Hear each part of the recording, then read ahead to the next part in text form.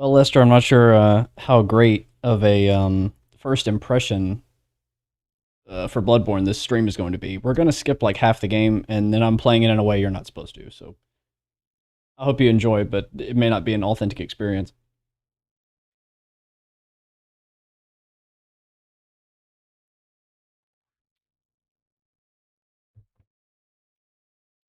Okay. Let's see. First things first. Why am I not hearing the game?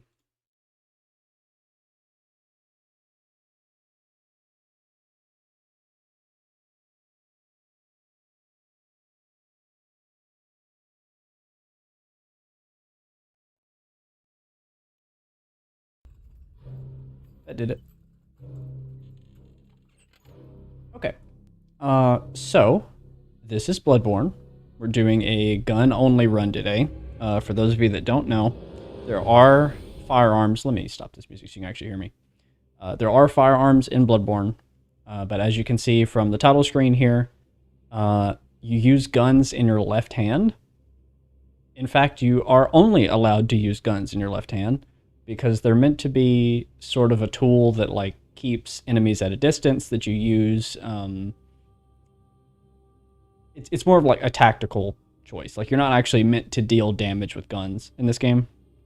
You're supposed to use like saws and spears and hammers and that kind of stuff. But I don't care. I'm going to use a gun.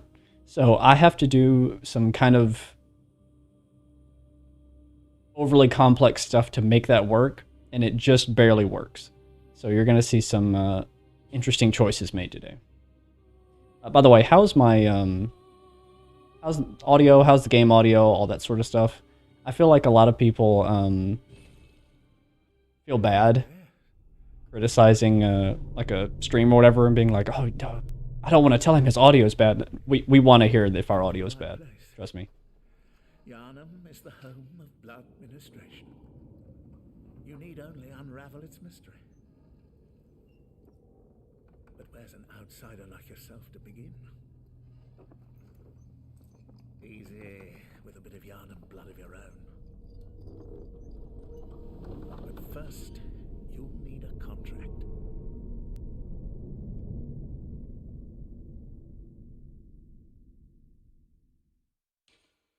You haven't heard any game audio yet, so like you couldn't hear that cutscene. Is that what you're saying? If so, I can definitely increase the game volume.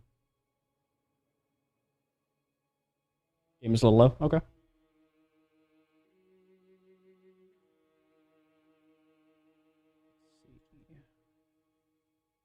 Whatever reason, the capture card is already at max, but I can crank it beyond that.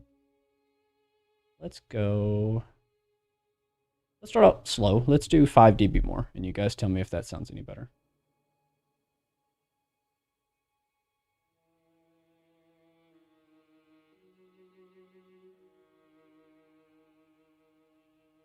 Can you hear a difference?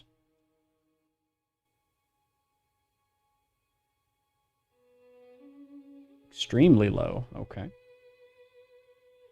Yeah, this is just kind of how this goes because I always stream different games that require different setups.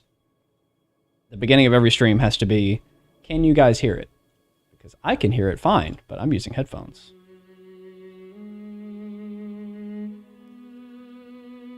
How was that? You still barely hear anything?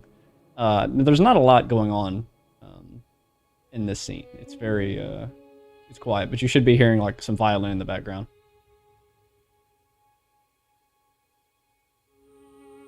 I don't want to name him the Cum Lord. We're gonna do enough coming during this run as it is. Okay, so at the beginning you pick a starting class, and that determines what your starting stats will be.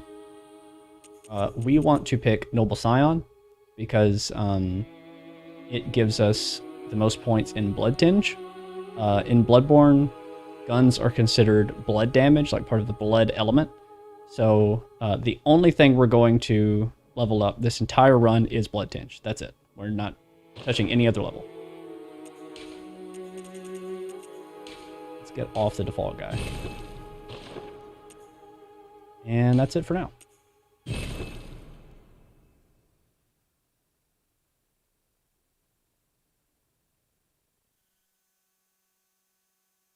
You're going to get another cutscene here to test audio.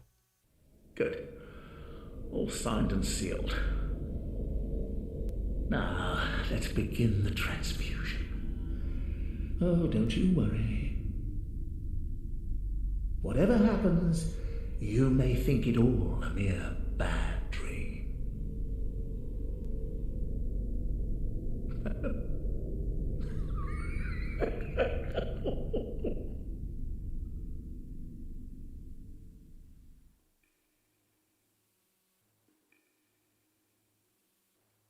That's another thing about this game. The premise on its face is that it's a werewolf game where you hunt werewolves. But that quickly diverts. This is really a game about dreaming and the difference between being asleep and awake, and a good dream and a nightmare, and sanity and madness, and we're going to see a lot today.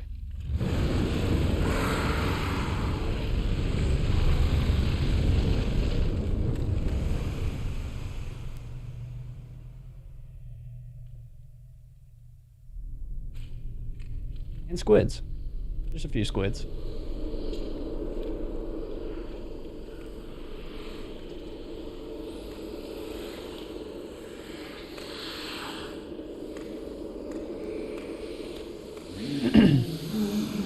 These little guys are the messengers, and they're creepy, but they're our friends, and they help guide us through the dream. Ah, you found yourself a hunter. It sounds like the end of your marriage. Oof.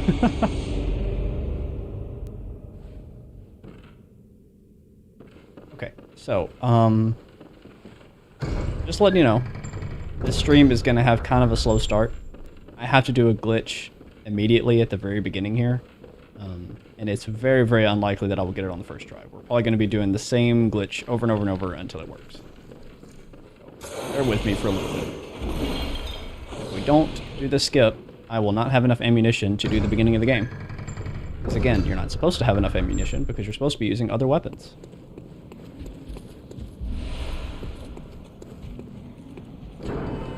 Wolf behind me? No, that's actually good for right now.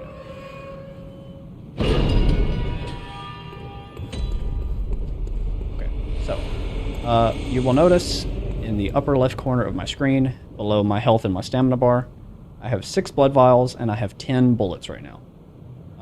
The name of the game for this run is Resource Management, and it is going to be all I can do to keep those two numbers above 0. So that's what this stream is all about.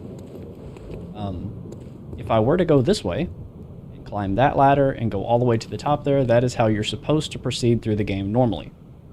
But again, if I go there now, I will not. I'll basically run out of ammunition and get stuck. So instead, we are going to go this way, which is a later game area that you're supposed to open from the other side to come like through this way. It's like a shortcut back to this area later. You're not supposed to be able to go through this gate. But if I can go through the gate, I can pick up late game items and upgrades and ammunition and stuff like that, and have a better chance to finish the beginning of the game without having to resort to a melee weapon. So, to do that, I need the wolf.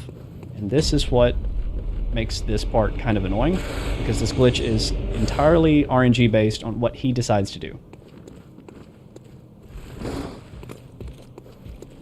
He has a grab attack, and I basically need to lure him to a very specific spot and then have him grab me in a very specific spot so he will push me through the gate.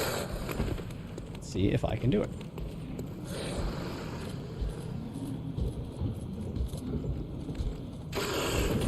That's not the attack I need.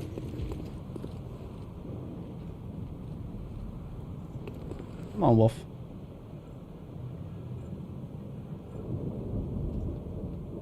This is the latest Bloodborne patch, by the way. We're going to do everything today on the latest patch because I need to go online for another glitches.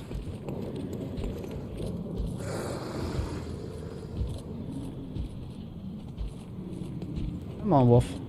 Don't go behind the tombstones. Yep. Here's the first part.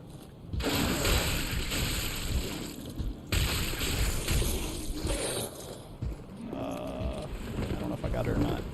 I'm inside the gate. Oh no. Oh, I'm probably dead. Let me quit out. I don't think it's gonna save me. That's funny. I've never had that happen.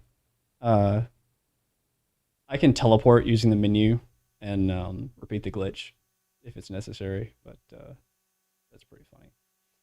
There's a similar glitch you can do in Dark Souls 3 where you clip into the Abyss Watchers fog gate. I mean, you can do it with a lot of them, but the Abyss Watchers is the more well-known one. And it happens a lot with that glitch. You're more likely to get stuck in the gate than you are to pass it.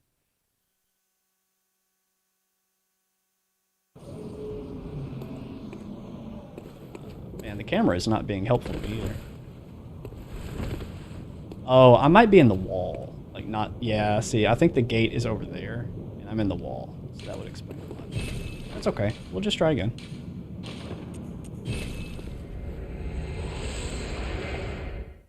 This is not the hardest glitch we do in this run, but it's close. This one's kind of rough.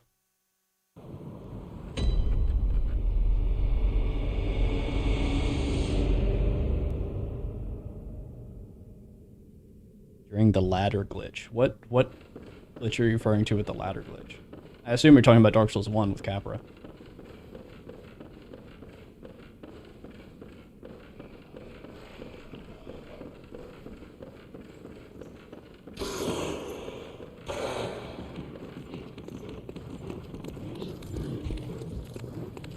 He's very closely following me today. Maybe don't follow me that closely. Like a little breathing room.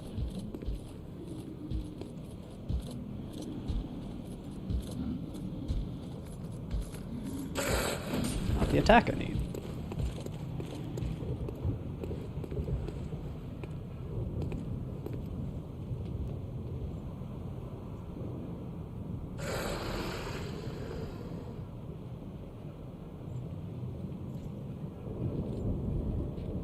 Going home. Don't go home.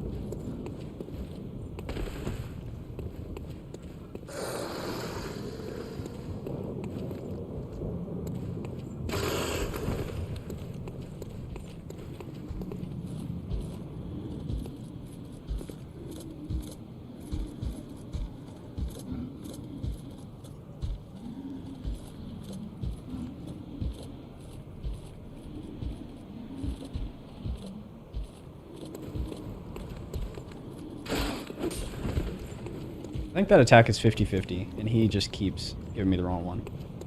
That's what I need, but over here. Yes, well, guy, Wolf, come on. This is kind of what I mean about the stream not opening on an exciting note. We're going to be here for a little bit.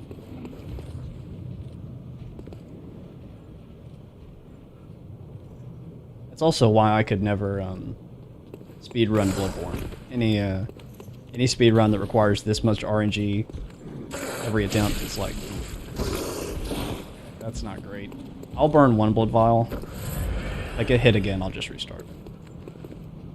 I really need to keep as much health on me as I can right now. There we go. Okay. Do it again.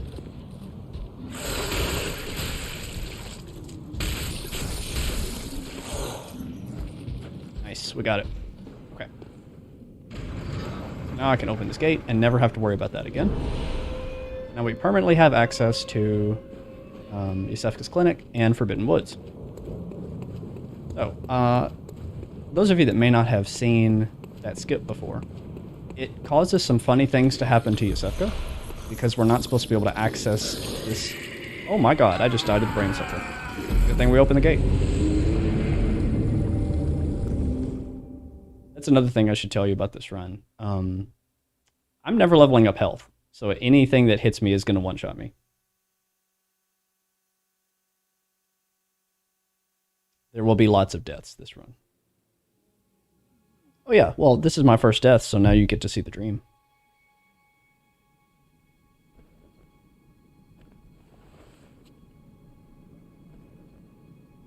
It's funny.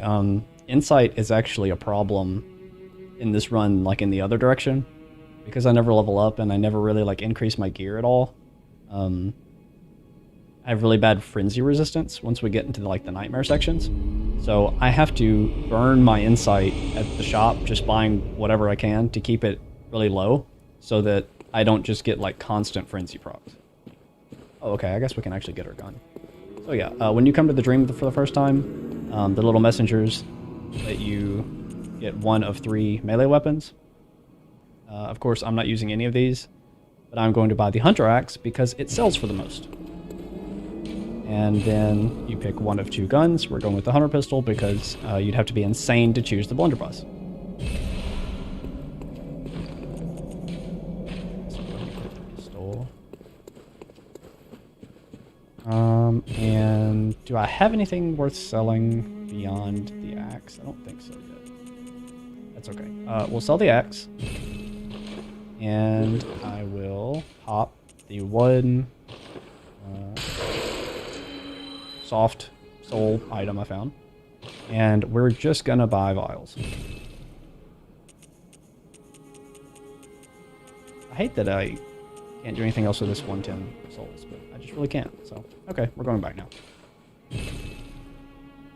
So yeah, these gravestones are how you warp around the game. And this is the one that leads to Forbidden Woods. So basically, you're supposed to go through all these gravestones in order up to the top. And you see how long this list could like potentially be with options if it went all the way down to the bottom of the box, which it does. So you're supposed to unlock all of this box, then you start this box, then you start this box, then you finally do this box. So being able to go through that gate and jump directly to the first checkpoint of this one skips a major chunk of the game. So we're going to do just that, but I have to actually go there and collect them now.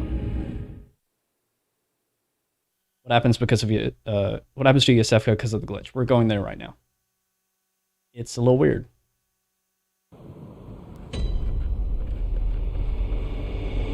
Oh yeah, the wolf's here now, and I can finally. So you may have noticed on the upper left of my screen, I'm missing health, and my bullets say 10 and then +5 in red. Those are blood bullets. I can push a button on the controller to cut my health and make 5 bullets whenever I want. So for that reason, having 1 blood vial is usually better than having 1 quicksilver bullet, but not always.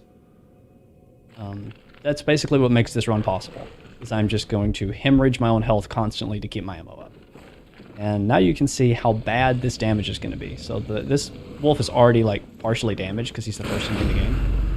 I just want you to see like how many times I have to shoot this guy to kill him.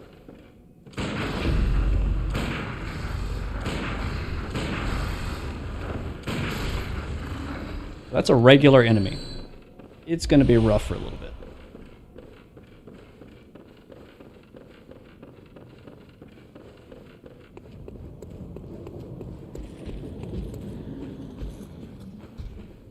Have you played Shadow of Mordor? I am not a Lord of the Rings fan. There's the echoes I lost.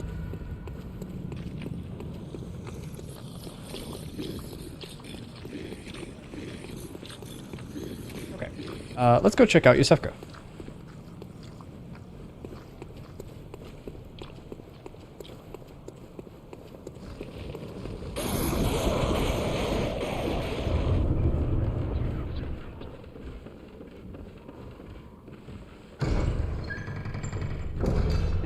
I think Hemwick is indispensable in this run.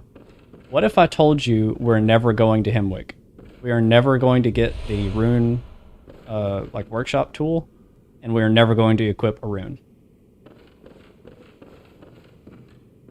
So this is Yosefka, and she runs the like hospital here. You're supposed to come up the stairs from the other side and talk to her through the door. You're never supposed to be able to see her from the back like this. So she has no collision, and you can just walk straight through her. So I can open the door now, and let us just kind of, you know, just waltz right through her. But she has dialogue that you can activate because, again, she thinks you're talking to her through the door, right? So this happens.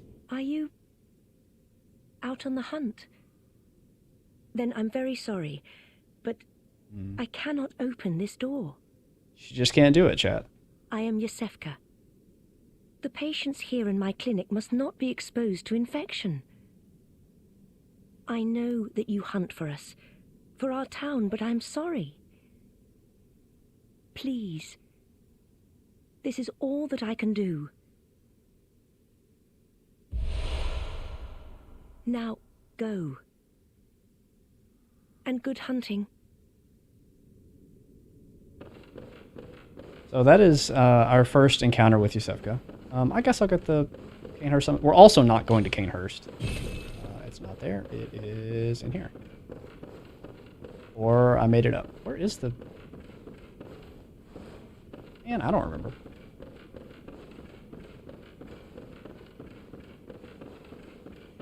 I think there's like a rune back here. Might be communion. Again, we're never going to Hemwick.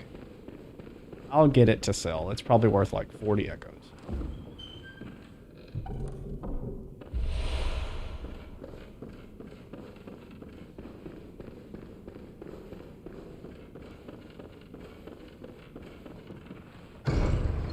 So we encounter Yosefka deeper in the clinic here. Very, very late in the game, toward the finale of the game. There are different like stages in this game in terms of time.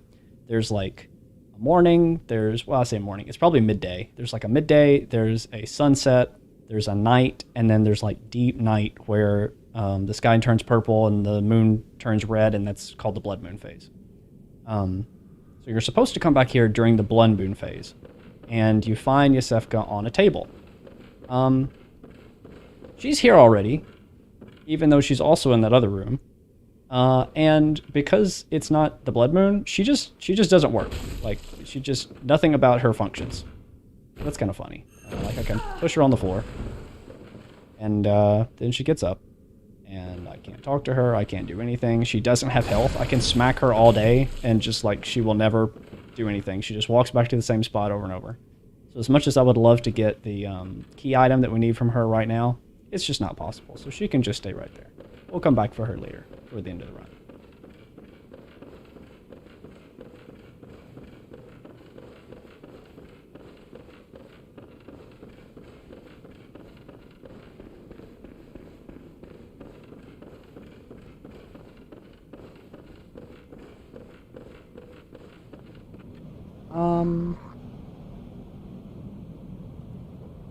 Go this way.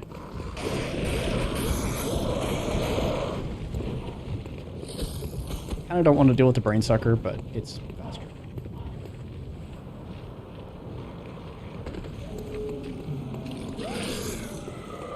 Yeah, my feelings on Lord of the Rings are so neutral. Like, I've seen all the movies, and they all were so boring to me. Like, I wouldn't say it's bad, I was just bored.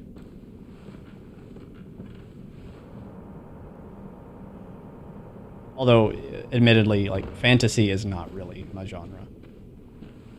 You gotta have some kind of, like, dark twist on it at least, or I'm gonna fall asleep.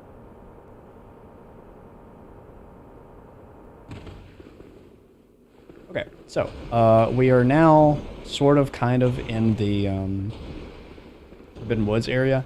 I am going to run through the poison swamp here and pick up all the items. It's probably going to require multiple runs through the swamp.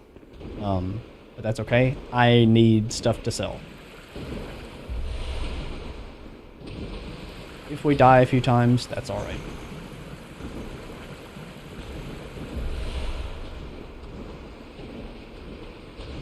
In fact, I would really like to not have to burn any blood points.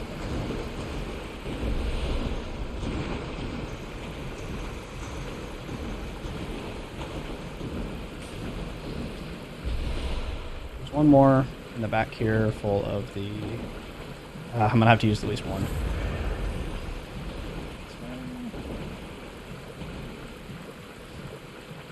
This little cavern sucks. It's full of eels.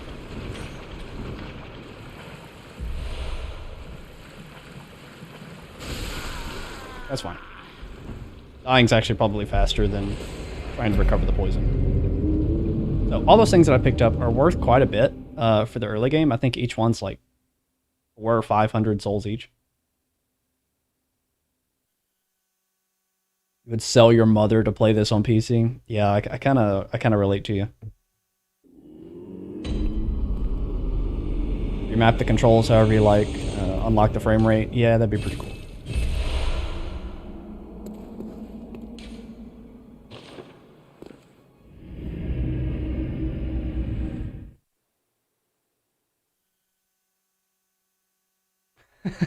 Tyler.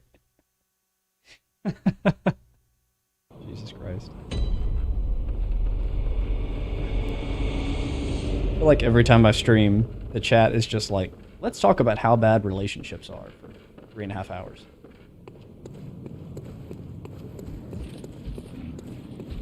Where am I going? Over here.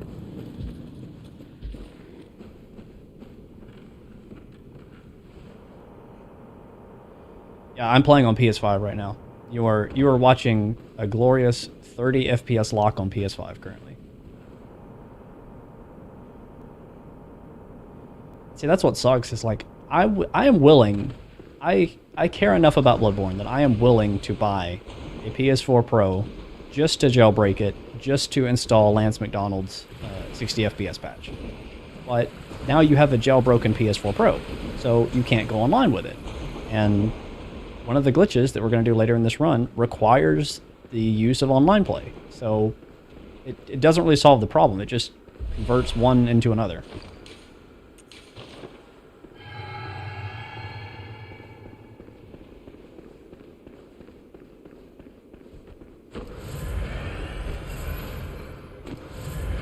Okay. So, these dogs and the cages, by the way, apologies if anyone is like a big dog fan in chat. They have to die. All the dogs have to die. They're worth far too many souls for me to let them live.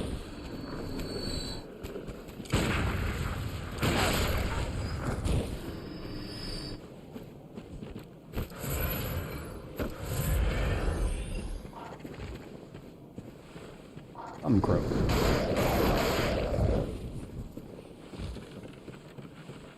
They aren't good boys, you're right. What are my thoughts on Devil May Cry? I think it is a hack and slash game. If you find your square button, you win.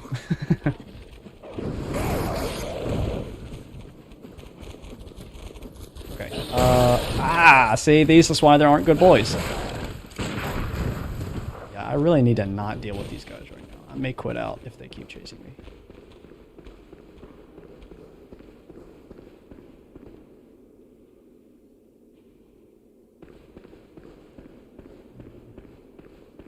Go home.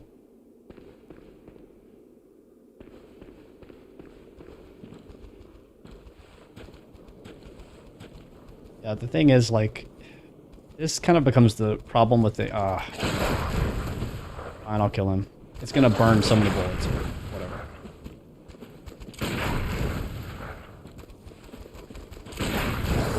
I really don't want to fight both of them. Okay, I'll make blood bullets. If I die, I just won't address them again.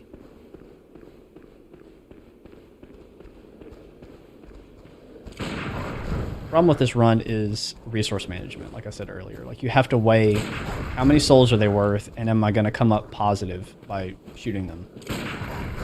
This is a situation in which I don't think I'm going to come out positive.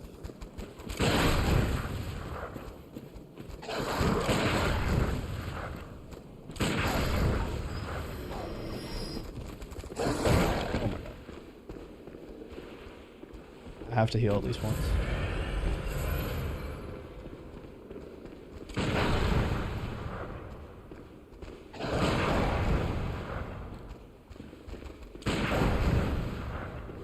We're still alive, dog. Wow. That was an interesting animation. Okay. Hopefully, things will leave me alone now. Let's see. Let me get the tonsil stone from Patches. I don't actually know if I need it in this run or not. A hunter of beasts, are you? Glory be, you know not the value you possess. But more's the pity. The hours of the night are many, and the beasts more than I can count. A veritable... You can't kill Yosefka, Marco. Not even She's in death that glitch offers state. solace. And the blood imbibes you. A most frightful fate. Oh my. But I'm willing to do you a kindness.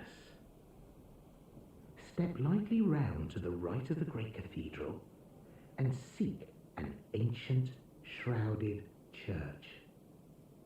The gift of the Godhead will grant you strength. Yes, I'm unquestionably certain.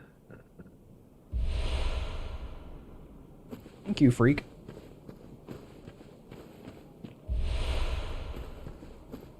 There's some bullets back. That helps. Alright, I don't want to waste files, but I would also don't want to die on this run, so I'll use one, and then I'll try to be good.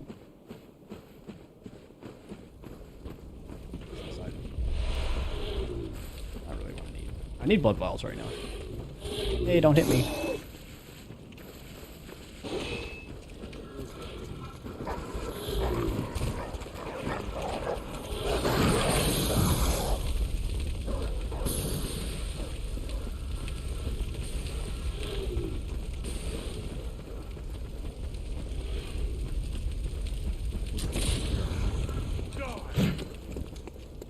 Nice.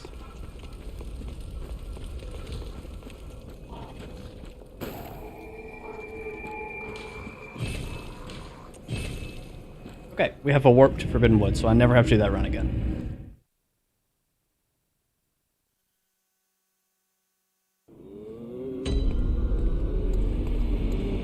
Oh, by the way, this is the doll. She was a doll a minute ago, and now she's awake and sentient. Don't worry about it. Hello, good hunter. I am a doll, here in this dream to look after you. Honorable hunter, pursue the echoes of blood, and I will channel them into your strength. You will hunt beasts, and I will be here for you to embolden your sickly spirit. Very well.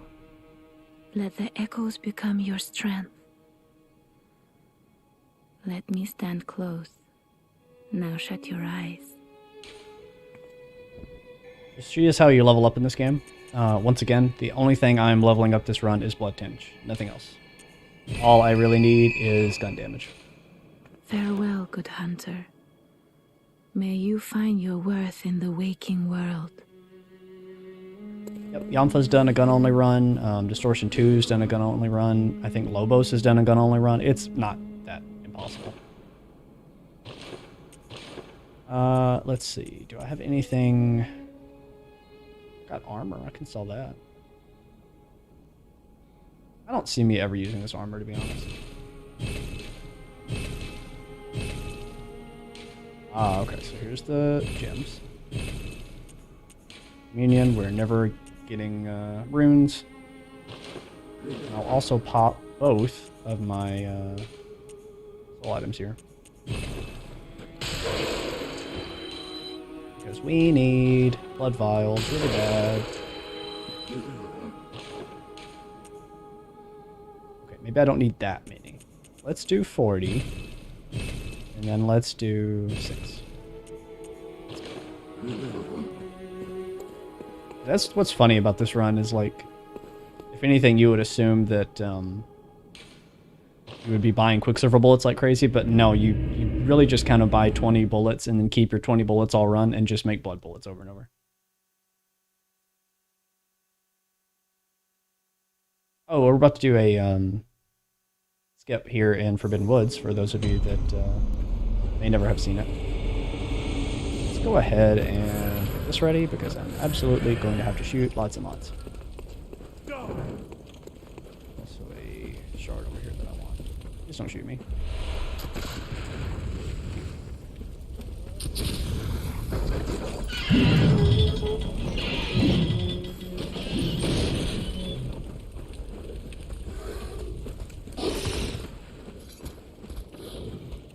First, I need to get this Wander Nightmare. I don't want him to go to the crows, so let's go this way with you. And my damage is bad.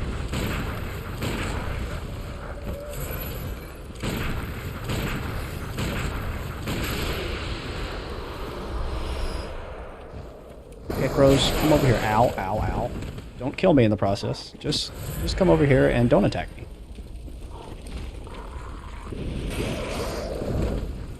Ow, ow, ow. I really need to not die to these crows.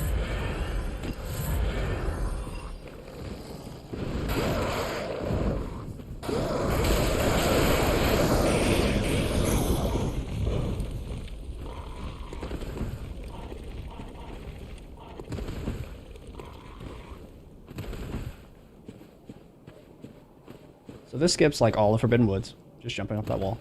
And there's some blood vials here, so I don't feel so bad about using the ones that I used. Go ahead and top off, but hopefully I will not need them. I would have needed them. This is why we heal.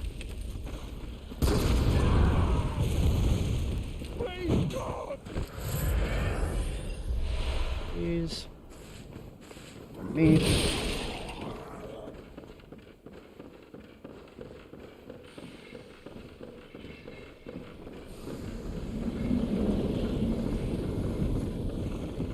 Is this the way?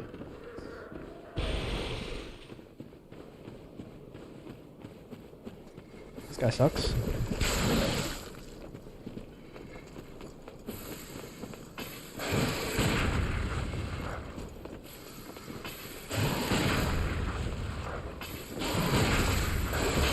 I'm gonna bury on this one. Or I'll just die.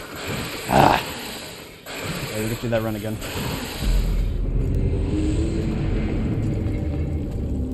He was my last obstacle before the checkpoint, too. My first console's the NES.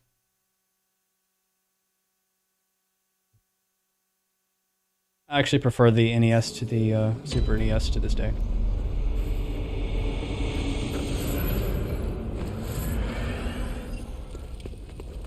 You flagrant rat! This is a damn gun.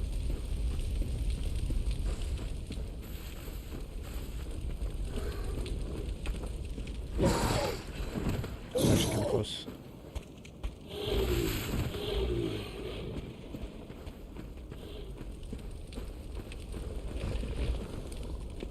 Is there a game I can look back on that contributed to my love of gaming? There would be a lot that fit that description. A game that I love that not many other people do is Metroid Fusion, if that counts. I was like, I guess like pre-teen, early teen when I got really into that game.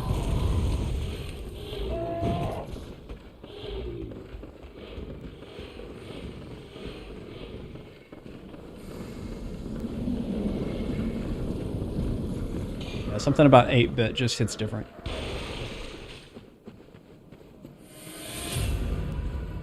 See, most of these guys are untransformed, and I can run by them when they transform, but this guy already has the snakes. Please get parried. There we go. Just want to pass you. That's it. I'll run past. Okay. So, those of you that are familiar with vanilla Bloodborne are going to get an absolute kick out of this.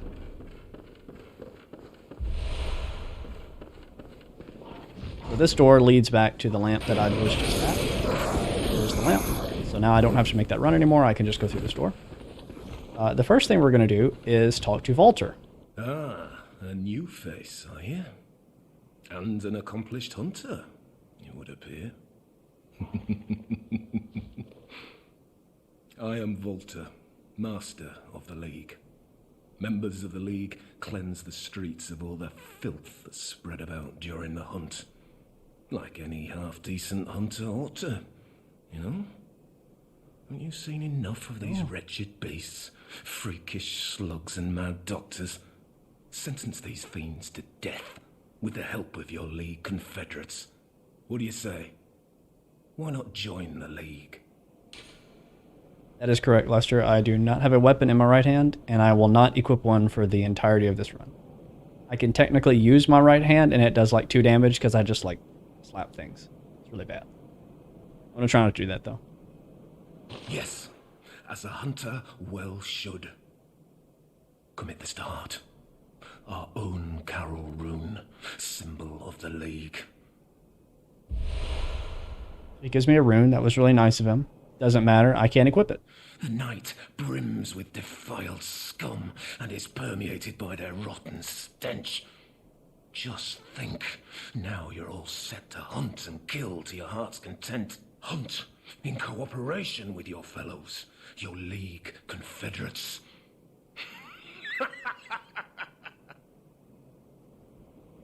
Okay, so Vulture's a little bit crazy, but like he's a swell dude, right? Like he wants to help us fight monsters and stuff. Unfortunately, Vulture's rich, and I need his money. So we're gonna shoot him until he becomes aggressive. Now, I'm way too weak to kill him. But luckily there's an elevator here, and Vulture's weakness, we'll soon discover, is watching where he's stepping. He's not so great about watching where he's stepping, and so that was Vulture. Hope you guys liked him. Now I have 7,000 souls.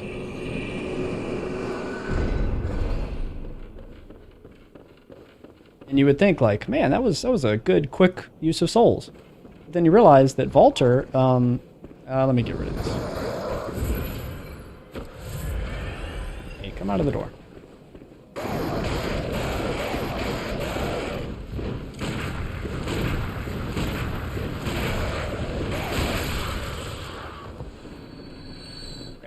Realize that Vulture has a bodyguard. And here's his bodyguard. He's mad that I killed him. And the bodyguard is even harder to kill than Vulture. Luckily, he also doesn't know where he steps, and you can do the same exact thing to him. There he is. Okay. So now I have 10,000 souls.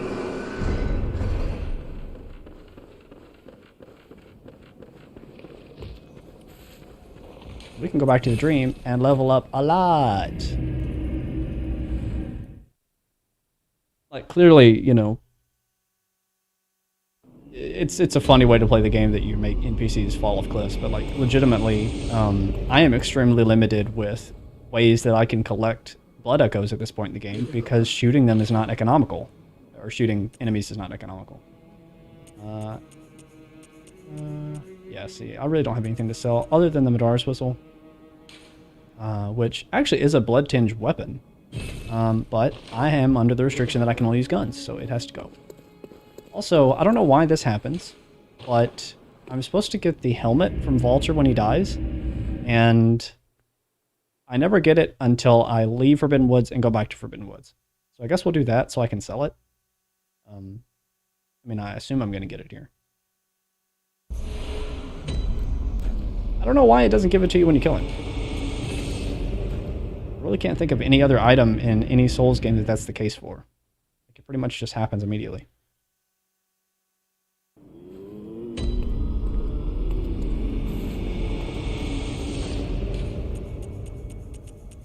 Lester.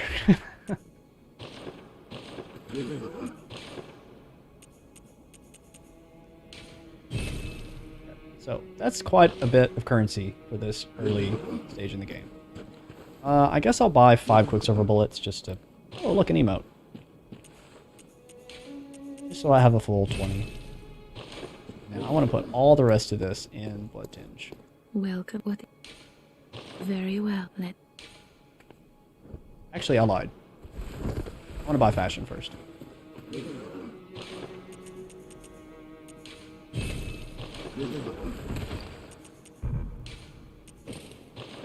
There we go. That fits the challenge. Welcome. What is it? Very well.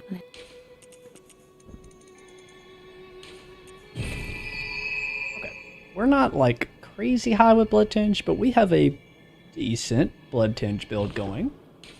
Farewell, good hunter. It's also funny. I still can't access the workshop because I haven't even lit the first lamp in Central Yarn.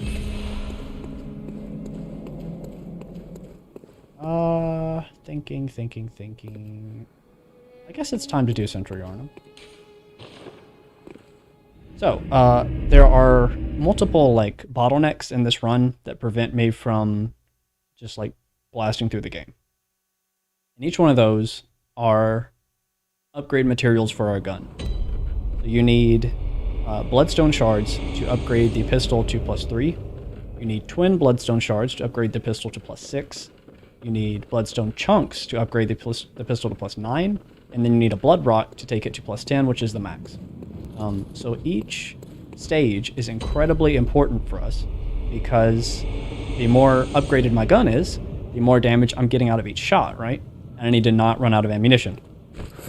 So our current goal is collect bloodstone shards from Central Yarn. Did you drop a file? No. Rude.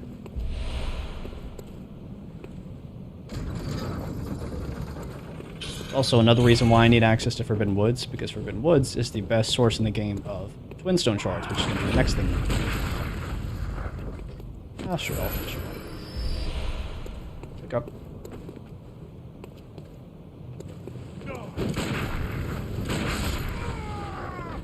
Yes, I'm using a +0 pistol. The only thing I've done in terms of like investing in my character is I've leveled up the stat that makes you better at using guns, and I have bought healing and bullets. That's it.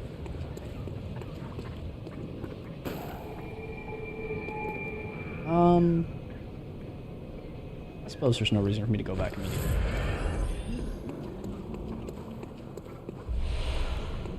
So, I keep racking my brain on what the best route for this area is. I guess it's just going through normally. You can see, like, even with a +0 pistol, by having just high blood tinge, we're doing, like, okay damage at this point. It's not great, but it's okay. These are the weakest enemies in the game, for sure. But, you know, I'm two-shotting them. That's nice. That was a one-shot.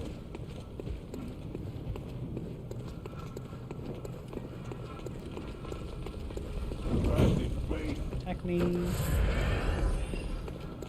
There is one bloodstone shard up here. That guy tries to hit me when I take it. There's another hidden guy right here. Now we're just going to blast through this area.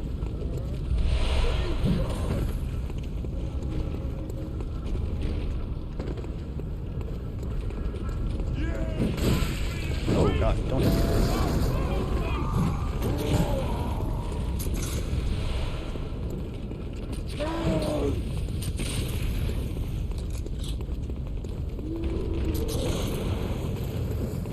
Almost got shot in the back.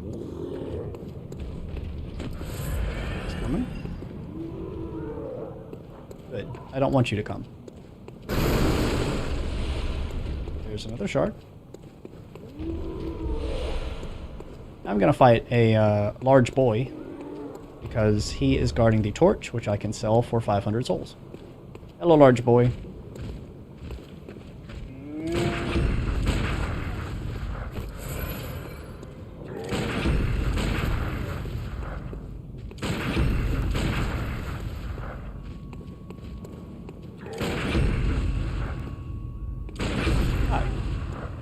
Made me use one bullet. There's the torch. There's some cocktails too. I will sell those as well. There's also some oil urns over here. I don't think they sell for a lot, but I mean they're free, so we might as well get them.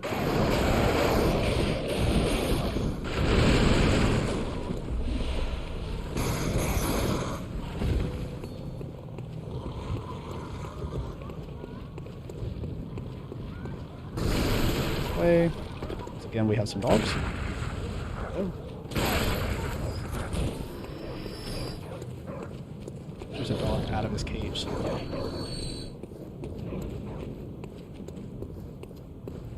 May have just tiptoed around him. That's fine by me.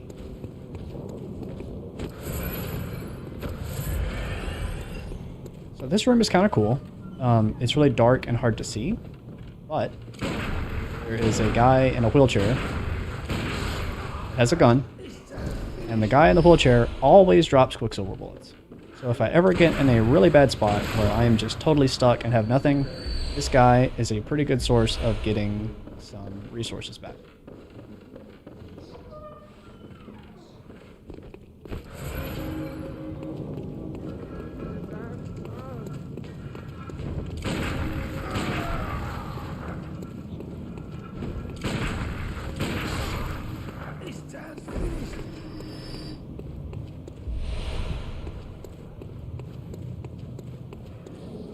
I definitely want to go back to the dream now because I think I can level up at least once.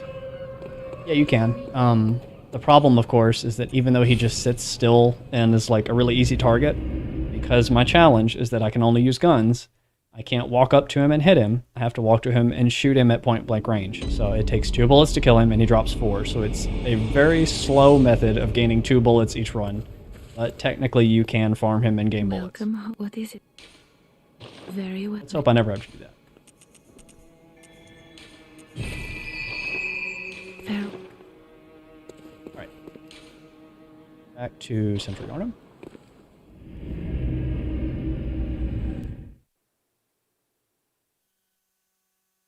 Okay, we're going to go through a section where I need to kind of play all at once because we're going through a big, long part of the game with lots of upgrades. So I'm going to take a quick bathroom break, and then we will do that. So feel free to just chill for like 5 minutes.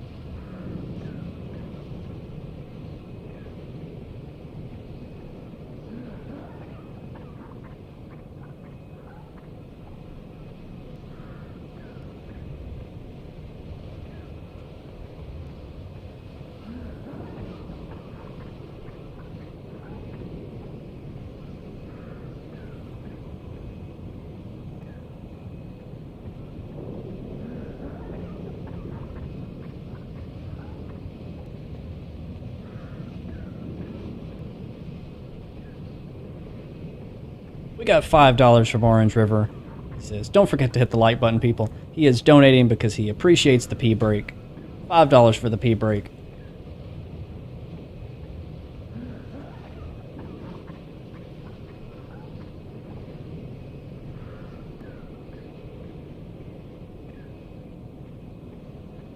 Stream invades? Are you asking if you want to invade? You're asking if I will let you invade? We'll see. I'm so tight on resources, I don't really have the luxury of spending them on like invasions and stuff. But maybe like when the run's over, if there's anybody interested, we could do that.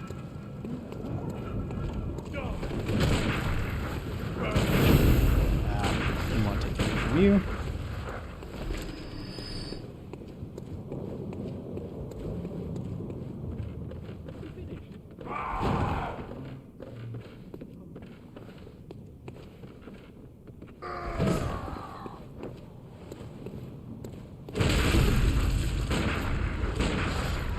Man, I am missing my parries like crazy. Luckily, we actually have a few resources.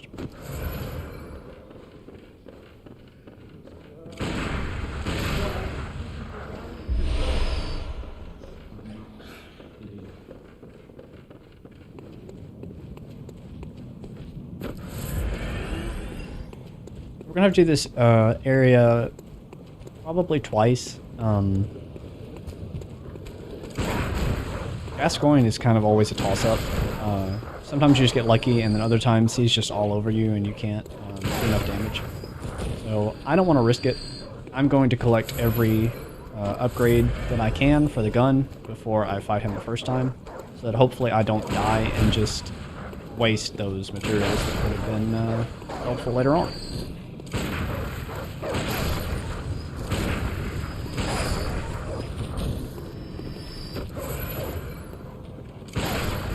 So that means we need 3 bloodstone shards to increase our gun the first time. And we need 5 bloodstone shards, then we need 8. I cannot get 16 in Central Yharnam, but I can get 8 in Central Yharnam. So that means we can do our first 2 upgrades if I collect everything. Also, fun fact, for whatever reason, I'm not exactly sure why, doing the wolf skip progresses the time to like midday. So Eileen is not here, and that means Eileen is gone for our entire game. If you do the wolf skip, Eileen just vanishes. You never meet her, you never get to do her quest, you never get to do anything. That item is 2 bloodstone shards. And this, I believe, is the Saw Spear. I would prefer the shards, so let's go and get that.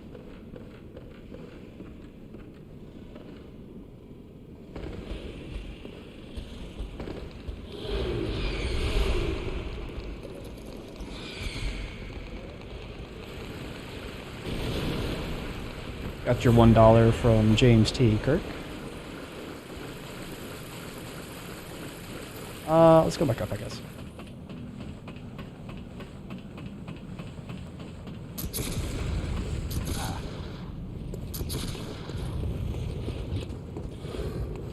Oh my god. I'd prefer him not to be there. Okay, we just need to kind of go somewhere else and reset the situation. Hi.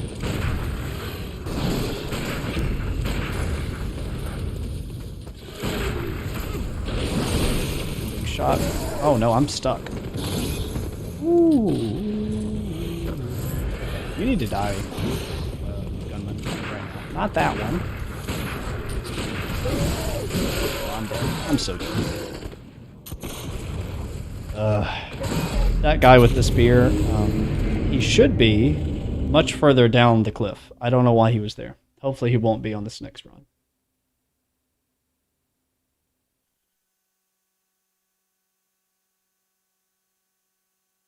Actually, I may have enough to upgrade the gun once.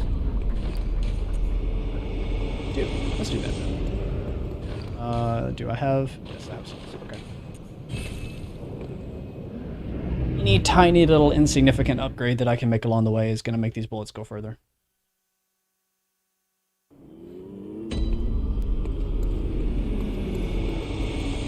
Now that we lit the first lamp in Central Yharnam, we now have access to the workshop.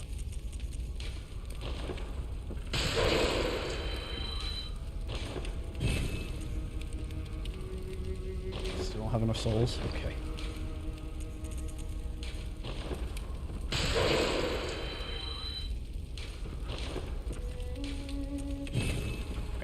We have a +1 pistol.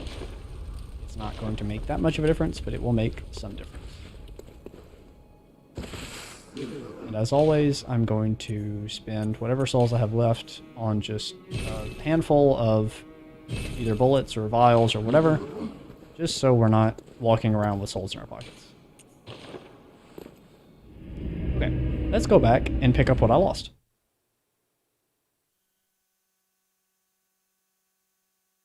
I can't even really say that this is going to get easier as I go. My damage output is going to get significantly better but because I'm never leveling up health, just things are going to do more and more and more damage to me, so it becomes imperative that I never get hit. However, when I do more damage, it is easier to not get hit. So, I don't know. I don't know how this is going to go.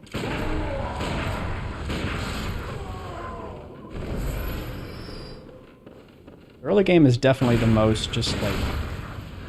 It's like pulling teeth to try to get even the slightest upgrade for your gun. That does speed up as you go.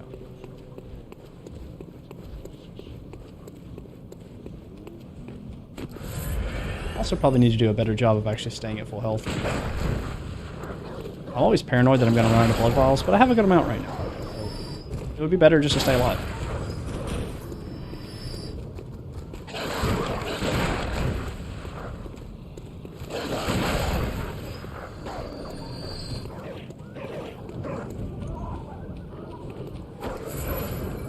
If you don't kill these dogs, by the way, they will eventually break out of the cage and chase you.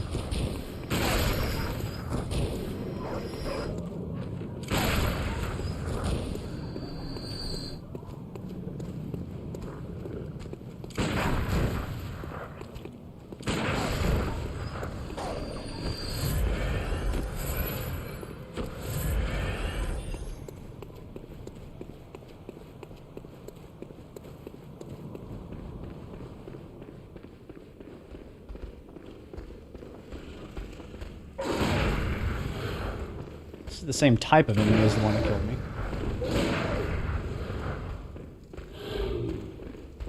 Please attack. Doesn't matter, I can't parry. There we go, finally. Files? Actually, that's okay. Since I have to do this run twice anyway, I might as well get the saw spear now. It will sell for something. You know what? How is it to free aim your gun? It's not impossible, but it's not the easiest. I did a few attempts with Bloodstarved Beast. That's one of the harder bosses in this run, in my opinion. Oh my god, I'm gonna die. Oh, I hate this guy. I hate this guy. Ugh. Saxon, you missed me dying to the same enemy twice in a row. So you missed nothing, but also if you found it funny, you might have missed it. You might have missed something. Yeah, Bloodstarved Beast. So yeah, Bloodstarved Beast is like one of the harder bosses in this run, I think. Not only just because you have to fight him at a certain point, and it's you need more upgrades for it to be like a comfortable fight. You need more upgrades at the point that you have to fight him. So it just is rough. Also, because he is the Bloodstarved Beast, I guess, I think he has defense against blood damage, which all bullets in Bloodborne are classified as blood damage, for whatever reason.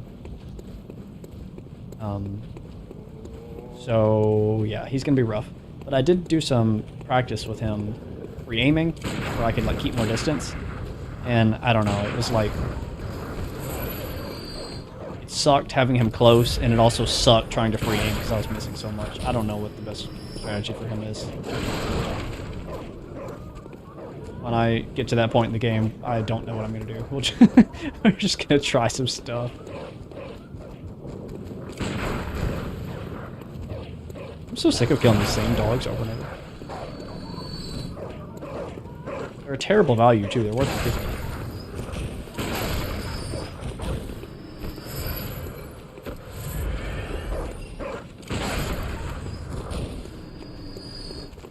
One was worth 30.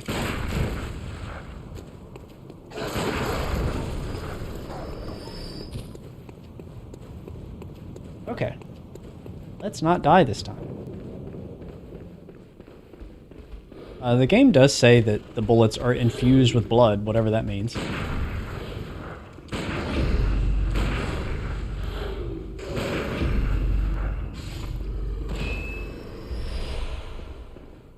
Yeah. Getting extra bloodstone shards from him is not something I have a problem with. Okay. This time, I'm going to live.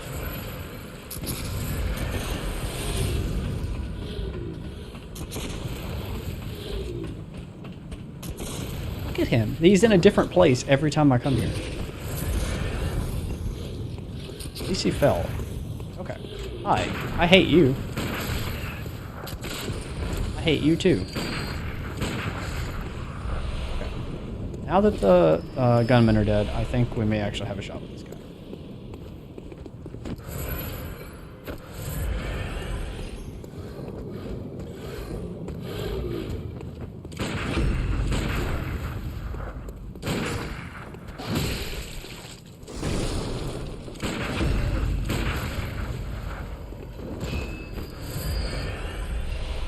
It wasn't clean, but he is dead.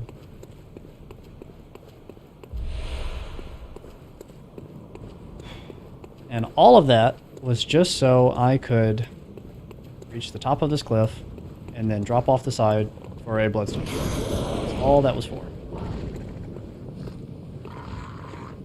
Birds, you need to really just lie. I kind of don't care where you are. Just lie.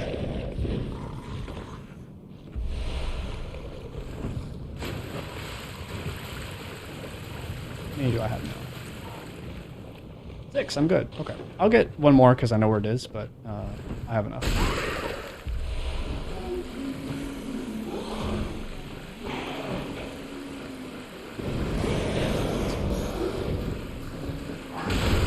Oh, God. Wasn't even this one. I took damage for no reason.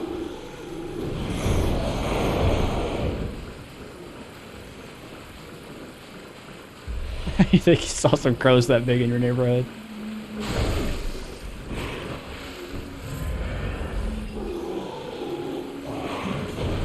No, when I bought 40 blood vials earlier, a little part of me was like, that seems excessive. I won't need 40 blood vials, will I? At this rate, I'm going to use all 40 blood vials. This is another shortcut. I'm not actually going to go that way. I just want to unlock it. Ah, let's not fall. I want to get the blood vials down here before I proceed. There's blood vials down here. There's definitely a pig down here.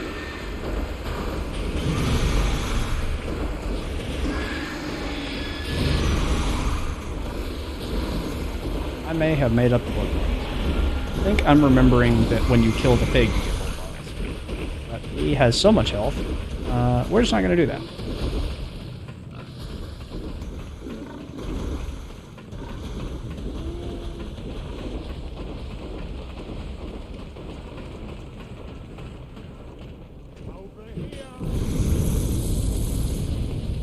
And there is an item that lets you teleport right here. Future would be nice to have. In fact, I might use one right now, because I'm not going to fight Gascoigne at the moment. I want to upgrade my gun one more time. Let's go back down and then teleport out.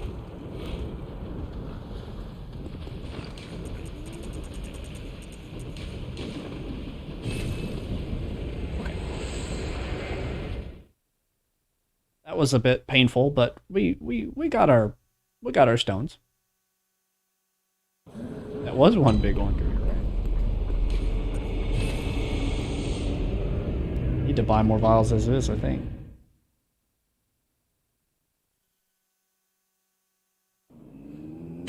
When we can actually deal damage to their gun, I will feel better.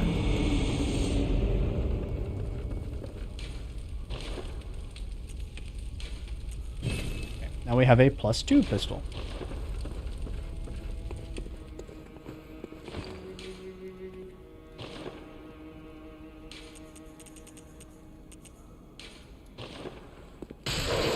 I don't want to use all my souls, but let's use some of them. I will never use the saw spear. Never use the torch.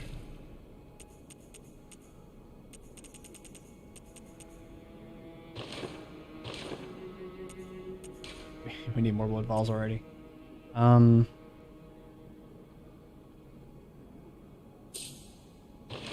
here's the thing. The best chance I have at beating Gascoigne on my first try What is it? is to get as much blood tinge as Very possible. I should sell something worth 50. Very By not oil urns, I don't need the oil urns here. By not using this currency to buy vials, it means that if I die on my first try to Gascoigne, we may be in a bad spot. But I want that to not happen in the first place, so let's give us the best possible odds we can. $20 from Kevin Johnson. Didn't even write a message, Kevin. What are you doing? What are you doing? You donate, you gotta give me something to read, man. Otherwise I feel bad about it.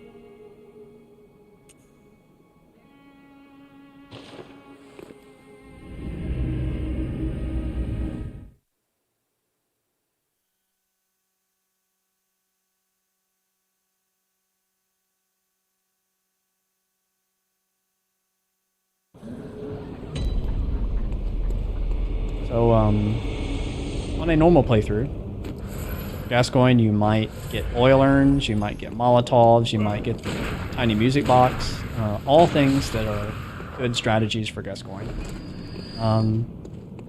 However, if you recall the stream title, I can only use the Hunter pistol, and that includes things like Molotovs.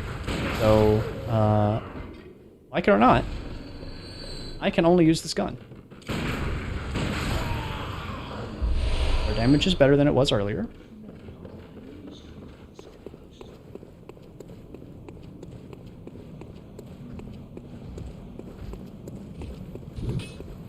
Do not fight these guys. If they drop blood vials, it would be worth it, but it's a random chance, so I'm just gonna take my chances and go.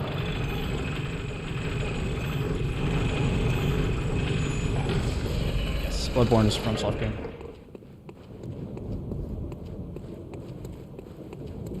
Is this worth it, or is this gonna kill me? Let's see.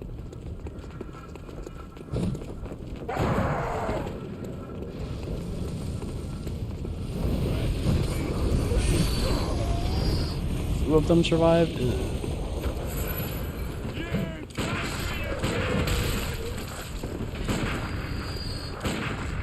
It wasn't worth it. Now I have to heal.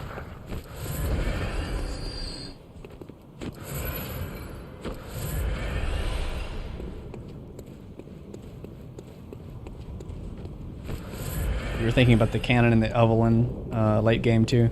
Yeah, we're not gonna get either of those. It's not just gun only, it's Hunter pistol only. Actually, when I first planned this out, I was planning on using the Evelyn. And I crunched some numbers and did some planning, and going to Canehurst is just kind of not worth it. Evelyn is better for sure, but we can do it with the Hunter pistol, and we'll save time by not going to Canehurst. So this is Gascoigne. He's the preacher. And he might be going a little crazy.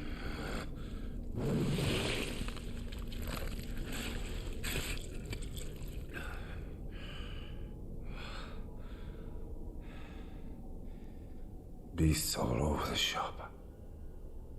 You'll be one of them, sooner or later.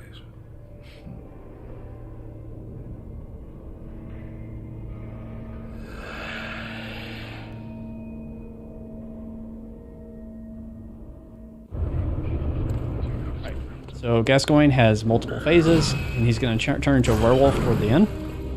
The werewolf phase is actually not too bad. I need to be getting my parries well. I need to just not take damage. That's all this is. Just don't take damage from Gascoigne. I also need to keep up my blood bullets, or I will run out of ammo mid-fight, and that will be really sad. Let's get out from the gravestones. How about that? Ooh, didn't mean to dash forward there. That could have been bad.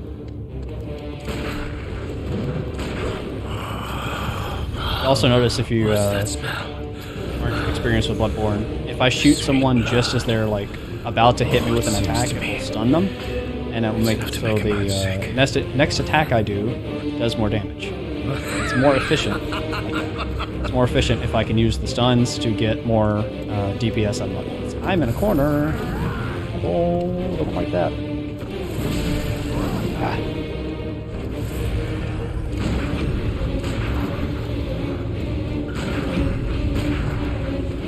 Actually not doing terrible so far.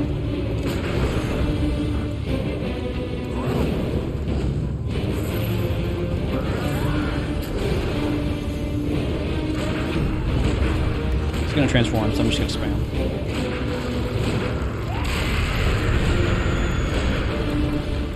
Calm down.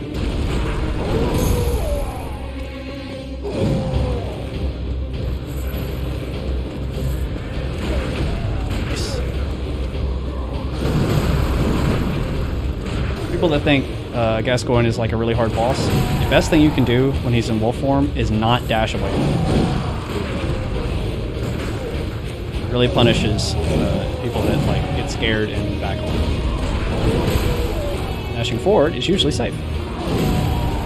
Which is weird because on this run, because I need distance, dashing backwards is kind of required. Either way, not a bad Gascoigne. Happy with that.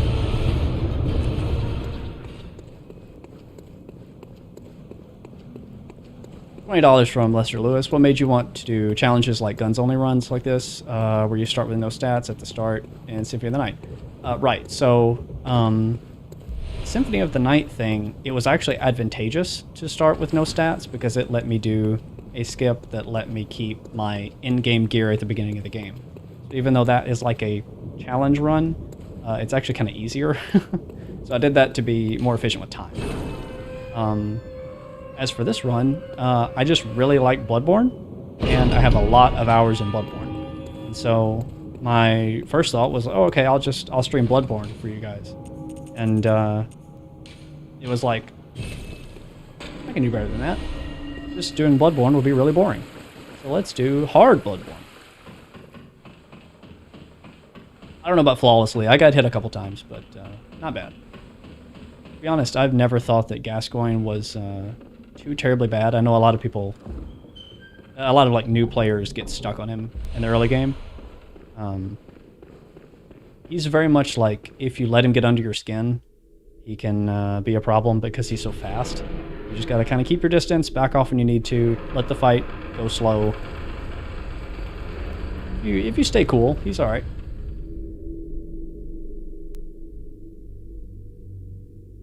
But I am going to be doing Bloodstarved Beast soon, and I am not a fan of Bloodstarved Beast.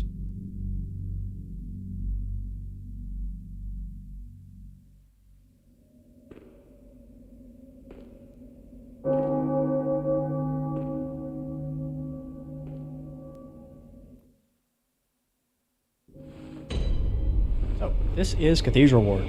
This is kind of our early hub area, sort of. I mean, the Hunter's Dream is the hub, but in terms of the actual world where there's enemies and stuff, this is kind of our go-to.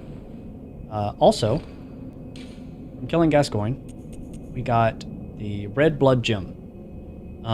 If you see on the right, under Blood Gem effects, it says physical attack up 2.7%. This is something that you're supposed to socket into your main like melee weapon to give it 2.7% bonus physical attack, right? But for whatever reason, it also works in guns, even though guns don't do physical attack, they do blood attack. So if I put this gem in my gun, it will give me plus 2.7% blood attack, even though that's not what it says. So although 2% damage isn't like a ton, it's better than nothing. So that is a free upgrade. Also, before we go back, I'm gonna get a few more things.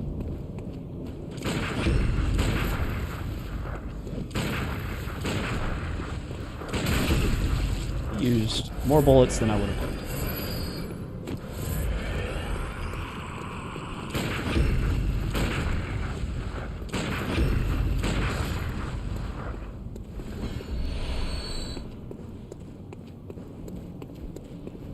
What is this? I don't even remember.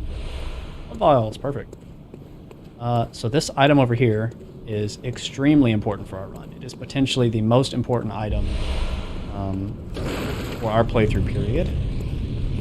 because the most important thing in a FromSoft game is fashion.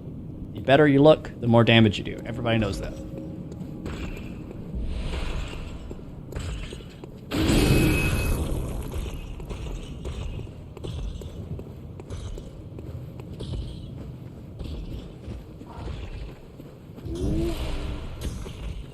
I'm gonna have way more bloodstone shards than I need for this run.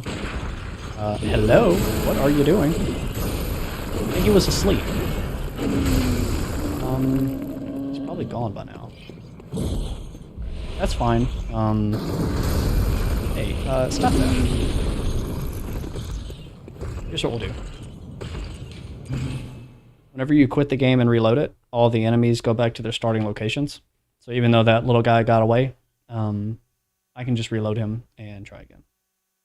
And those guys that like scamper, the little like fuzzy dudes, every time I kill one of those, they give me lots of upgrade materials for whatever the region I'm in, like what level they're in.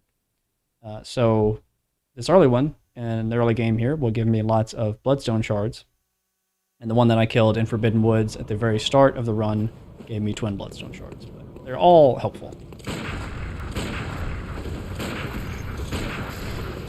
I don't actually need all these shards. I have enough already. But they sell for quite a bit. So having extra upgrade materials is not a bad thing. I'm gonna run away from you.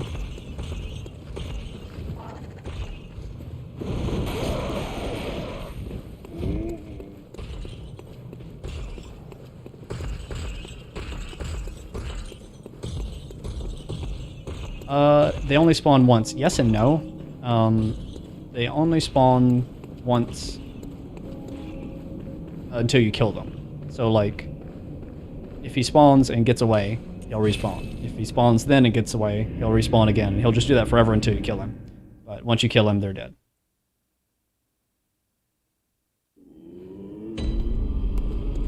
Alright. So, let's go put our shards into our gun. And you may recall, we went to Forbidden Woods and got lots of twin stone shards, so I can upgrade twice. We are now at a +4 gun.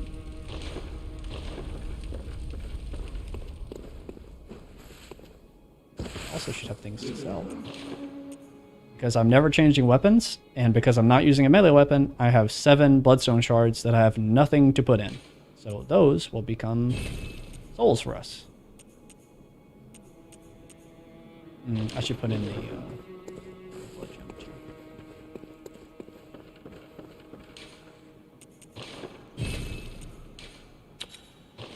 There are, I think, three or four blood gems that will actually go in our gun that are significant upgrades for us in this run. This red one is the first one. After Bloodstarved Beast, we get the second one. And the third, and I guess probably final one, is all the way at the end of the game, right before the final boss. So we're going to have to kind of make do on these first two for a good bit.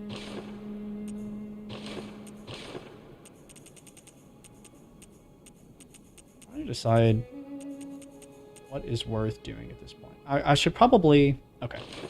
Let's level up if we can. Welcome. What? Very well. Can level up once.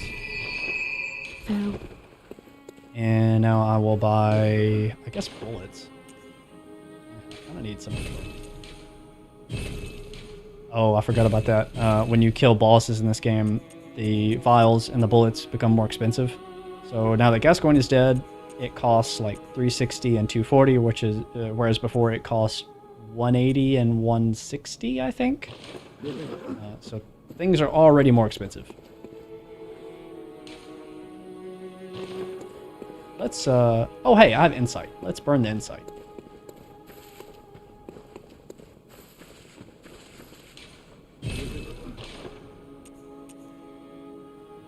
Honestly, I wouldn't hate having, blood cocktails for blood service. And I just make sure that I have, as small a number of insight as possible so that frenzy doesn't become a problem in the late game. you don't know, frenzy is when you go crazy and blood shoots out of your head. We're gonna get to deal with that soon.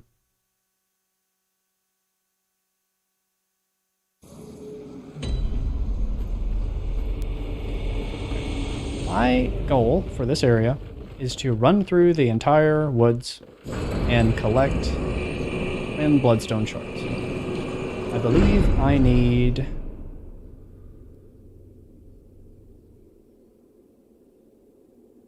13? Sounds right.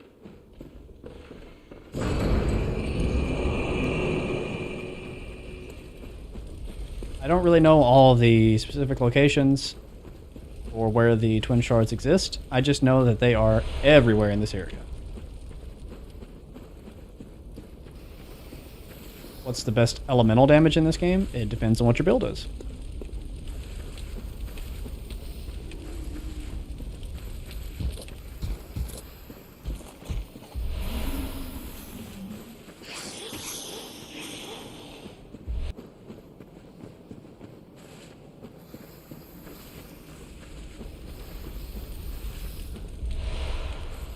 Three.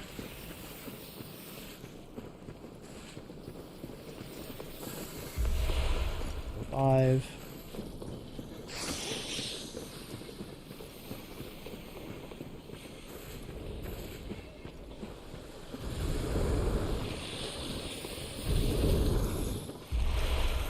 That's not one at all. That's not one at all.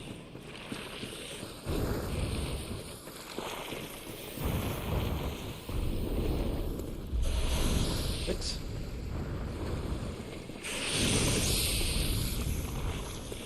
That's a long fall. That's a chunk. I don't need it.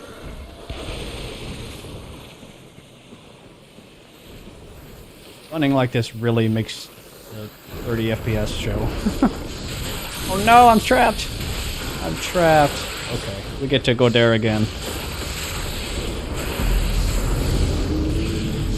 What's funny about this area is those snakes. There's basically no difference between my challenge run and what a normal player would do when they see the snakes in this area. I don't know of anyone who's legitimately made it to Forbidden Woods and was like, I'm gonna clear out all the enemies one by one. That sounds good to me. I feel like you kill like 3 or 4 snakes and you're like, this is stupid, I'm running.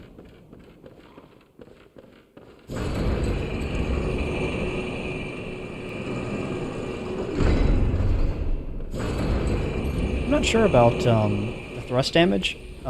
Most things are definitely weak to thrust damage in Dark Souls, so I wouldn't be surprised. This game is using the engine that would become Dark Souls 3's engine, of course.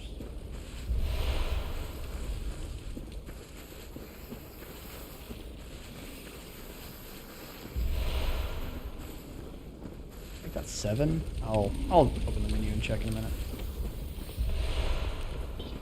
Call that 8.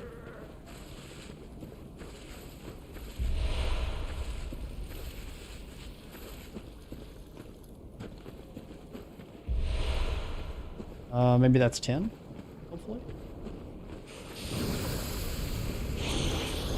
I don't see anything over there that I want. Let's do the jump.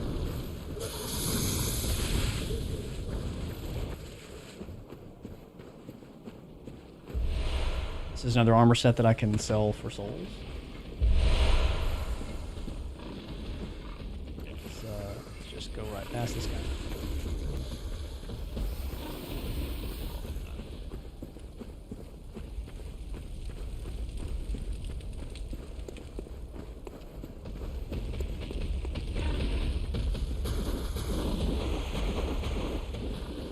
I need this shortcut anyway, but I'm still short a few twin shards.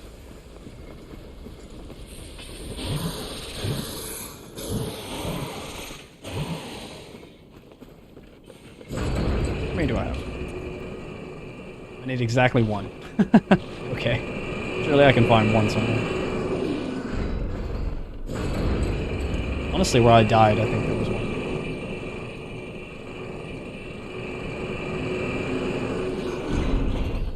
I want to reset this elevator.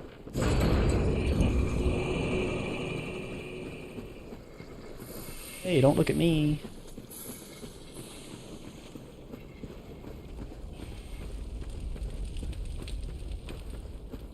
What is that?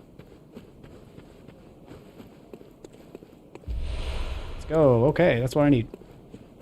Sweet. I have no souls. Let's just warp out with the this. So I'm going to upgrade my gun 2 more times. At that point, chunks will be the bottleneck material that I need, and that is found in Yohar Gol, which is still quite a ways away.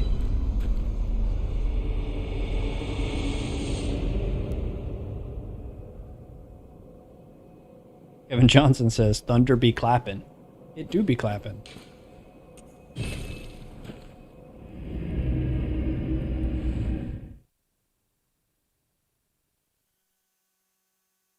You guys might think that at this point in the playthrough, I would go to Old Yarnum and fight the Bloodstarved Beast. And you're close, but you're not exactly right.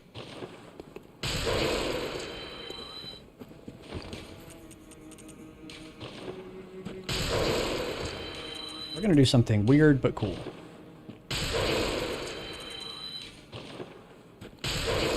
All those might not have been the best idea. We'll see.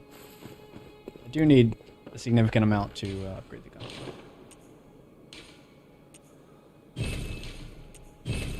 Okay, we are now at +6, and we need chunks. How much is a level up? Well, I know it's more than 3k. Let's sell the armor that I don't like. Jeez, it sells for a lot. Okay, cool.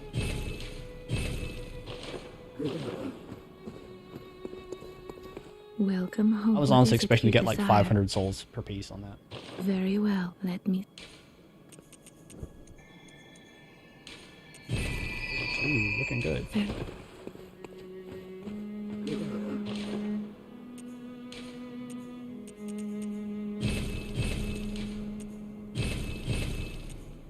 Right. Probably should have done that in reverse order, but that's okay. So, we are about to do the hardest glitch in this run. But it lets me get a good amount of souls before I fight Bloodstarved Beast. And that will help me, because I'm bad at Bloodstarved Beast. I have only ever practiced this glitch directly connected to like a TV. And right now I'm going through a capture card stream, right? So there is a tiny but perceptible input delay. I'm a little bit worried about doing the trick with the input delay. It's an extremely hard trick anyway, but we don't have a choice. So here we go.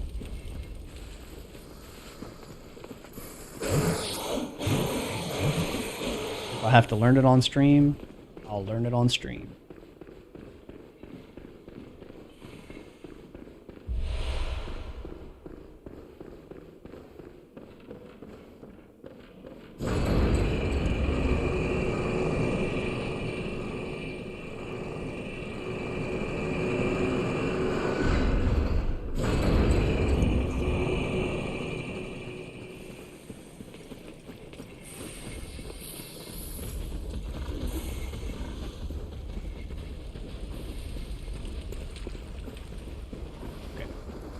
First things first, I need to go trigger the Shadows of Yarnum light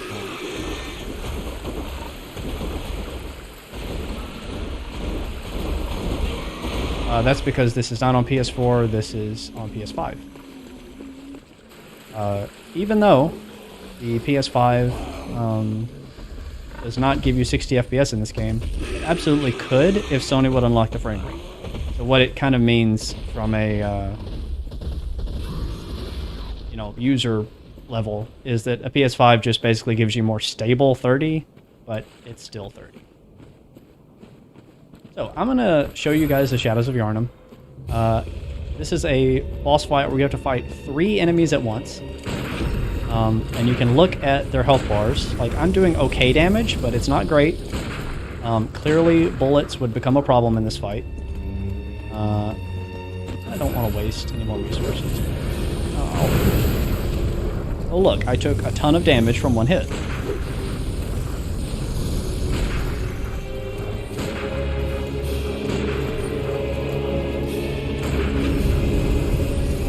I'm actually doing better than I thought I would, to be honest.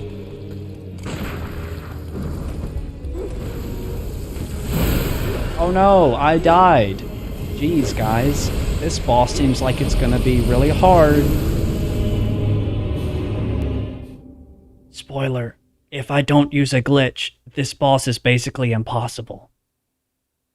So, since I'm going to cheat to beat this boss at any point, I might as well do it now, so that I get the souls that you earn for killing them sooner rather than later, so that it makes the bosses that I have to fight the way you're supposed to fight a little easier, because I'll be higher level.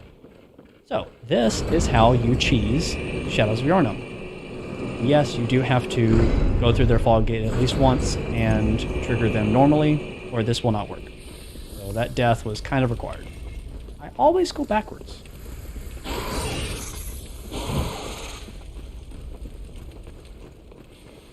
The Switch can't handle Dark Souls Remastered beyond 30, dude. The Switch, in terms of like console power, is about equivalent to a PS3. Switch also runs Pokemon at 30 frames per second.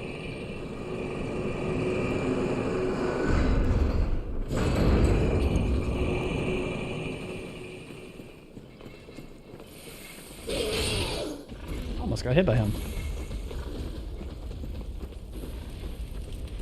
Okay, so just like earlier at the beginning of the stream, when I told you guys to get comfortable because we were going to be doing a glitch for like a while until I got it, now it's time to really get comfortable.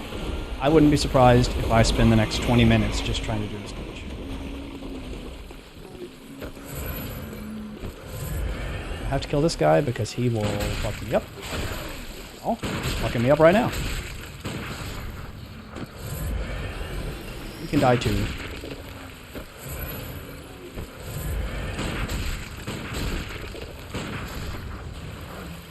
Jacket goes through your arms too? Good, man. I was afraid I was the only one.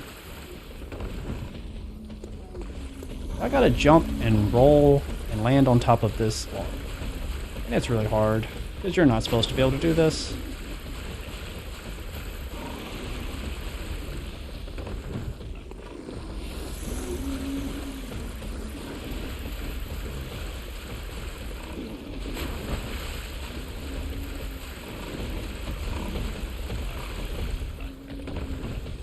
Okay, that's the first part. I don't fall.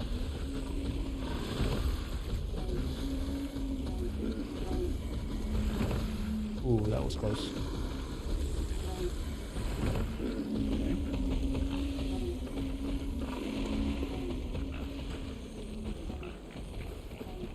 Okay, that actually went pretty quickly. This is the hardest part. Past this root that's like touching my left shoulder there's no collision. I will fall through the ground there. So what I have to do is walk in a very precise way to slide and fall left into the non-collision abyss. And just before I escape the last like pixel or two of my character touching ground, I have to jump to the right to basically make like a U shape in the air and reach the opposite side of this rock. Luckily, if I catch it fast enough, I can quit the game and reload if I mess up, and I should respawn here. But you can also respawn falling in the air and have to do the first part of the glitch again. So I would love to get it on the first try. Let's see if we can. First I have to roll and get in a very precise position. There it is. Here we go. It's too late. Maybe I will respawn in that spot, I hope.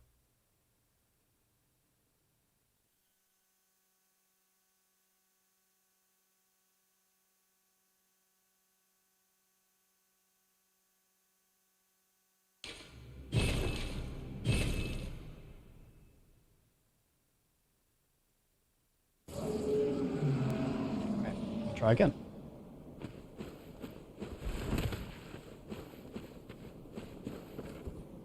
Got it. I already got it. Sweet. Okay. Now we walk around this invisible wall. I'm always paranoid I'm going to fall. But we don't. And then I go over here. And you can see that is the boss room with the Shadows of Yharnam. And that is the path that you're normally supposed to do to go through the fog gate. But what happens if you don't go through the fog gate at all? What if you just walk down here like this? Well, there's the boss. And there's the fog gate. And they're waiting for you to pass through so the fight can start. So if you get in this boss room without going through the fog gate, the fight never starts. So they just stand here like idiots and take it. So now the very hard 3v1 fight becomes this.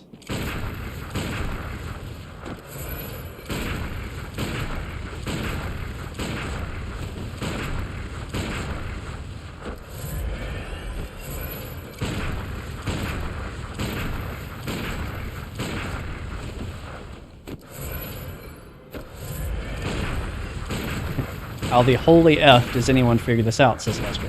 Well, I actually know the story of how this particular glitch was discovered. So you may have noticed that at the like the first time I was in Forbidden Woods in this playthrough, I did a really quick glitch where I just kind of jumped up a wall and it made the terrain like vanish for a second, and then it loaded back in, and I was like, okay, we skipped most of the woods or whatever. So there's been a few of those types of areas where you can get out of bounds in this game, just because the environment is so like organic. It means there's a lot of places that you can sort of clip in through walls and stuff like that. Forbidden Woods is probably the most that way of any area in this game. There was a glitch discovered pretty soon after the game released that allowed you to do what I just did in a much simpler way. And in my glitch video on Bloodborne, I describe how to do that glitch. But even then, in like 2017 or whenever I made that video, that version of the glitch had already been patched out. I mean, I think it was pretty obvious to FromSoft that they were like, hey, that glitch is really easy to do, and it makes one of our most like tough bosses a joke. We should do something about that. So, yeah, it was patched out. So, the version that I just performed was not really discovered. The community that has dumped the game using like custom firmware PlayStations and stuff, like you can just look up maps and enemies and like all the data's been dumped. They opened up the map of Forbidden Woods and turned on the collision viewer so that they could see what parts of the environment are actually walls and floors and ceilings and stuff like that, versus just how they appear, and manually looked around until they found a spot in which you could do the glitch again. So they took the 3D map, turned off all the textures so you could just see collision, and just looked until they found a place where they were like, I think you can make that jump. And that happened to be where it was. And so at that point, then they booted up the game and went to that spot and was like, yep, you can. So it was that was an engineered glitch. It was not discovered.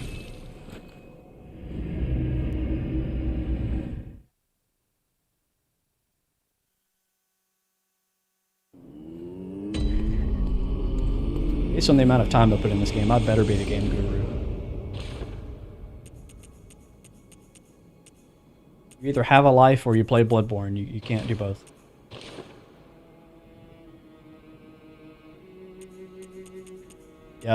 Orange River can tell you the can tell you a little bit about the amount of time my research takes for my videos. It's there's a reason I only upload once every like 2 to 3 months.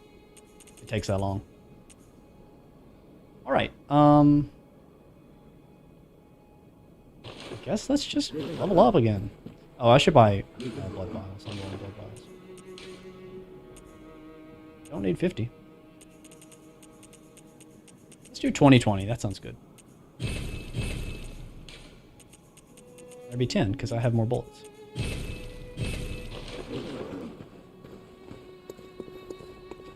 Welcome home. What is it? Very well. Let me...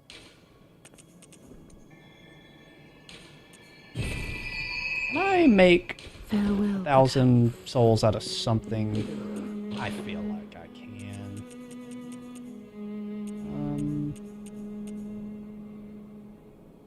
I feel bad selling armor that you can only get once, but I may resort to that.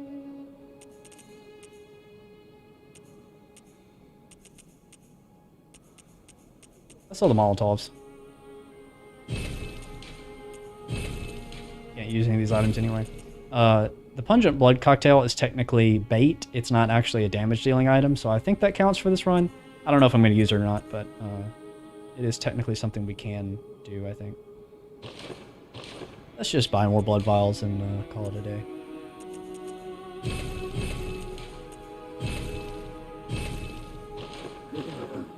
Okay.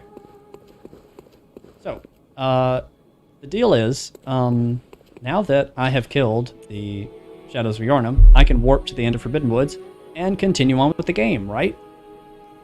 Well, yes. Just beyond the Shadows of Yharnam is Rom the Vacuous Spider. He is the next bottleneck for the game. I have to kill him to proceed. Rom is going to be quite hard on this playthrough. He just has a ton of health and it is really hard to keep enough bullets. So even though I would love to continue on in this direction, I have to do something to get stronger or it's just not going to happen. So that requires the next glitch, which requires the Bloodstar Beast to be dead. So let's go kill the Bloodstar Beast and then I'll explain the next glitch we're going to do.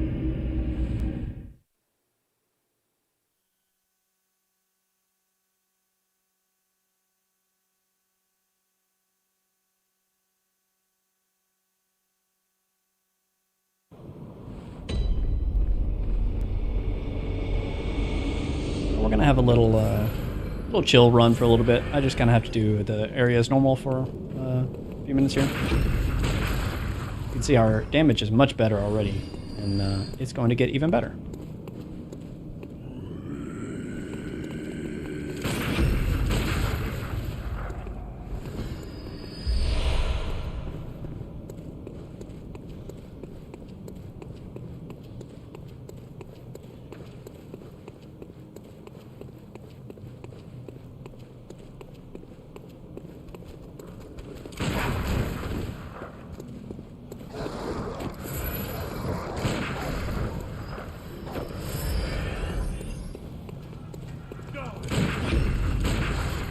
Technically just run past all this, but I just don't want anybody sneaking up from behind.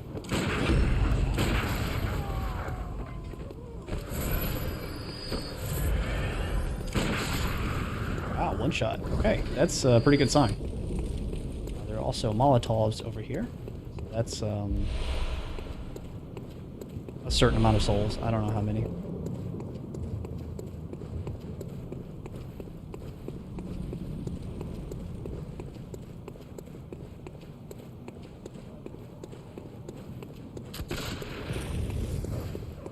Come on, doggy. I missed.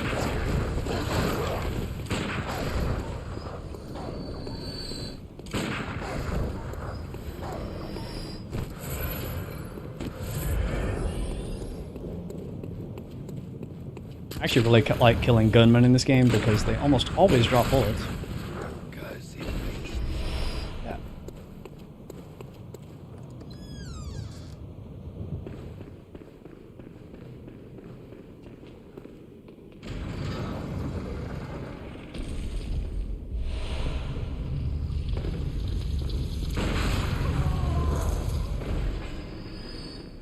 I like one-shotting these guys.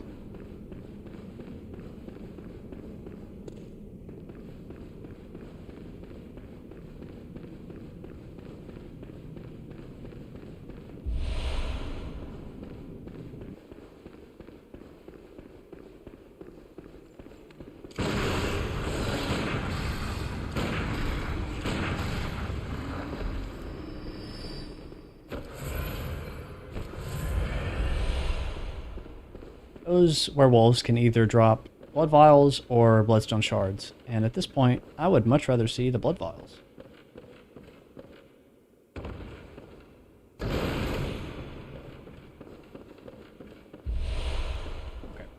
Stocking up on antidotes is good because the next boss that we're going to fight will poison me. So the more attempts that I burn on that boss without succeeding, the more antidotes I'm going to go through. Having extras is good. Okay, so this is Old Yarnum. This is the door to Old Yarnum. And when I go to open it, there's a piece of paper stuck to it that says, "This town is long abandoned. Hunters are not wanted here." Too bad. I have to kill the bosses in here.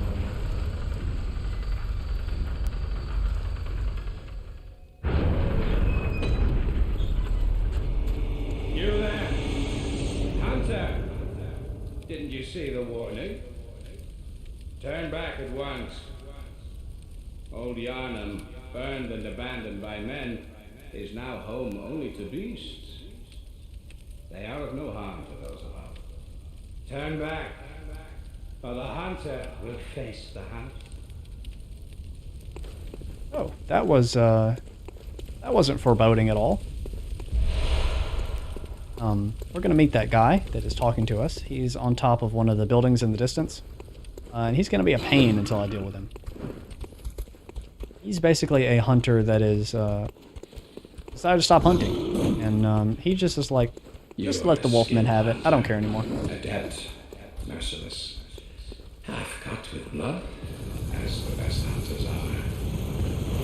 Which is why I must stop you.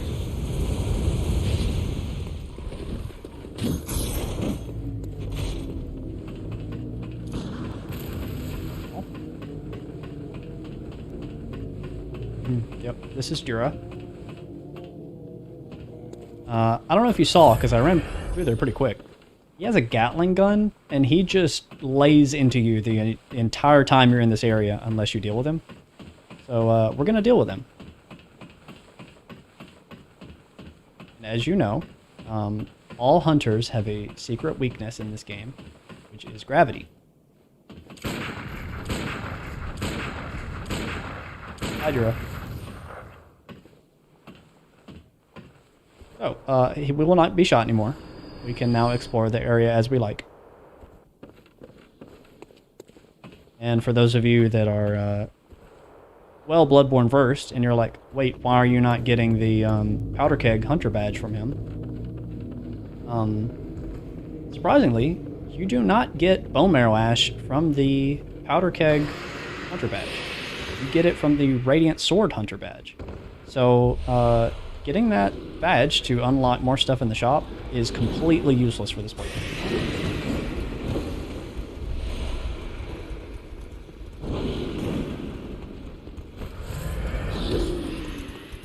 Hello, Abyss Walker. Bloodborne is also my favorite.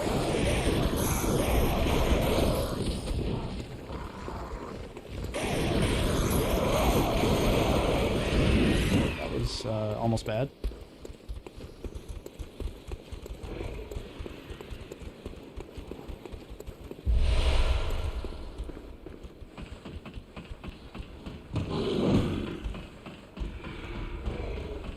Okay, so we have a shortcut at the top of this ladder that I want to get.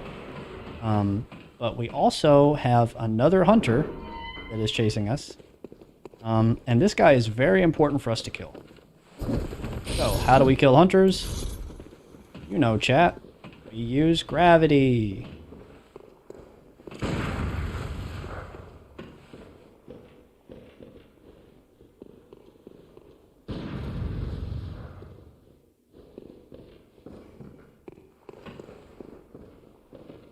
He's thinking about it.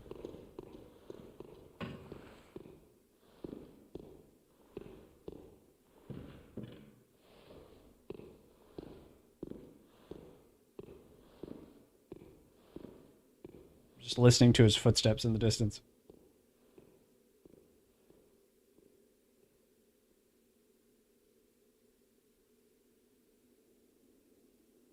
I need to lure him again. That's okay.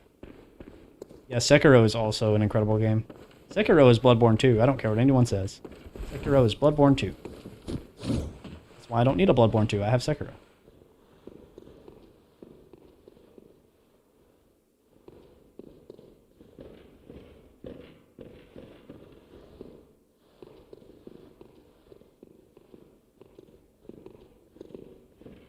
on, man. There you go. Oh, he thought about it. He thought about it and he gave up. I really need you to die.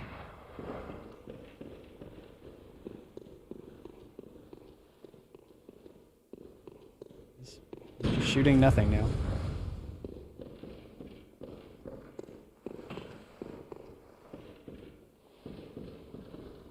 I think the problem is he's using his gun too much. He needs to try and stab me. That's what's going to push him off the cliff. Yeah, Bloodborne doesn't need a remaster. It just needs 60 FPS unlocked. That's it. There we go. Finally. So, the reason that I killed that guy, he drops, I think, 6 copies of Bone Marrow Ash. Bone Marrow Ash is the reason this run is possible. An additional medium that strengthens Quicksilver bullets. According to the workshop, it's a special bone marrow, blah, blah, blah, blah. Invaluable to hunters with weak blood tinge who require the use of stronger firearms. That's us. So every time I use a bone marrow ash, it makes my next bullet that I shoot like 2 to 3 times stronger. But it is a resource that is in very short supply, especially in this game. I can't buy it, or at this point in the game. I don't have the shop unlocked that sells bone marrow ash. So these 6 are all I have. So that means I have to be very careful how I use them. I'm going to try to get the Bloodstarved Beast down like to low health natively, just with shooting, and then finish it up with the bone marrow ash so that I have less chance of like accidentally wasting them after I use them. But you never know how it's going to go with Bloodstarved Beast, so we're just going to do our best.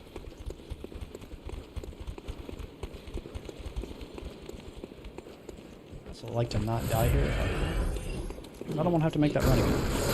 Oh, there's so many wolves.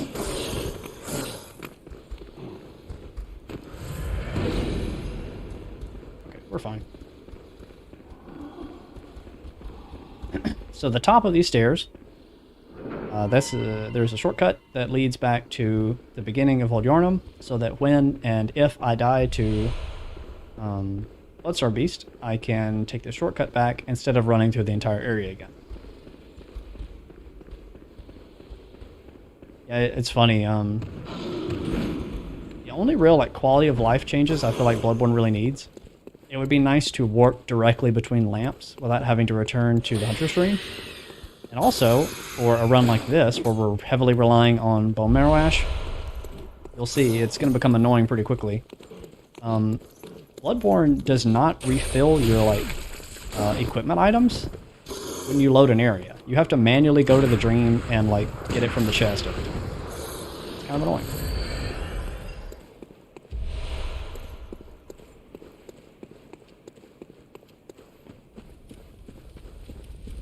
Okay. I hate this boss. I hate this boss. I hate this boss. Now that I've said it 3 times, I will beat him, right?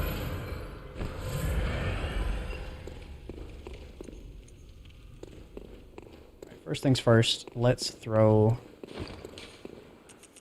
Hundred Blood, just to get him off of us. How long they last. Maybe that wasn't a good use of it, I don't know.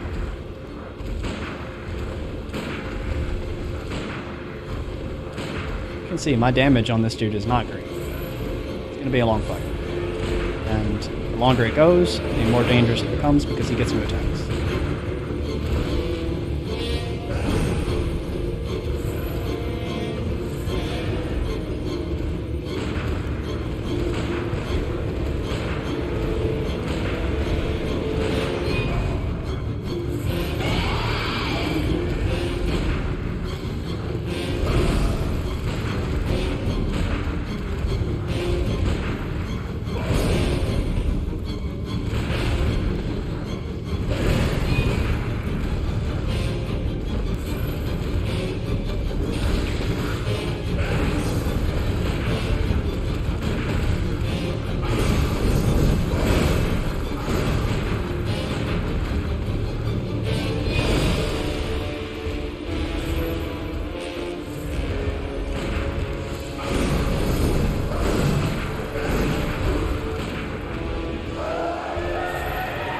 switching to the bone marrow ash now.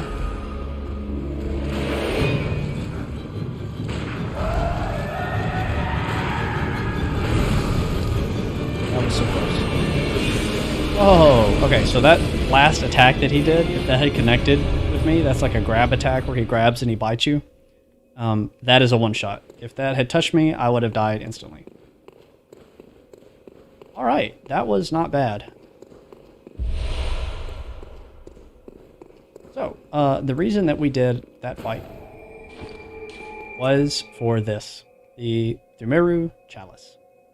I told you guys we were going to do a glitch. And you see that I now have a chalice. So, some of you in the audience already know what I'm about to do. For those of you that don't know, I have to ask, are you guys ready to come? Just let me know. I think it's time that we come. Just let me know if you're ready.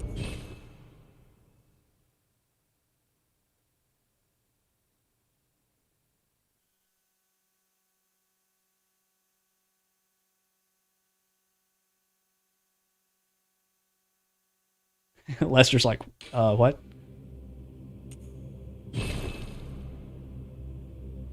Beyond ready, bro.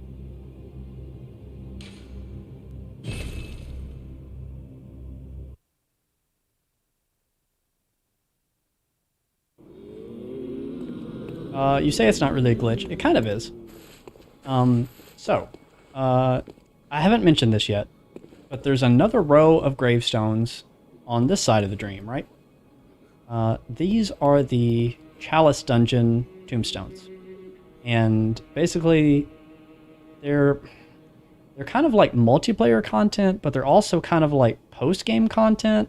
They're not actually part of Bloodborne's main game, but they are just as long as Bloodborne's main game, which is why there's so many of them. They're basically like algorithm-based, like procedurally generated dungeons, so you can just create content. It's kind of empty and shallow content because it's procedurally generated content, like that stuff tends to be. But what's cool about it is multiplayer focused. So when you make a dungeon and you have like a cool layout, let's say, that you just get randomly, you get a series of characters that represent what that dungeon is, the seed for that dungeon. So you can then tell your friends, hey, I got this really cool Chalice dungeon, you guys need to play it. Here's the seed. It's this many letters. But this game is broken wide open. Like I told you, the entire game has been dumped. Like, people know everything about it. So, because these are online dungeons that are multiplayer based, and because an algorithm makes what's inside them, it's possible through hacking to create a hacked Chalice dungeon that has properties that all the dungeons of the base game were not supposed to have, that still use a glyph of just so many random letters. So, once upon a time, someone determined what the fastest method of getting blood echoes for free in Bloodborne would be, and using hacking tools created a glitched Chalice dungeon that, because it follows the rules of normal Chalice dungeons, it's just outside of whatever the realm would create on its own. It is perfectly legal and acceptable to connect your unmodified copy of the game to his hacked dungeon. So, with all that said, now that I have a Chalice, I can go to this tombstone and I can search by Chalice glyph. And the Chalice glyph that I searched for, the name of the hacked dungeon is FPK. So this is the Cum dungeon. You can see its name is place name, and its additional right is menu text, because this is a hacked dungeon. It's not supposed to exist. That will not stop us from joining it. Yeah, you can. Those aren't really... Well, I say that. They're kind of hacked in a way. I think Zuli the Witch worked on those. Let me in, dungeon. There we go. So, this is what happens when we go to the Cum dungeon.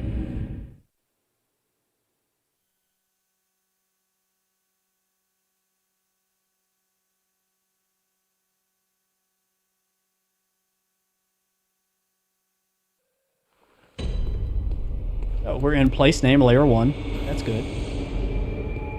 You can see my health bar at the upper left is basically non-existent. If I open the menu, I have 7 HP right now, so that's cool. And what you do is you take about 3 steps inside of this dungeon, and you stare at the wall, and there's an enemy placed in there on top of a trap that kills himself when you stand in this spot. And then you can see that you get 83,000 souls, and then you warp back to the dream, and you do it again. And that's the cum dungeon.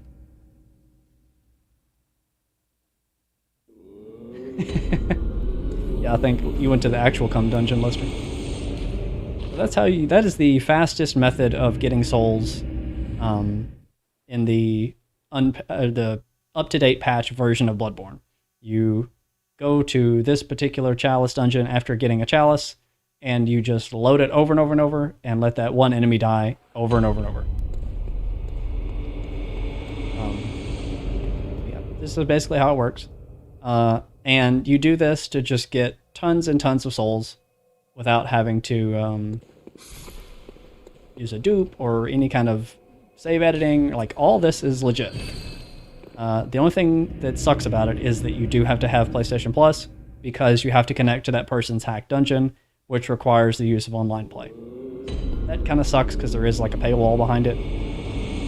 Eventually, when emulators become a thing for PS4 games and there's like a fake PlayStation Network, API for the emulator like there is for the PS3 and Demon's Souls, you would not have to pay to do that. So I'm looking forward to that day. Anyway, we have 178,000 souls now. And if we continue to do the glitch, we would get even more, even more, even more. However, I am not going to make you guys sit here while I just do the cum dungeon glitch over and over and over for 30 minutes. So, I have a little surprise. I have a secondary character already made and set up for this very occasion, which is exactly the same as the character that we just played up to at this point. The only difference is he has used the cum dungeon glitch for like an hour. So if I load this guy instead, I will show you that we are pretty much exactly where we were before. Pretty much the exact same stats. I think I may have like 1 extra blood tinge on this guy. Doesn't really matter. Exactly like a cooking show. That was my first thought. I was like, I'm going to pull a cooking show. But if you look at my blood echoes count, I have 2,242,449 blood echoes. And that number is very important because it allows me to go to the doll. Welcome. What is it? Very well. And it allows me to do this.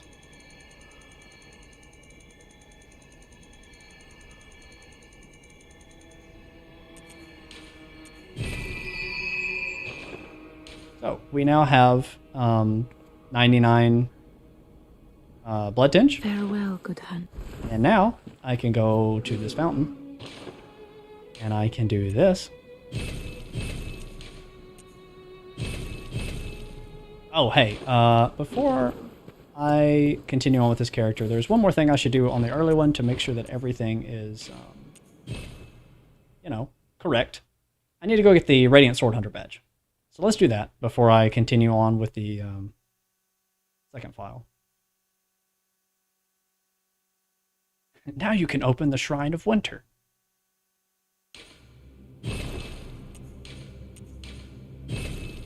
That's why I have one more level on the other guy, because I haven't done the Radiant Sword Hunter stuff yet. Okay, so the way you do that is you go to Cathedral Ward.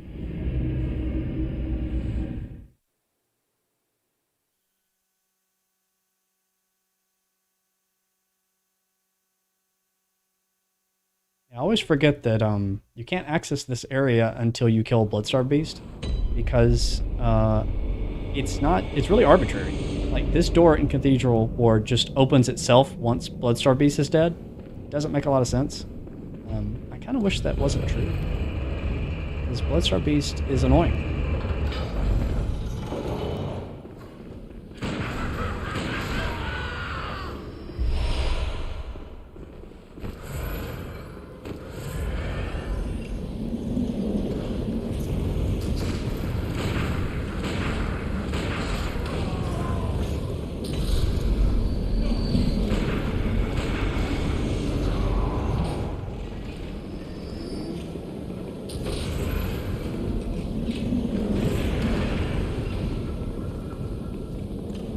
Guys, just gonna hang out in this.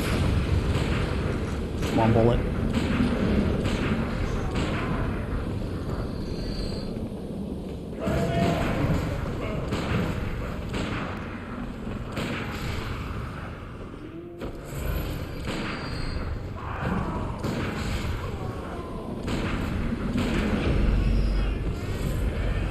So this chest has the next best blood gem for us, so it's important that we get that.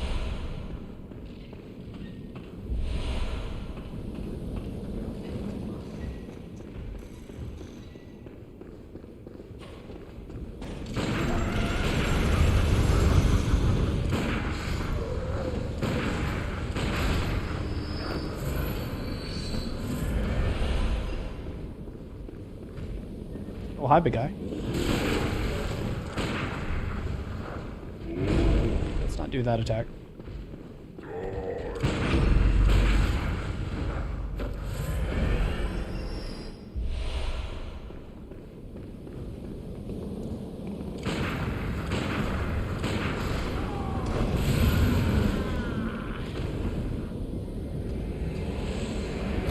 I got shot by the old man around the corner.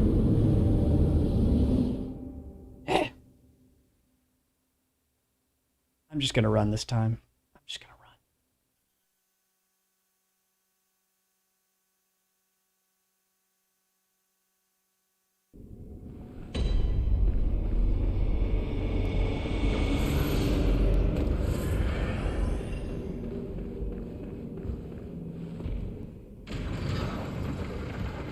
The amount of times I have accidentally run off of that thinking that the elevator would be down and dropped to my death.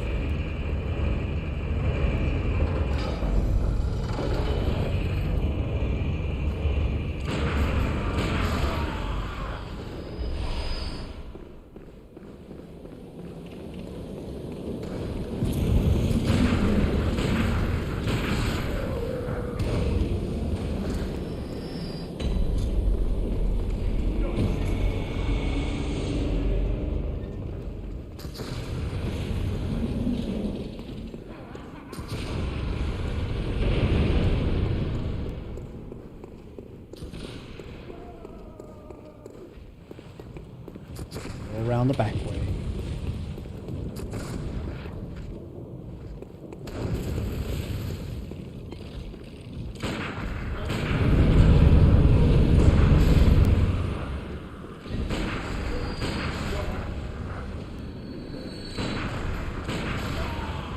All that was for this.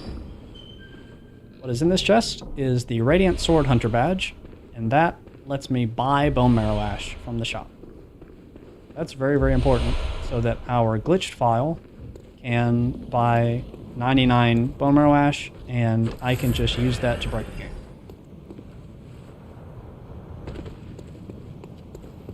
We're still not done here. There is one more thing we need to do.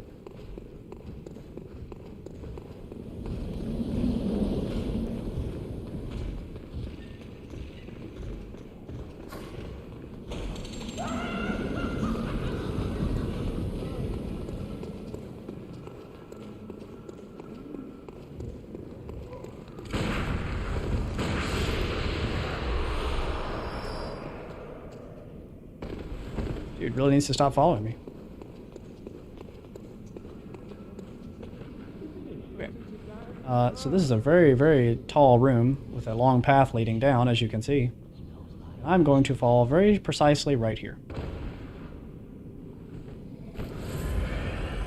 That leads down to this secret door with a secret area.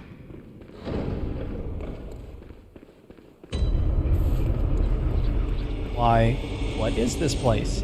It looks just like the dream.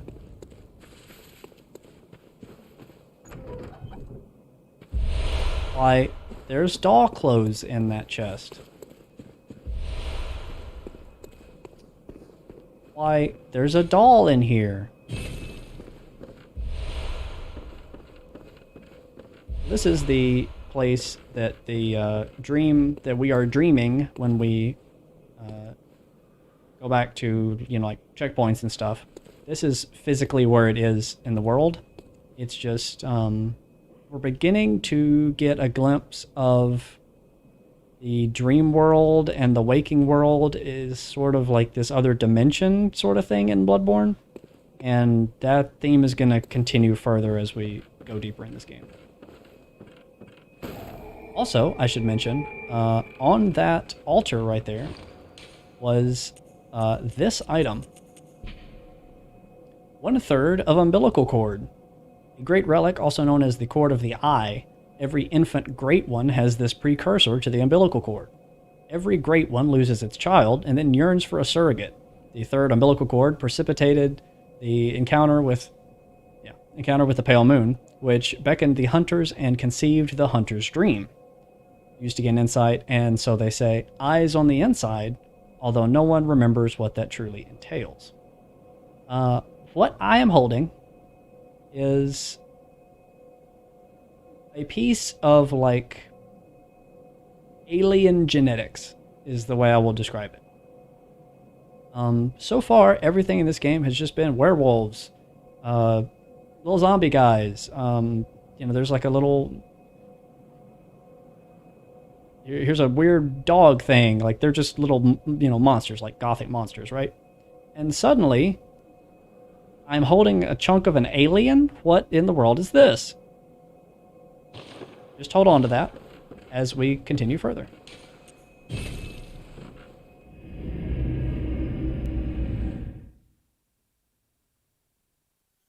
Bloodborne is, the actual theme of Bloodborne is basically like, what would happen if there were actually aliens that made contact with humans, but it happened during the Victorian Age.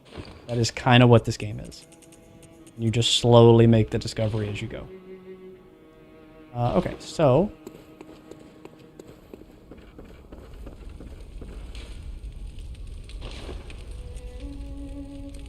that looks good.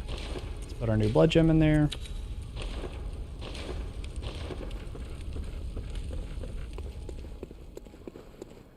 Here you go, doll. I brought you a little comb. Welcome home, good hunter. What is it you desire? What? What is this? I can't remember.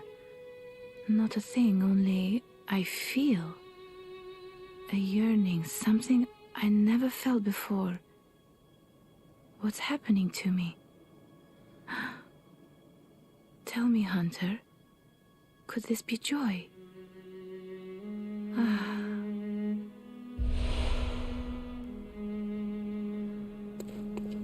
I made the doll happy.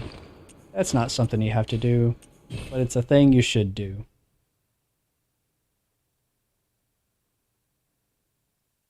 Yeah, exactly. Like, you can't have a game about, Lovecraftian influence and sell it straight on, you know what I mean? That would be so against the theme of being Lovecraftian. Okay, so now we can switch to the glitched playthrough and be accurate with what I've done on the other. So, now that we have the Radiant Sword Hunter badge, I can also buy 99 Bone Marrow Ash. We have some leftover souls, and I don't really need to level up or anything else at this point. Let's buy fashion. Why not?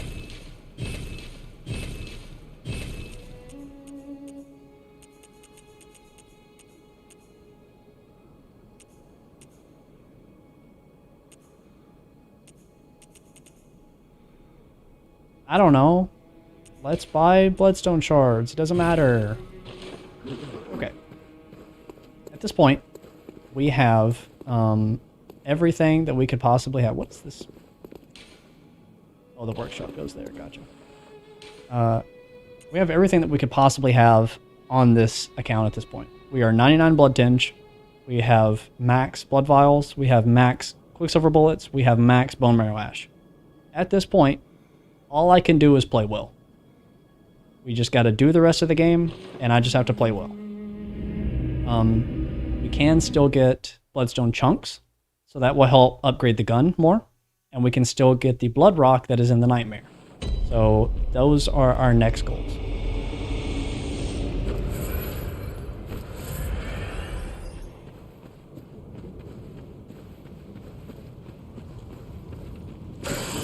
Oh, that's a cute little guy.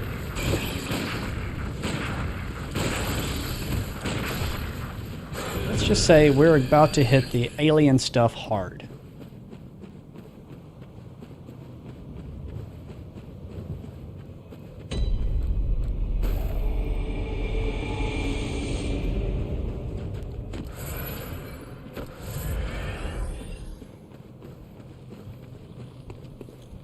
I would like to try to just run through this area.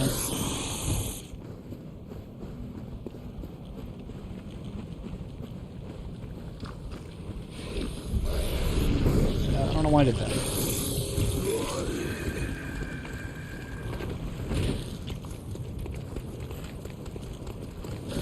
Cries in Evelyn. Not going to Canehurst. Don't need it.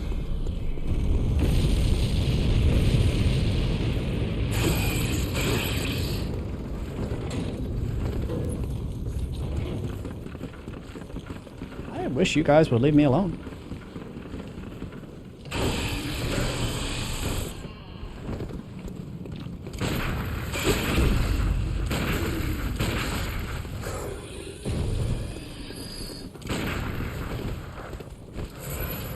Where are you going?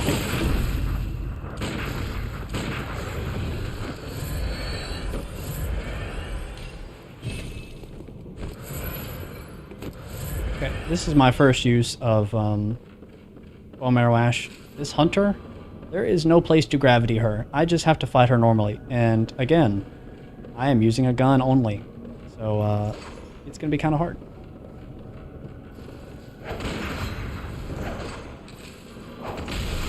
Jesus Christ.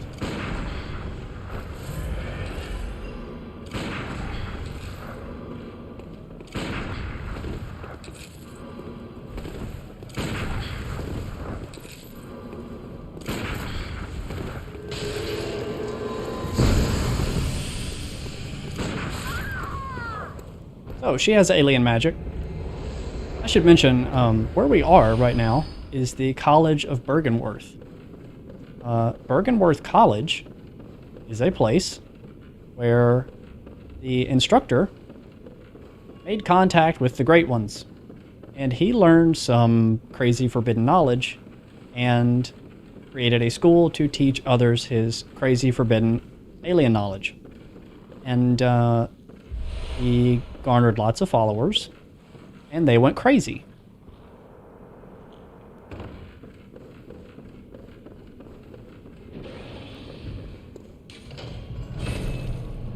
So we're going out there next, but first I need to return to the dream, and I need to get more bone marrow ash, because I'm going to need all 10 for this boss, absolutely.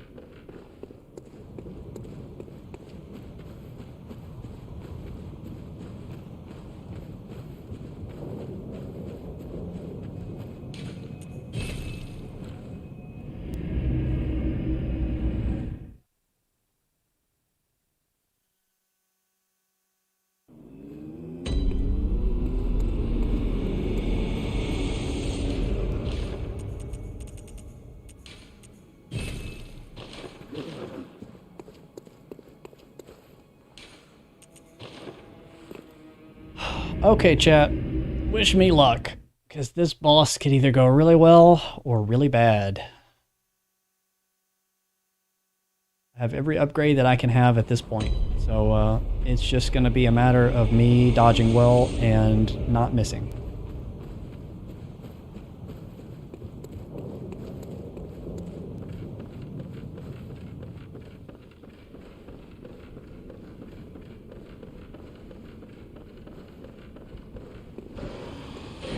So the instructor I was telling you about, this is him.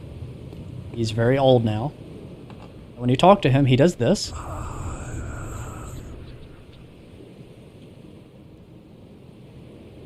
Just kind of points at the moon.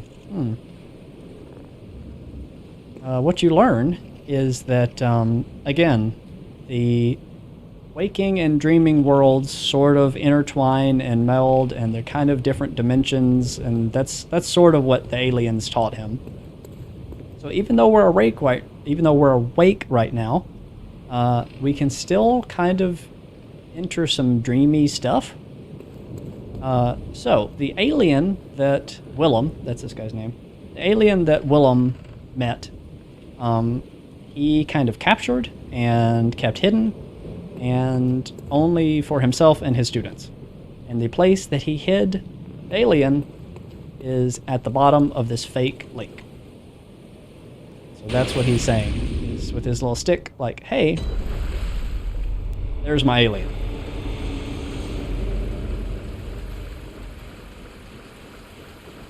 This is Rom. He is the first great one that you ever meet. And he is... he wasn't born correctly. I'll put it that way. So the knowledge that he is teaching Willem, it doesn't make any sense. Like, he's not functioning well. He's like a bastard alien. So that's kind of why Willem's going crazy, and that's kind of why everyone's going crazy. There are other great ones in this game that teach other characters alien knowledge and teach you alien knowledge. It still makes you go crazy, but this one makes you go crazy because he doesn't even know what he's talking about. So we have to kill him. And the problem with him is he controls space comets, and he has a million babies that will try to block my shots.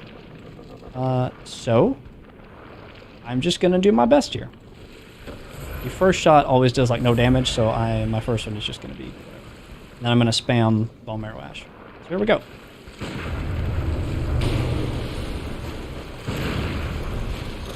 Any of these spiders can probably one-shot me if they touch me.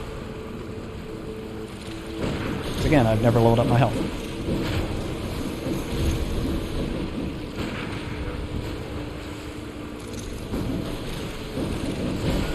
Oh! Just like that. We may be here a while. If I get touched, I'm gonna die. Lester, am I the only one confused? This game's about going crazy, man.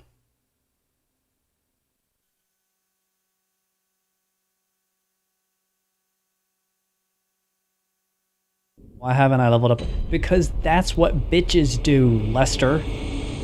I'm the cool kid. I don't need health. I just need to not get hit. I actually thought about that.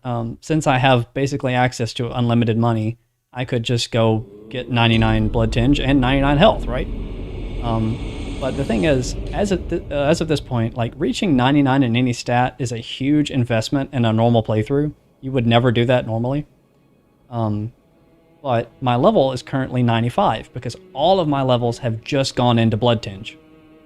Reaching level 95 is not something that's challenging to do in a normal playthrough. Usually you get anywhere between 100 and 120 just playing normally. So part of not leveling up my health for this run is sort of showcasing that you don't have to glitch in order for this to be possible. You just have to be okay with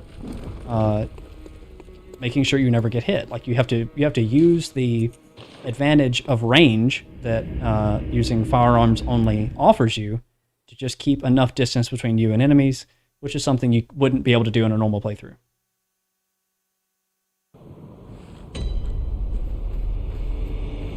I feel like if I just gave myself 99 vigor, it just wouldn't be in the spirit of the challenge.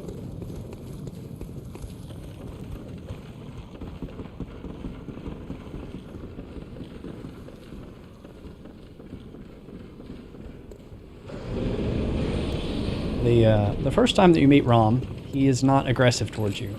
But after you shoot him once, he will be aggressive forever, so I have to kind of go in swinging from now on. Luckily, because I am max level for my, challenge anyway, dying and losing souls is pointless. Like, it does absolutely nothing for us. There's no point in me collecting my souls again.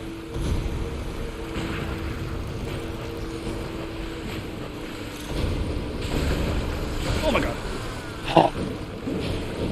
I know I'm going to get one shot, but I would like to last longer than 10 seconds before I get one shot. We'll get it, we'll get it. I'm slightly disappointed how much damage 99 Blood Tinge does. Yeah, it ain't great. If I use something like the Evelyn, it would be slightly higher.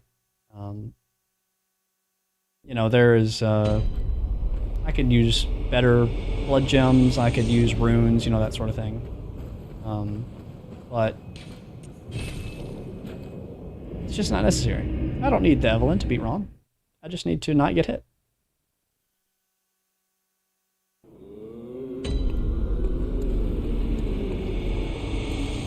Weapon isn't even fully upgraded. Right, but I can't access chunks until Rom is dead.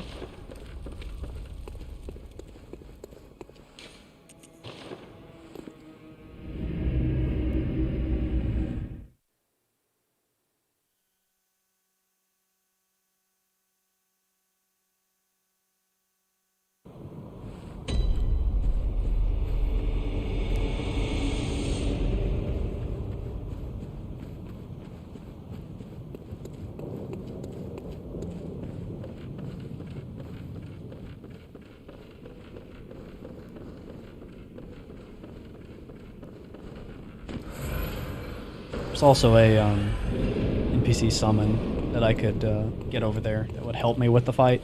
But again, it's just not in the spirit of the challenge. Just gotta get good.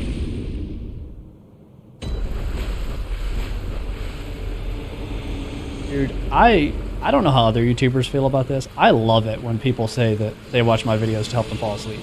The most of YouTube watching that I do is when I'm trying to fall asleep. That's not an insult to me at all.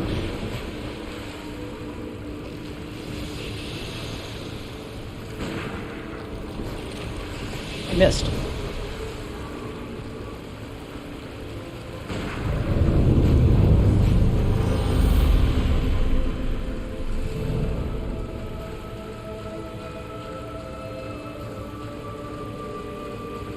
Once you do enough damage to him, he teleports away and will start shooting comets at me. Comets are actually not too hard to dodge. It's just the spiders, man. I just hate the spiders.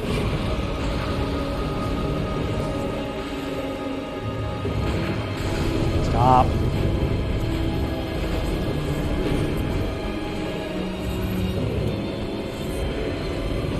Doing okay, half health.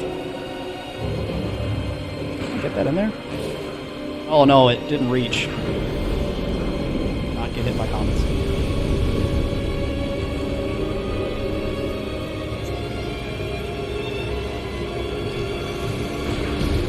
Also, this is probably obvious by the way I've been playing, but if you shoot him in his head, he has like extra defense in his head. So I need to not shoot his head. It needs to either be side or his back.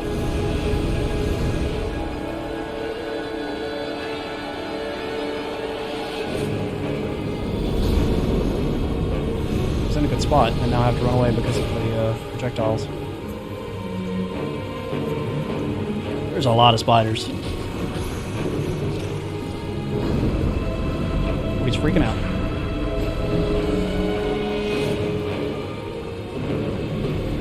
This is one of those bosses that the best thing for me to do is just to go slow. I think if I don't 100% love the opportunity that he's opened for me, just wait. Normally, obviously, like if you're on a normal playthrough, you would be killing these spiders to get to him, right? But I can't afford to waste the bullets. Oh dear. Oh, I did not like that at all.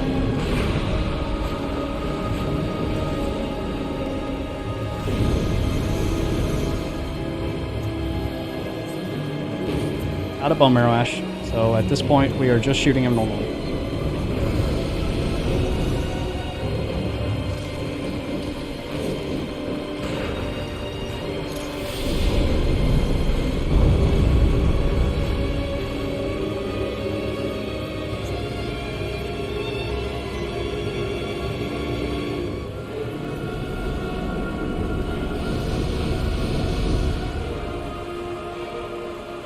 Big gap. Can I make use of it? Oh, because I will miss. Ooh. Oh, that was a good opportunity, but the gap wasn't there. Look at it. The longer I make this fight go, the higher chance of me dying, though. I end up pretty soon here.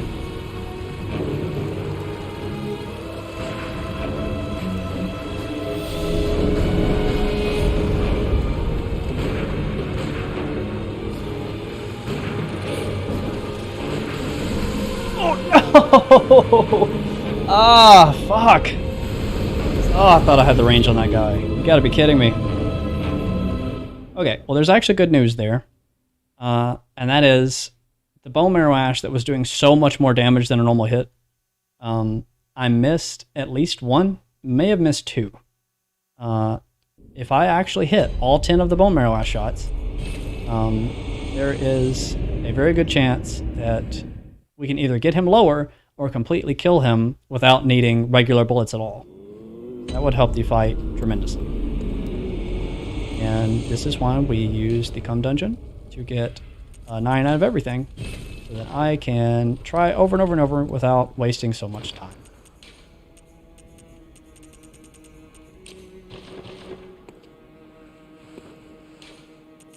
Pistol's very weak. Absolutely it is.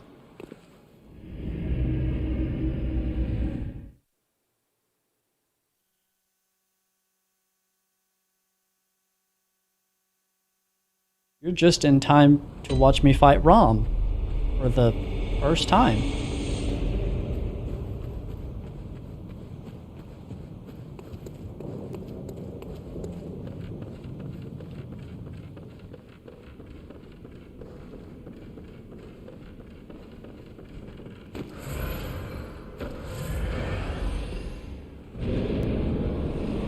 Okay, you bitch-ass spider.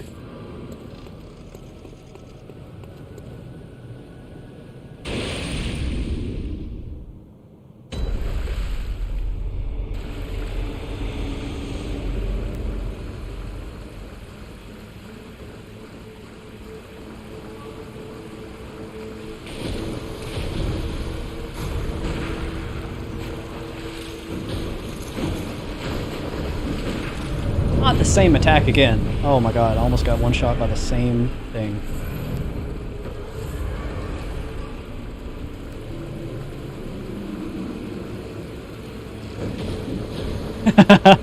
First time, but he's all aggressive. What, you don't believe me?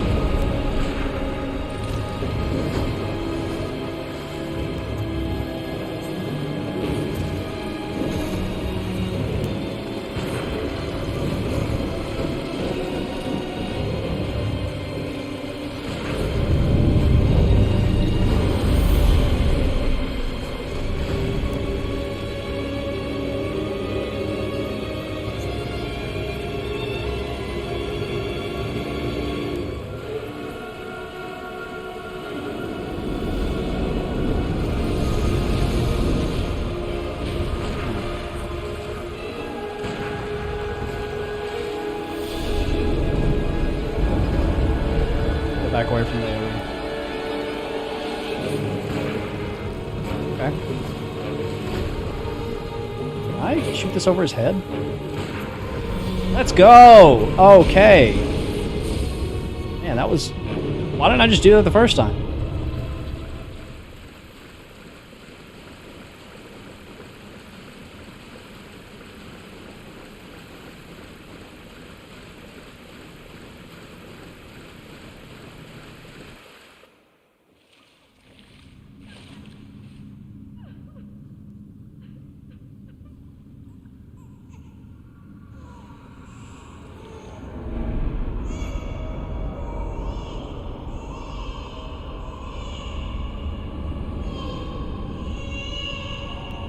Oh, we're gaining forbidden knowledge.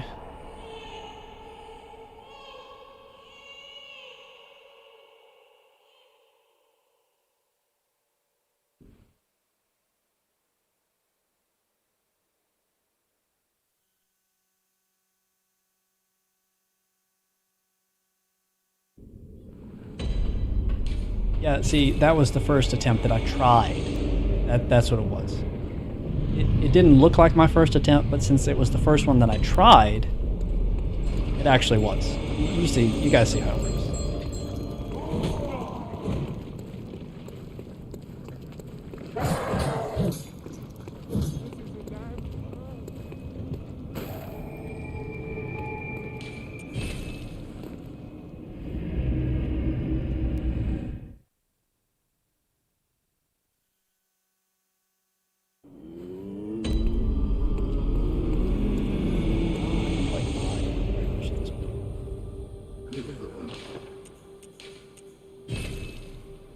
Almost.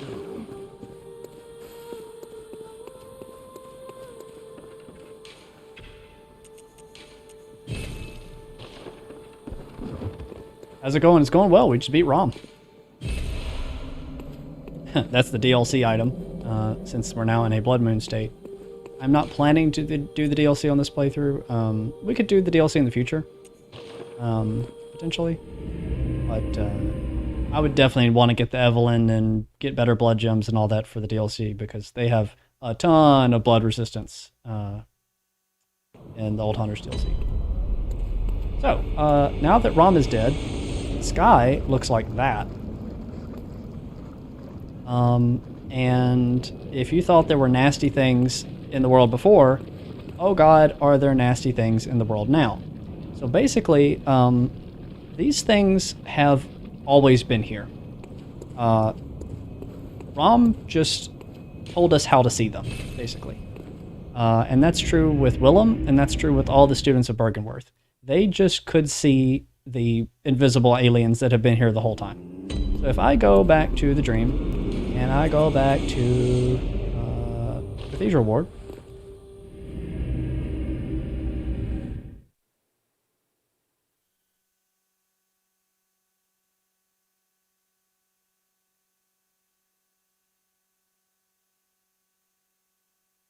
this is the same area that we were in earlier. But now the Blood Moon is in effect, and we have been taught Rom's crazy stuff. So if I were to say, look up, there's been one of these things kind of just watching us from the very beginning of the game. And we're going to see more of them as we go. I don't know if you feel like you're going crazy yet. Just give it time. The madness will set in soon.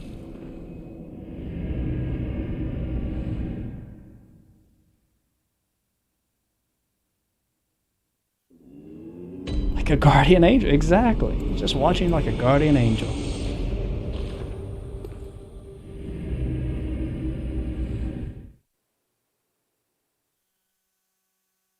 Yeah, that one, if you let him grab you, he's how you get to the DLC.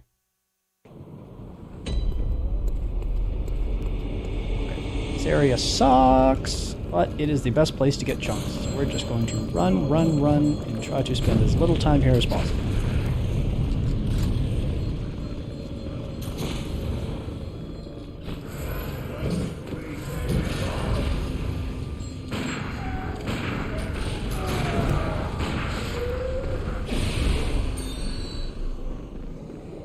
I just killed her because it stuns all the enemies behind me, so that I can get away.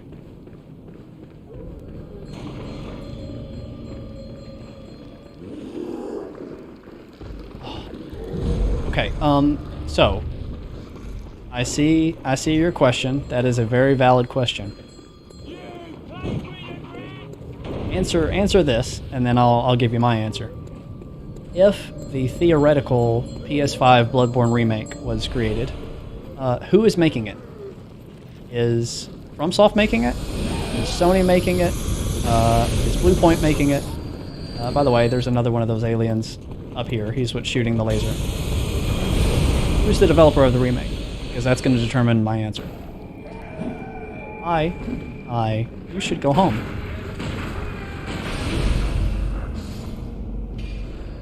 One of the wandering nightmares just got away, so I kind of need to reload this area. It's fine. We'll warp.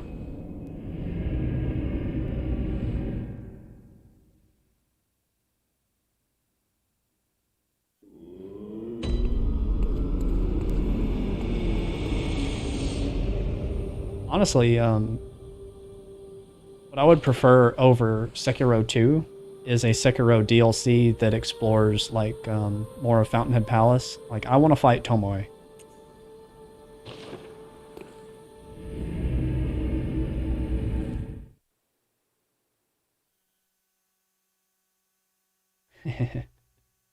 Yeah, they are a little bit reapery. They also like to eat people.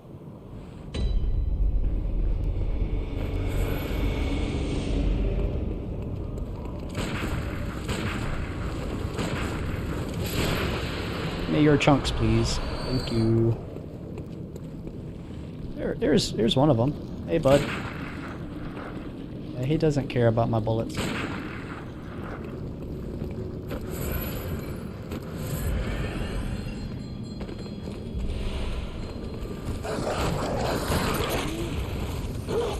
A lot of damage from one gunshot. What is this? Is this a chunk? I still want them. Let Blue Point do everything but have people from work on it with them. In that case, my answer is Sekiro 2. I think Blue Point did a great graphical job on the Demon Souls remake, but I think the game is worse. Just about every change that they made in some way differs from the original that makes it inferior, I feel like. The frame rate and the resolution is like the only thing I actually like about the Demon Souls remake. And considering how thematic Bloodborne is, like how heavy on its like aesthetics and stuff it relies, the fact that Bluepoint did what they did to the fat officials in Demon Souls makes me be like, don't ever let them touch this game.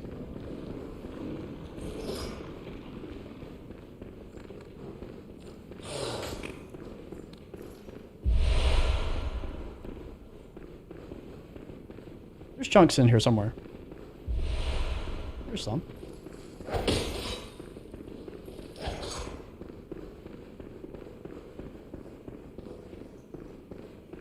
I don't remember what that item in the middle is. I guess I should get it. Excuse me. Excuse me.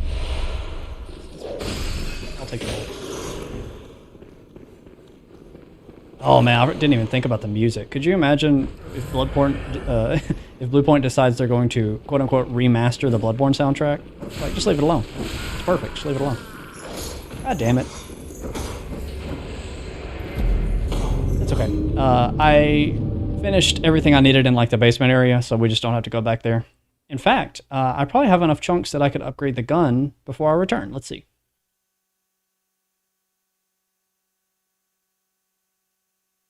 And that's a valid point. And Bluepoint did work on the Shadow of the Colossus remake as well, right? I think that's true. And I actually thought that remake was good.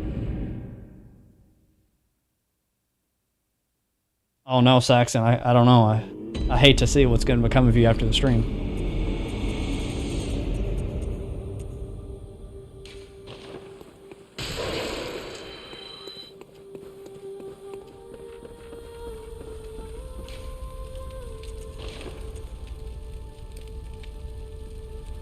Yeah, I just feel like, in general, when games are remade, so often things are changed for the sake of being different because they're like, see the difference?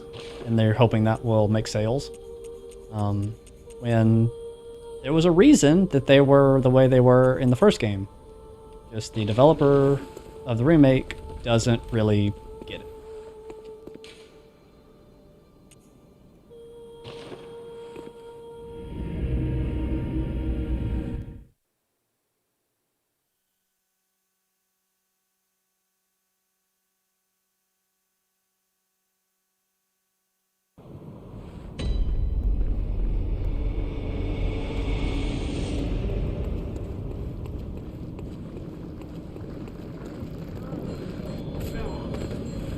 Weird. So many people I've seen online just shit talk Dark Souls Remastered, saying that like not enough was changed. They changed exactly the amount that I wanted changed with Dark Souls Remastered. They upped the resolution and they upped the frame rate, and that was it. That's all I want.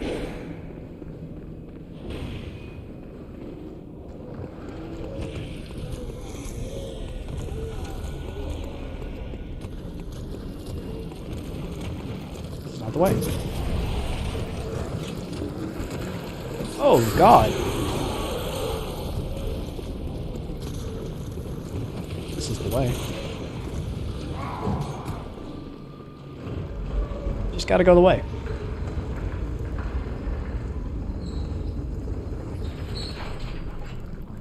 See, that's the thing about FromSoft games in general. Like, why did I go this way? They usually don't sell well at first. They'll sell well, you know, like years later. Except for Elden Ring, right? Elden Ring is like the obvious exception. It sold explosively its first like 2 months. And mark my words, Elden Ring is not going to be regarded favorably. I think people are already getting burnt out of the game. I think it's too long, or how much content is actually in it. There's a lot of repetitive stuff in Elden Ring. I don't think Elden Ring is a bad game, but it just got crazy amounts of praise for being not that different from like a Dark Souls game. So there's a consequence that has to be paid for that. And when I say consequence, I don't necessarily mean game journalists need to pay. No, I mean like when hype is that high, it has to fall that fast, you know? We'll see. Maybe I'm wrong.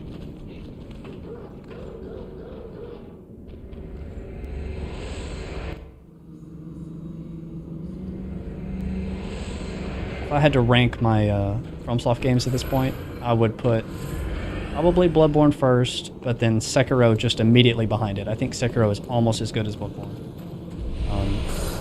And I would put probably Dark Souls 1, and Demon Souls, and Elden Ring, then Dark Souls 3, then Dark Souls 2. I feel like Elden Ring is just Dark Souls 3.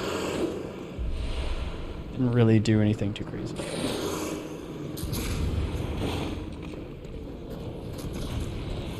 I mean, if what you like about Elden Ring is that it's big, I don't really have anything to offer you. Like, it is indeed the biggest. I'm kind of the opposite. I want a short game that is, like, really tight.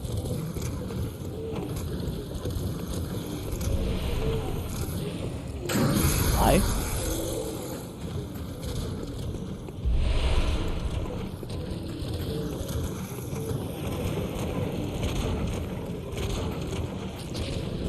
Yep, I'm telling you, like, Orange River's right. You can't remake a game and not have stupid arbitrary changes. It just, for whatever reason, it happens.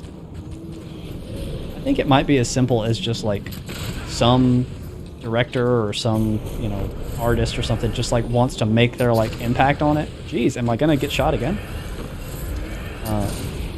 And so it's a change that they just make to say that they are responsible for that change. I really do think it's as dumb and simple as that sometimes.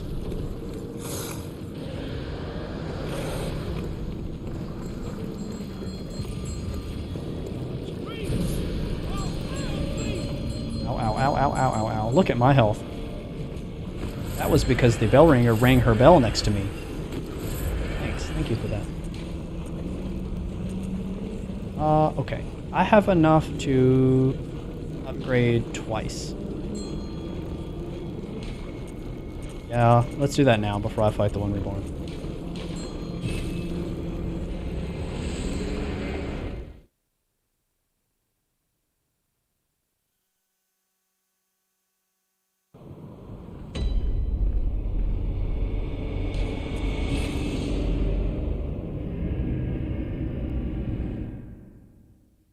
Yeah, I agree completely. Like, Elden Ring's quote-unquote problem is that it really didn't do anything new. It's new thing, like, if every FromSoft game has, like, a new twist or whatever, its twist was, like, big.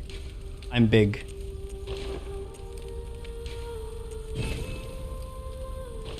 That's fine. But, you don't really remember big, because it just feels like you're doing the same thing over and over. Okay. We have to do another boss now.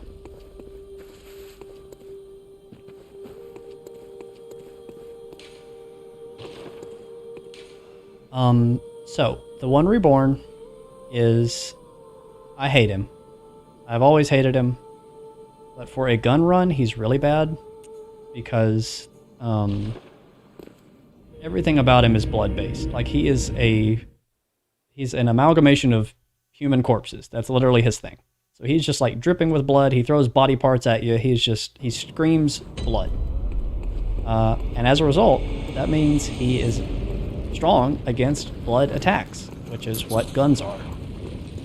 So if you thought we were doing bad damage before, we're going to do really bad damage now. So my goal... Oh god, I didn't send the elevator back up. My goal for this is to try to stagger him and get as many like critical attacks as possible. But it may not matter. We'll see.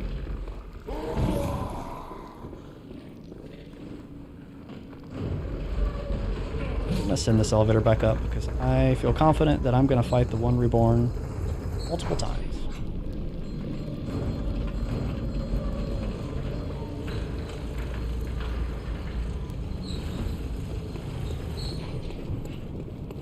Right. That's the thing, it's like your normal character, your playthrough where you have a normal amount of health, you get one shot by this guy. With the base health, it's going to be an experience.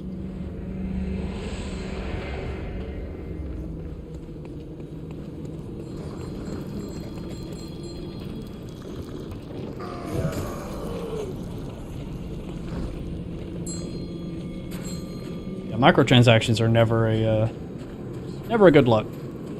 Just cheapens everything.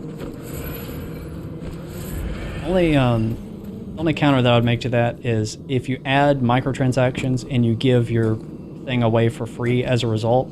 I still don't prefer it, but at least it's free. Buying a game and then having microtransactions is unacceptable.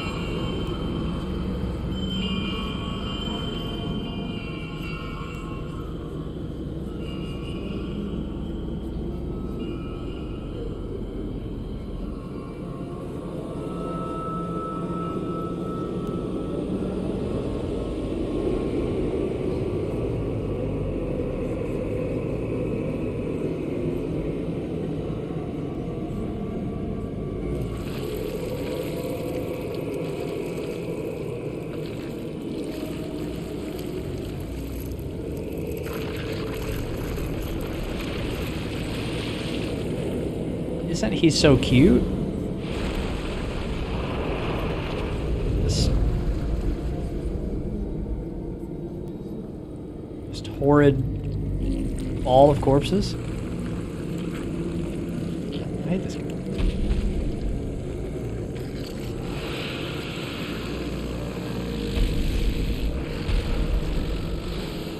Yeah, that is definitely a great way to describe this boss. He is just the grossest thing about this game.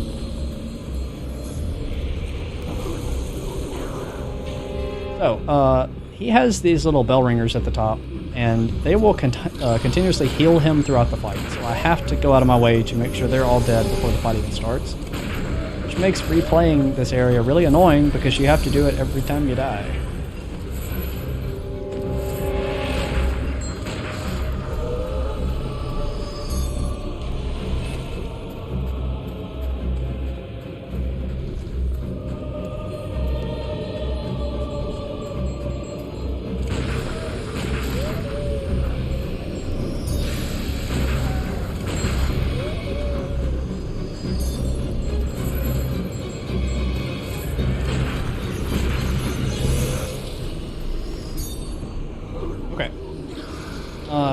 So, this boss, his little head up there is like a weak point. And so you'd be like, okay, cool. So, you know, this is a gun run. Just shoot his head. You can hit his weak point all the time. That'll be great, right? I think his head is only weak once he's staggered. I did a little bit of testing with this, and he kind of doesn't... Like, I might as well just shoot his body. Just any part of his body. So I think the strat here with my 10 bone marrow ash is actually to shoot his legs until they break, and then bone marrow ash his head when he's laying down. That's the plan.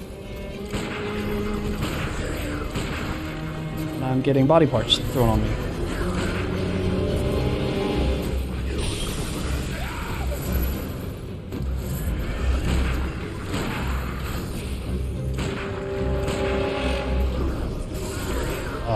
I rolled right into that.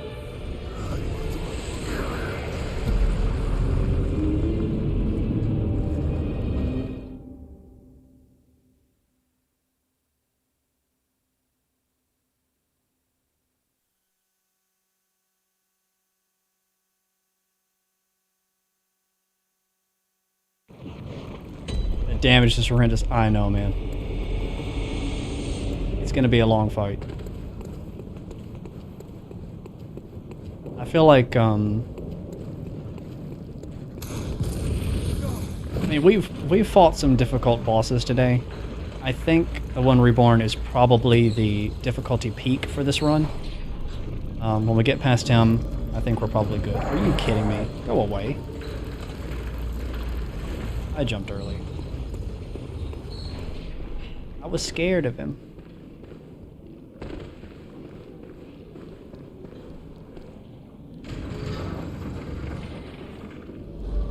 I'm glad you didn't notice me.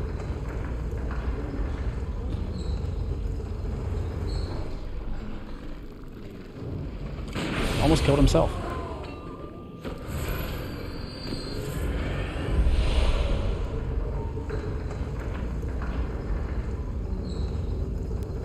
It's the other way. I'm facing the wrong way.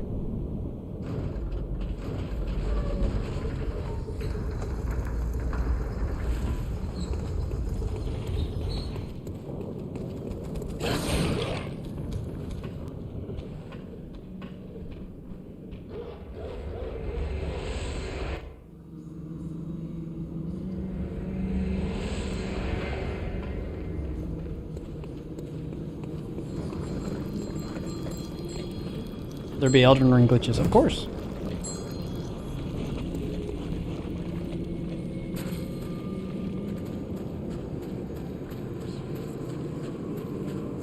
Okay, guys, who's ready to kill all the bell ringers again? I know I sure am. I'm sure glad this is a mechanic.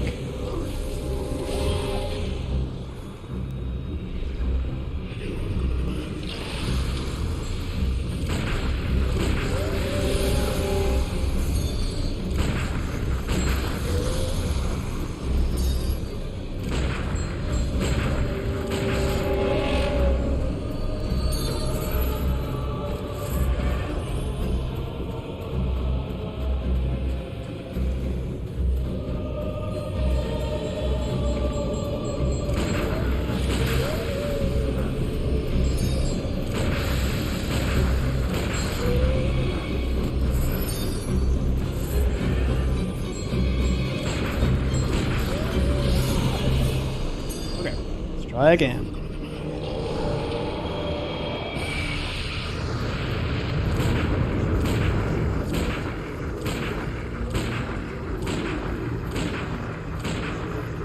That wasn't bad there.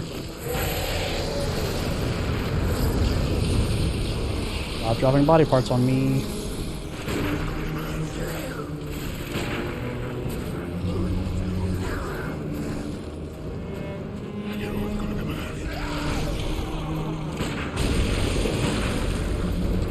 Here we go. What is Bone Marrow Ash gonna do? Not great. It is okay.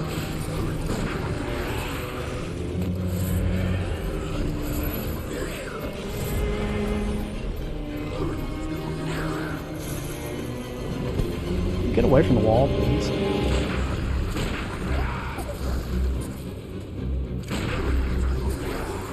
I wonder if it would be better to Bone Marrow Ash his leg and then just shoot his head normally.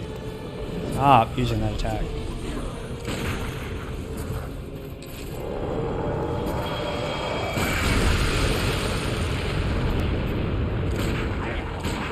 Yeah, I think that's the better way to do it. It just stops him from attacking.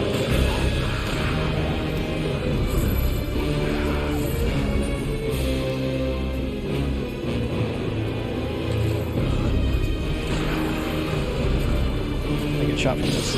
Ah, that was so scary. I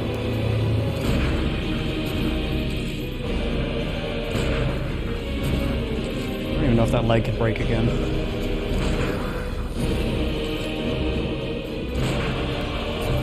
I think it can. Alright, we're just bulleting for the rest of this.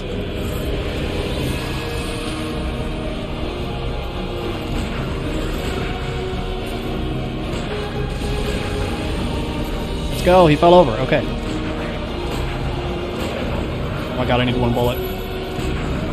Fine, we got it. We got it. What was that? Temp 2? It's not too bad.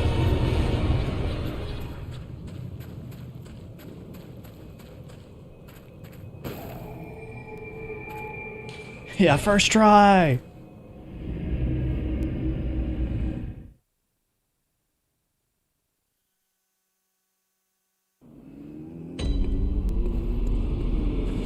I definitely need to buy supplies now.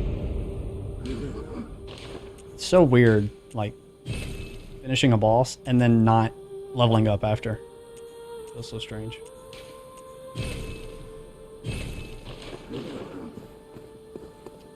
Okay. So, killing the one reborn was really good because that gives us access to the final gravestone. Advent Plaza, I think that's what it's called.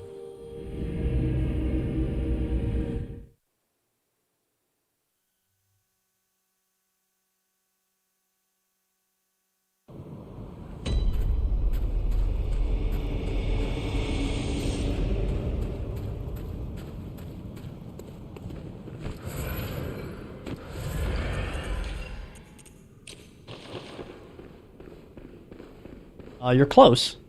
There is one before Wetner's. So, inside this chapel is this guy, this very dead body, in a chair with what in the world is that on his head? And this is when we go a little bit Inception, because I can touch him and go inside the dream of a corpse. And the next area that we are going into is the dream of a corpse.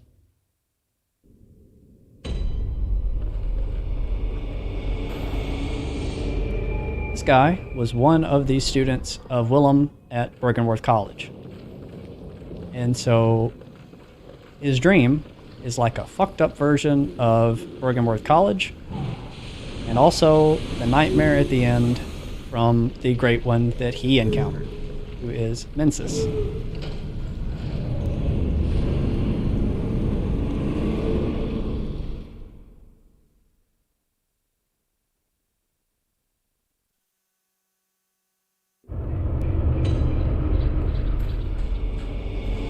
So even though this place is very late game and very hard, I actually think it's easier than Yahargal, the place we just came from, because there's just less enemies. There's a lot of enemies here, but it's less than Yahargal. So I actually have a little bit of relief that we've gotten here already. I would like him to not see me. There is a wandering nightmare right here that drops chunks. There are chunks. Right, there's 3.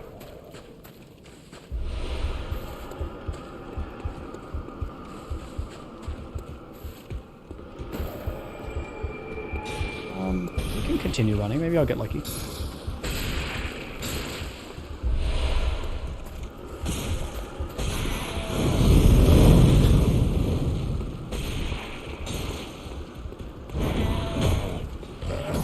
Ooh, that was actually really close.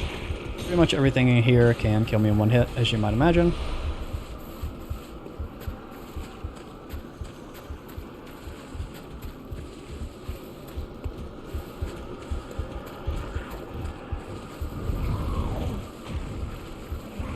Make a small detour for this chunk hidden in the corner.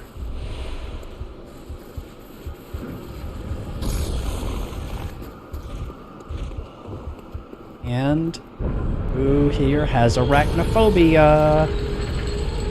Let's find out. Let's find out together.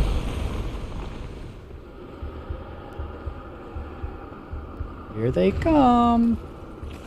We're just going to run from them. Ow.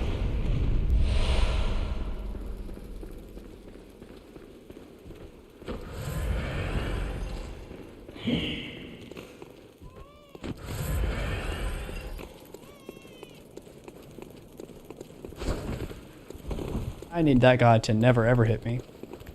Because he's insanely strong.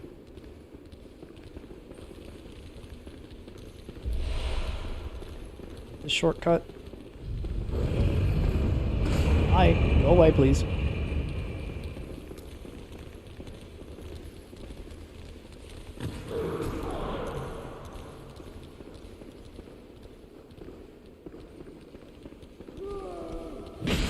Oh, are you kidding me? I did not think you were going to make it that far. This is why we get shortcuts. This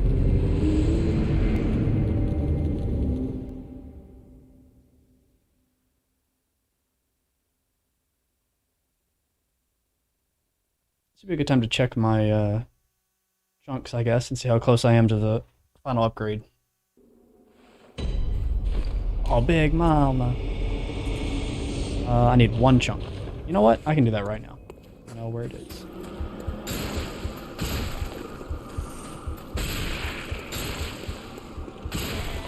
I may just suicide after I get this junk, because it'll be faster. Jeez, I don't know what that move was.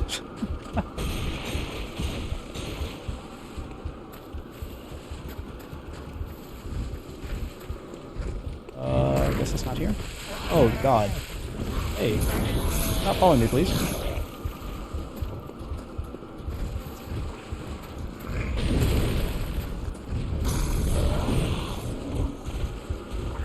At this point, I've basically done the run already. Oh, you're in the way, sir.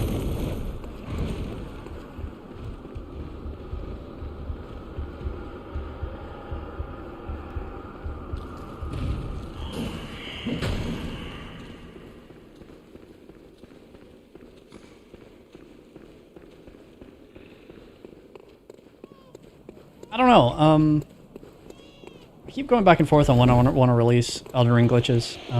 Elden Ring content is doing terribly on YouTube right now in terms of views. I think everyone's just sick of the game. So, it will probably either be late this year or early next year.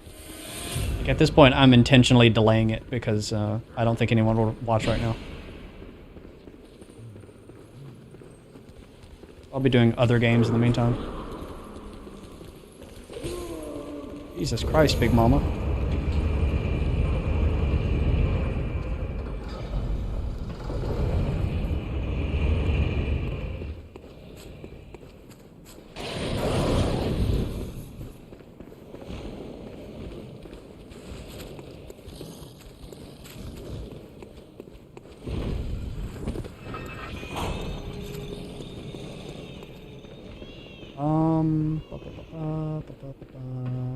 Let's warp. There's a boss up there. But before I do him, I want to have a upgraded gun. So we have the chunks for it.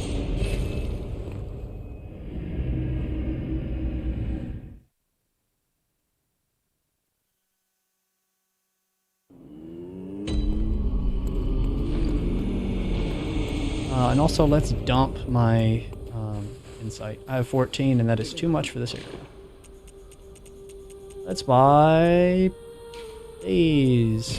Woo! Who's excited for 13 pungent blood cocktails? I know I sure am.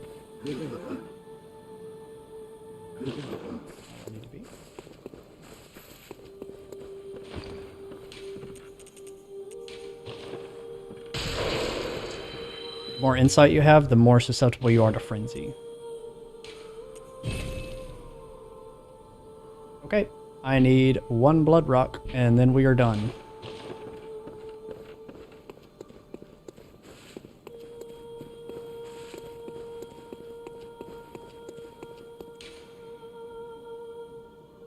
I guess we're here.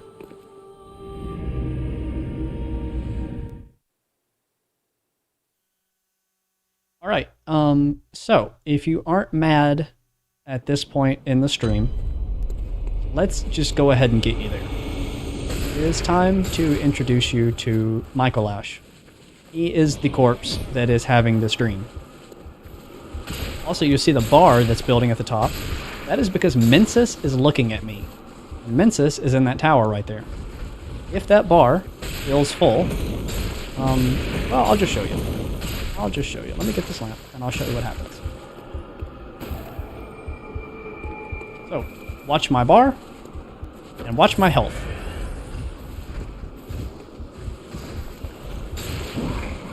Oh my god.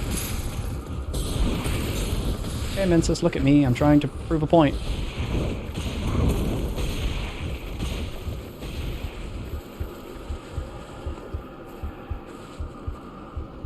Hello? Look at me. Okay, well, it's not gonna work. Whatever. I've never had the game intentionally not give me damage. Basically, if that bar ever feels full, it means your character like just totally goes crazy, and you lose like 90% of your health bar in like 1 second. So if anything is near you, or if you get procced for Frenzy a second time, it will kill you. And the less insight I have, which is the big I counter in the upper right, the smaller that number is, the more resistant to Frenzy I am. Basically, the dumber I am, the less likely I am to go crazy. Which I think is accurate.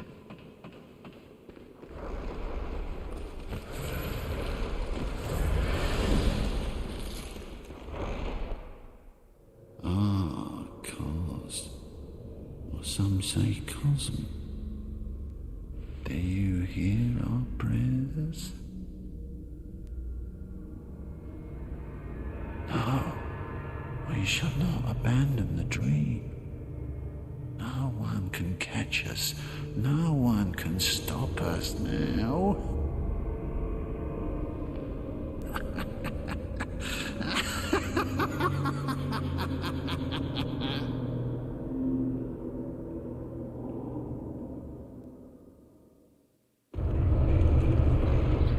So, if you're a student at Bergenworth, you become like this guy.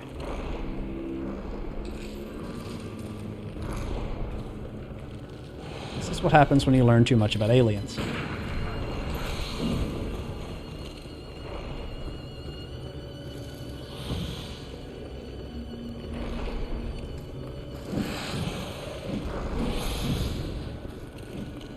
did he go?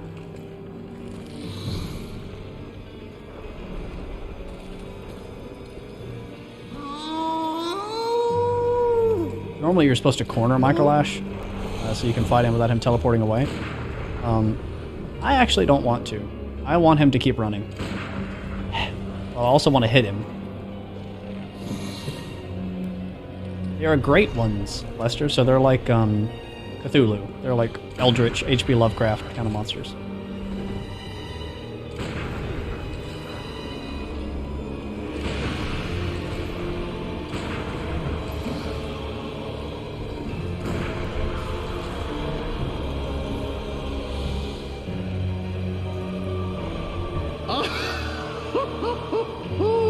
Majestic! A hunter is a hunter, even in a dream. But alas, not too fast. Nightmares, woes, and chains, unending. I think I can just go up. Crap, I need him to go left, not up. Yeah, go in your mirror. I do need to corner Michael Ash to a very specific point now, because it just gets glitchy and funny. Okay. Honestly, I might could have done it there.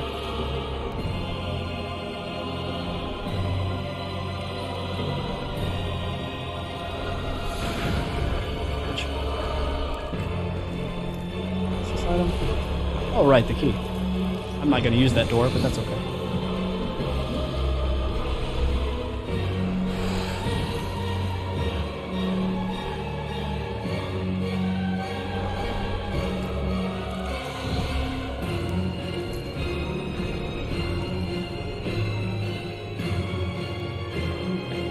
That's where I want him to go. Go ahead and hop down, Mikey. And if you now get Michael Ash in this position, and you shoot him without being on the same level as him, The game doesn't know what to do because it doesn't know where you are, and so this happens.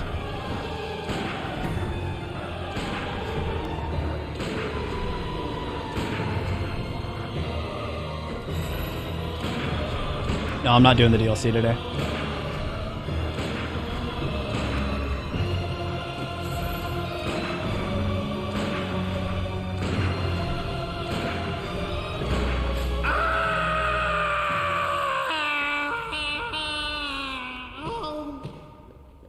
Yeah, that's like that quote-unquote glitch. Like, so many people have that happen on their normal first playthrough.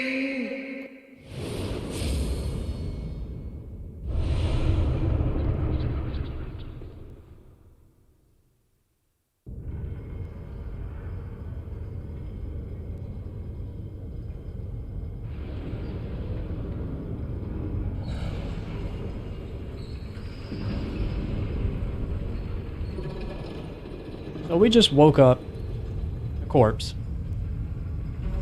And you know what happens when you wake up dead. You're dead.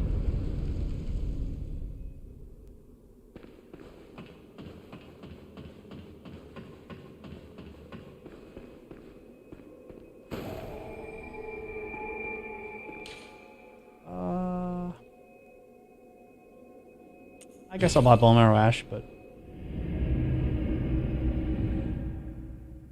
we are getting we're going for the good ending, the quote unquote good ending. I don't want to say too much more about it yet because I think most people in chat don't know about it.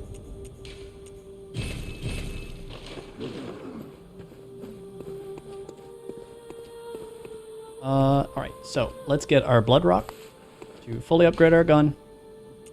And let's get the final blood gem to put in it to make our percentage damage stronger. And then we're just gonna kind of kill the last few bosses in the game, and that's gonna be it. We're very close to the end now.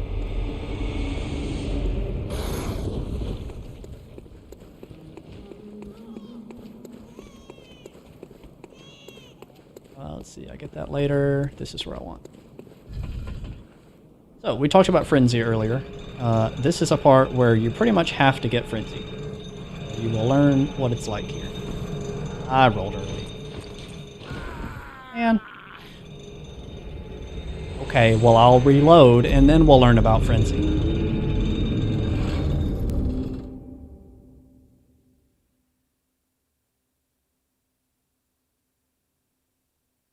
Your liver can't take it, Lester.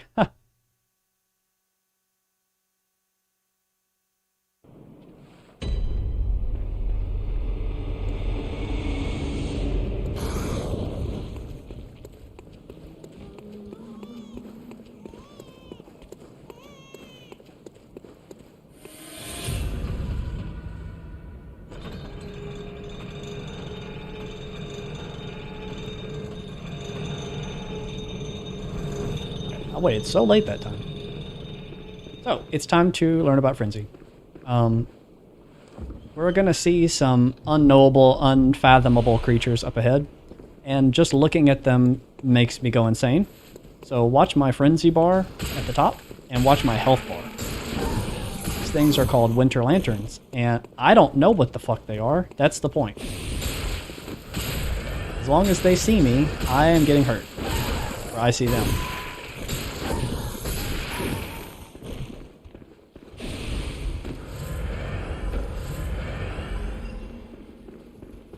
We're just going to run through that area so that we don't have to deal with them for too long. Now I need to deal with Mensis, which is the big great one at the top that was giving us Frenzy at the very beginning so that we can do this next part. So we pull this ladder and we dump Mensis into the abyss. This whole sequence is a reference to Demon Souls. Do something similar in Demon Souls. That thing is one of the aliens. Michael Ash has chained up in his dream.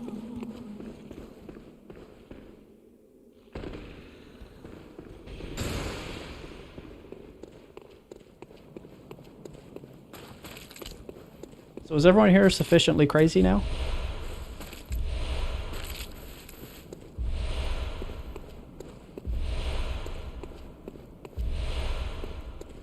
I mean, we could talk to it, but I'd have to go to the Upper Cathedral Ward to make contact, and it's not worth it for the tiny little lower point that is. Just to get, what does he give you? I think. Oh, this is the hole that we just threw him down, and he has the final upgrade material in the game that we need, the Blood Rock. Let's get out of here.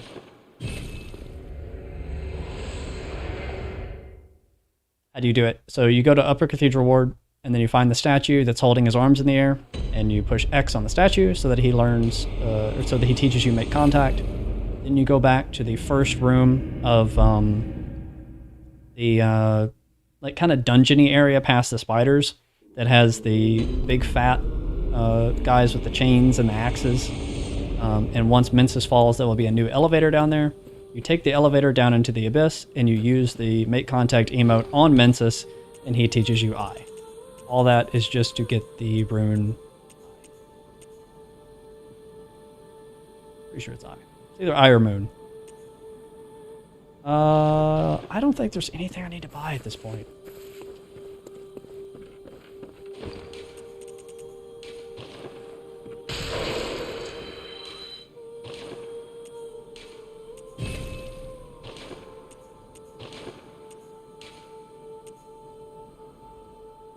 Yeah, so you see this takes our damage from 160 plus 173. 173 is what I'm getting from scaling. 160 is the base damage of the gun. I switched to this gem, and I'm getting 160 plus 199. So that's a significant upgrade just for swapping one blood gem out for another. So we pretty much have the most of everything we can possibly have at this point. It is time to go kill the last 3 bosses, which are just like back to back to back.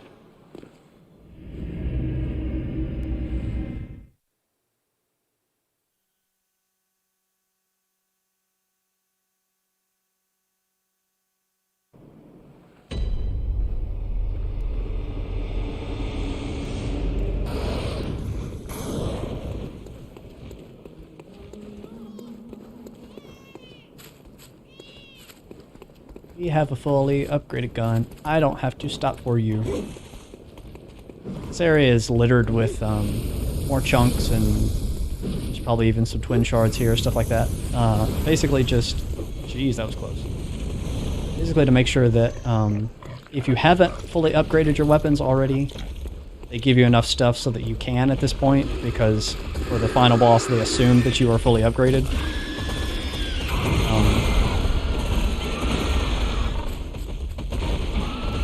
Luckily, we did that ages ago. Oh my god. Well, I guess we're making the run again.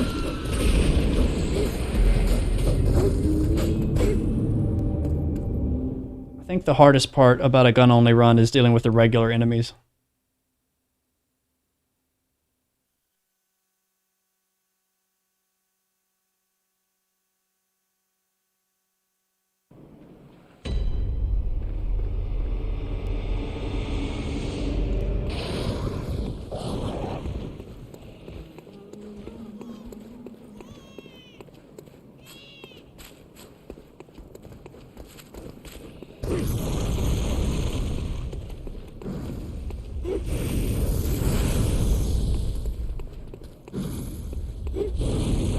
If you want to do this for yourself, my recommendation is, even though I'm playing with base level HP, don't play with base level HP. Get a little bit of HP.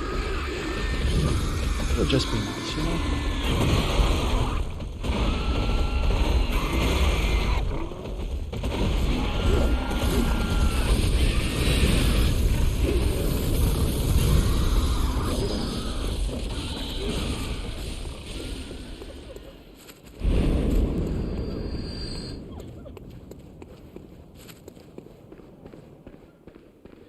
Get our shortcut so that we don't have to make that run again.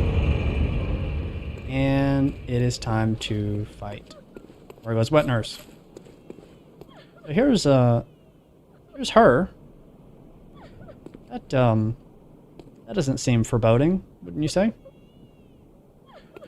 So basically what I understand about this character is this is the old Queen of Yarnum, who is now a ghost, because the aliens decided that they wanted her unborn child, so they just took it. And it's in a baby carriage at the top of this elevator.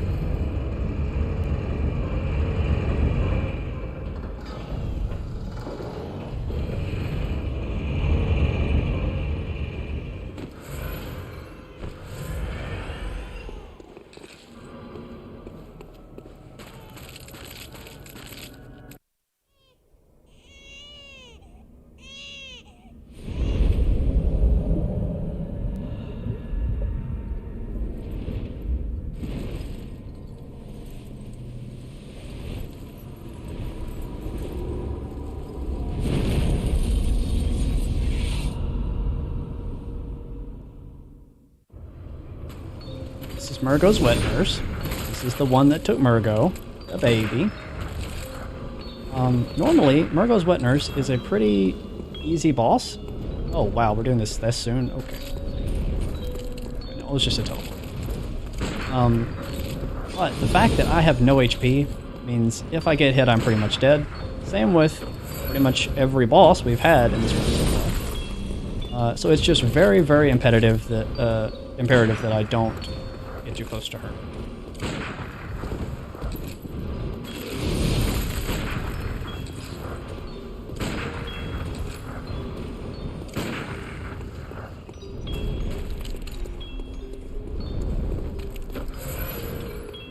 Already used all our bone marrow ash.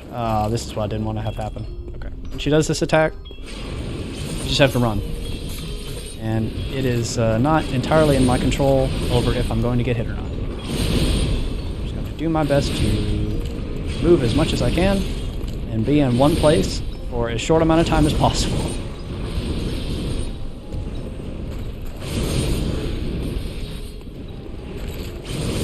Having low stamina makes this hard as well. This attack just keeps going and going and going and going.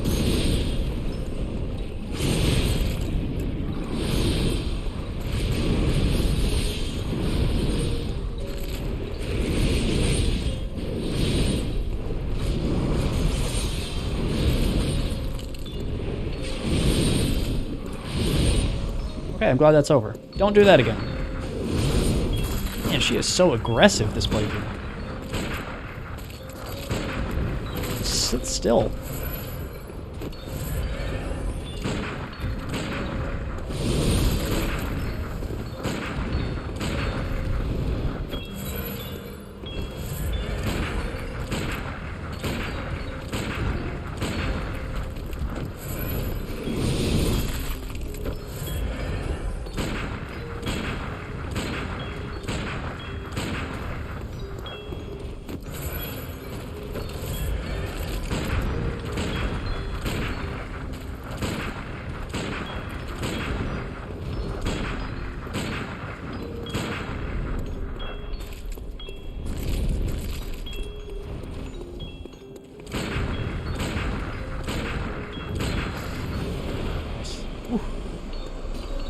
I was hoping that was going to be a one attempt fight.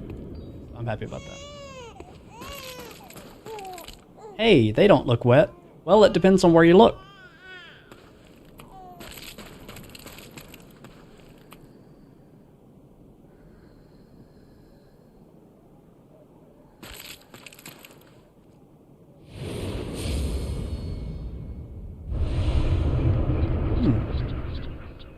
Killing the wet nurse. I don't know where Murgo is, and I got another third of an umbilical cord. Gee, that's odd. So, you may remember, I have a third of an umbilical cord from the real version of the Hunter's Dream that we found through a secret door. I have 1/3 of an umbilical cord from killing Murgo's wet nurse. Where is the last third of an umbilical cord? Well, there's two different ways you can get one, but the easiest for us is going to be all the way full circle at the very, very beginning of the game, back in Yasefka's clinic.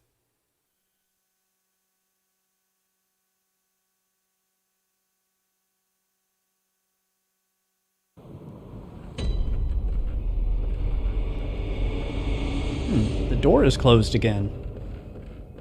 Okay. Good thing I know how to get in.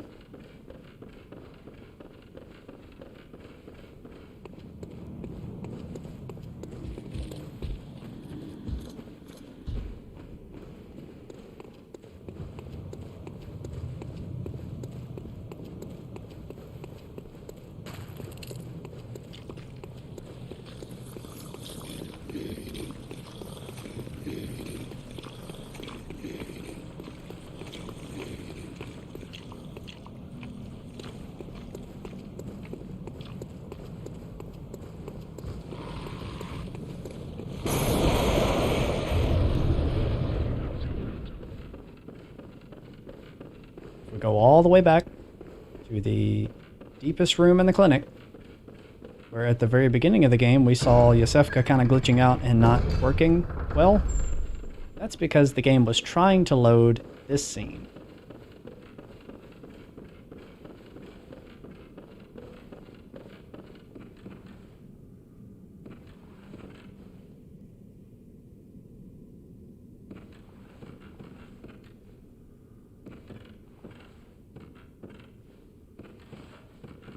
God, I'm nauseous.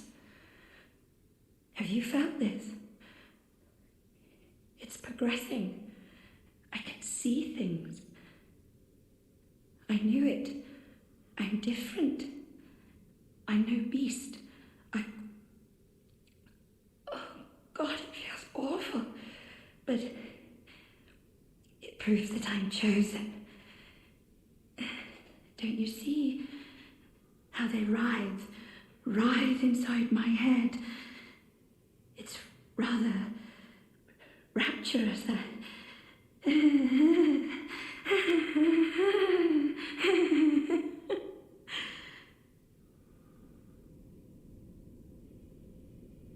She's pregnant with an alien baby.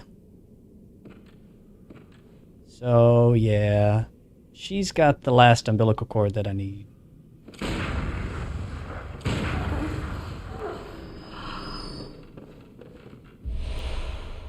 So, what are these things?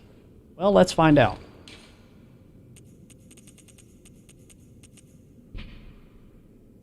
So, the umbilical cord, here we go. This is the first one that we got.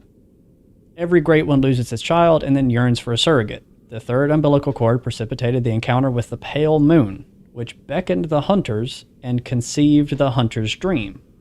Okay, so the dream, like dreams are created by aliens.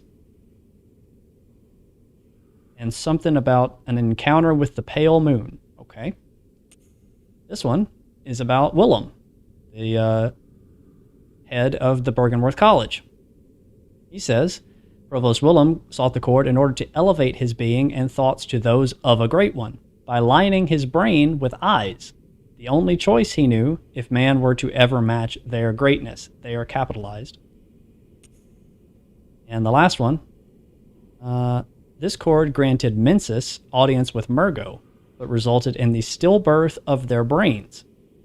And then they all say, used to gain insight, and so they say, eyes on the inside, although no one remembers what that truly entails. The more insight you have, the counter up in the upper right that says 12 right now, insight is how many eyes you have in your brain. And the more eyes in your brain, the more crazy nonsense you can see. But having eyes in your brain is kind of like a tumor, so you're also going crazy. So who's to say if anything in this game is actually happening, if there's actually aliens, or if you're just going insane because you have brain tumors? I don't know. Nobody knows.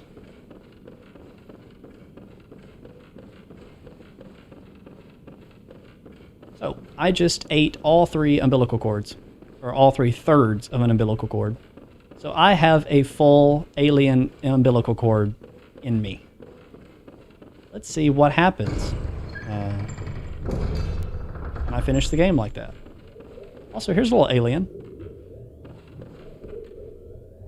This is what they look like, if anyone's curious. This is what they can look like. Everybody remember, Bloodborne is sci-fi.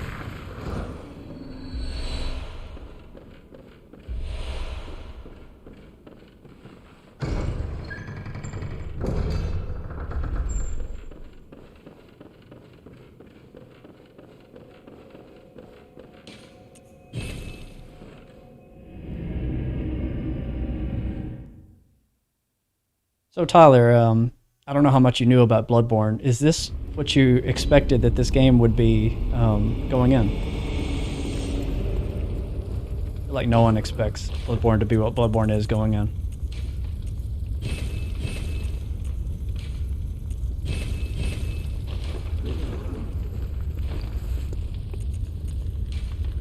I know, I better hurry.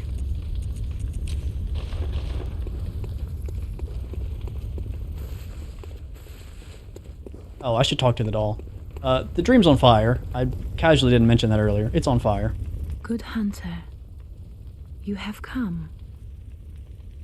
Dawn will soon break. This night and this dream will end.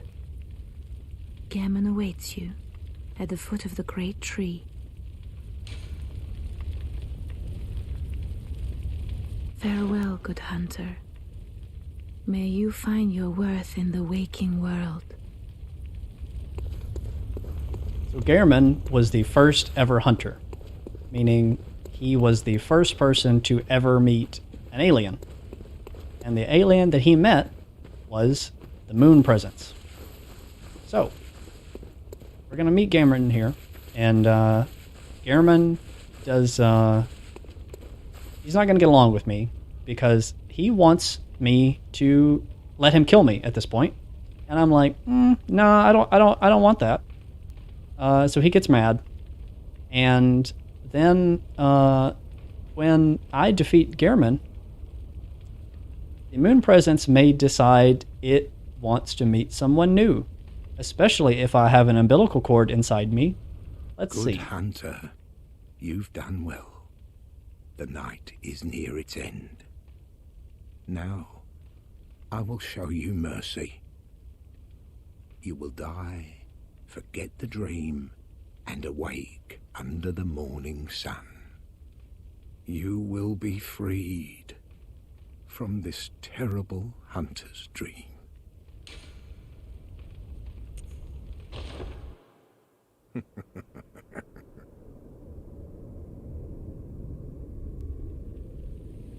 Dear, oh dear, what was it? The hunt, the blood, or the horrible dream?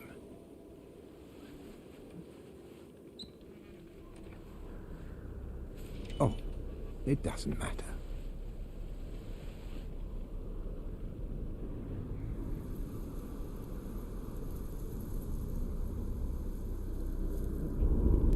It always comes down to the hunter's helper to clean up after these sorts of messes.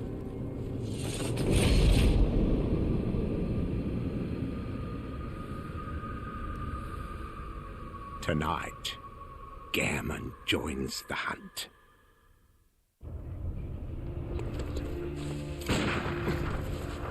Okay, this is probably the hardest fight in this playthrough. Because Gehrman is insanely fast and can one-shot me. And he just takes so many shots. So the strat that I use for this is just to spam bullets and keep him as far away from you as possible.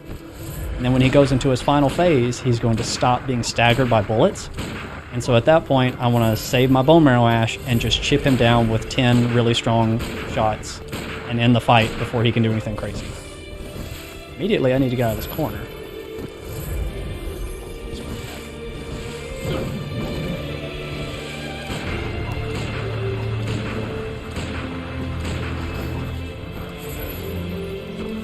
By the way, this is fully upgraded Hunter's Pistol, 99 blood tinge, and the best blood gem in the base game.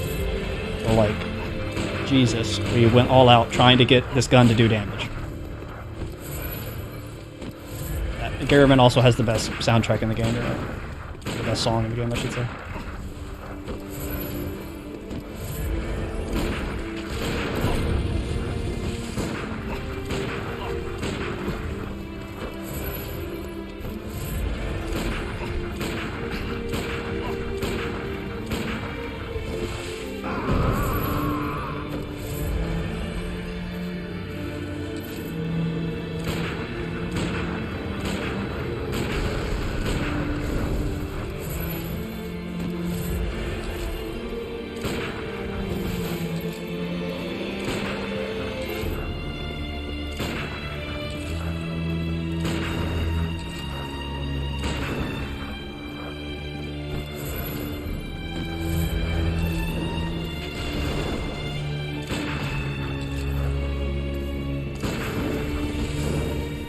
dodged a lot of my bone marrow ash. That's concerning. That's fine. I did not like how the first phase of that went anyway. Let's try again.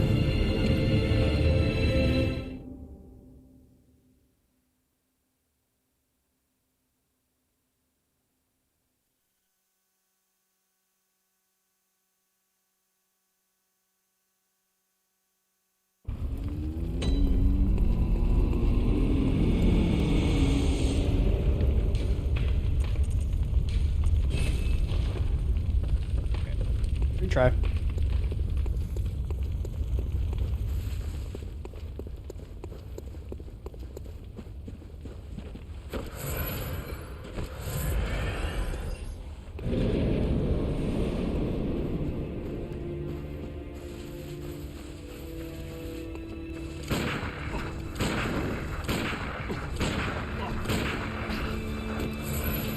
think a mistake I made last time is I switched to bone marrow ash too soon. He was just like standing in that one spot charging. I probably should have just been spamming regular bullets and taking advantage of that time instead of like prepping and stuff. Try that this time.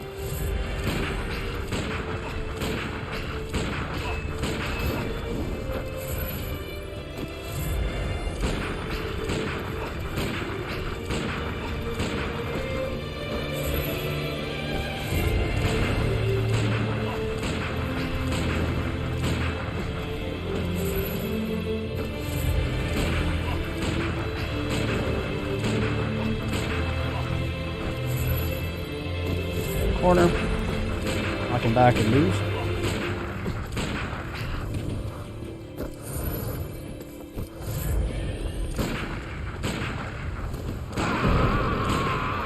It's actually a really good time for him to do that. Gave me time to back off.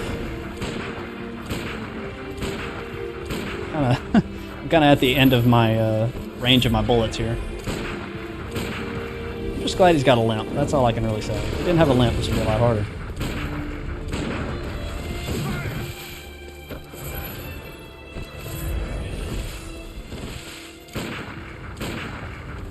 You see, he doesn't stagger from bullets now. But he has lower health than he did at this stage. We're in a good spot.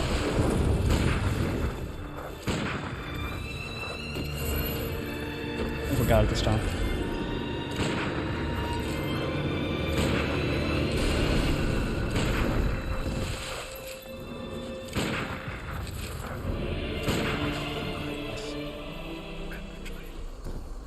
Okay. So, now that I have killed the first hunter that met the moon presence, and now that I have an alien umbilical cord, what happens?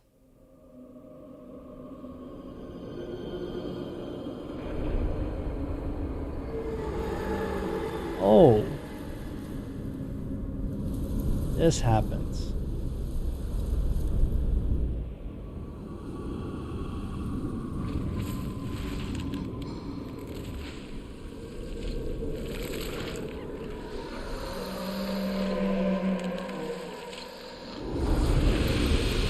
It's like, wait a minute. You're not my baby. You're a people.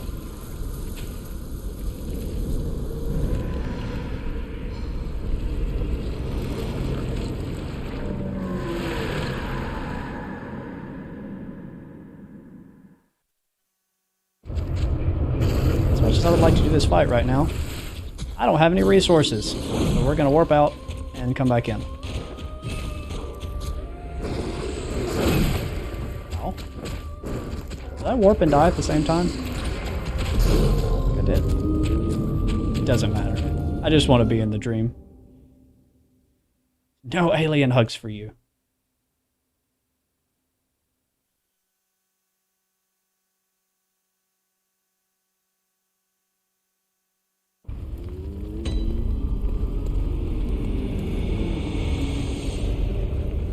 Also, you see that, like, by just seeing crazy stuff that is, like, otherworldly. Like, look at my insight counter. I've been keeping it relatively low. Just dealing with Gehrman and the wet nurse and the moon presence. I have 30 just from looking at them. Like, you get eyes in your brain, like, fast in this game. Inside is easy to come by.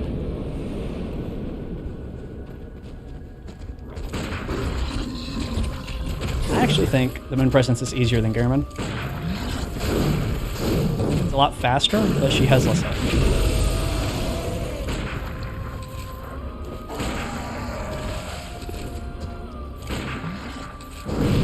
Also, she can look at me and drain my health to 1 HP when she wants. That's the thing to be aware of. Oh god. That was a lot of damage.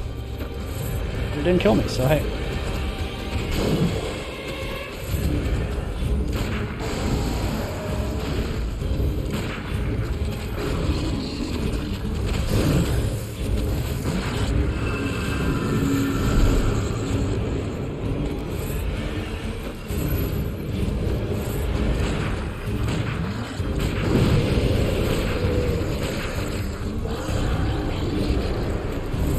And that's the Moon Presence. And that's Bloodborne. So, what happens if we not only replace Gehrman as the child of the Moon Presence, but we replace the Moon Presence? Well, this happens. Are you cold?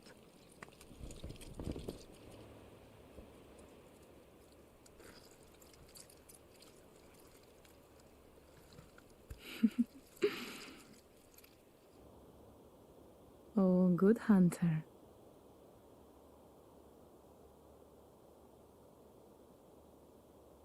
We're a baby alien! Everybody give it up. We did it. We became a baby alien. The game's complete. Stream's over. Yes, the true quote-unquote good ending of this game is you become a baby alien squid. Once again, hard to know if anything in this game is real or if it's just the insane nightmares of a crazy person somewhere.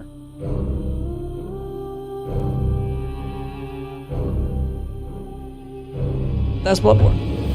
And that's how you do it, using only the Hunter's Pistol. You don't need melee weapons. I don't need health. I got a gun and 1,000,000 bullets.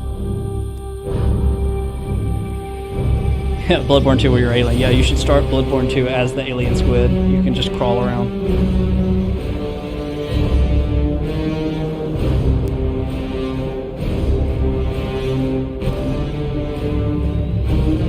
I always ask, who here has never seen Bloodborne before?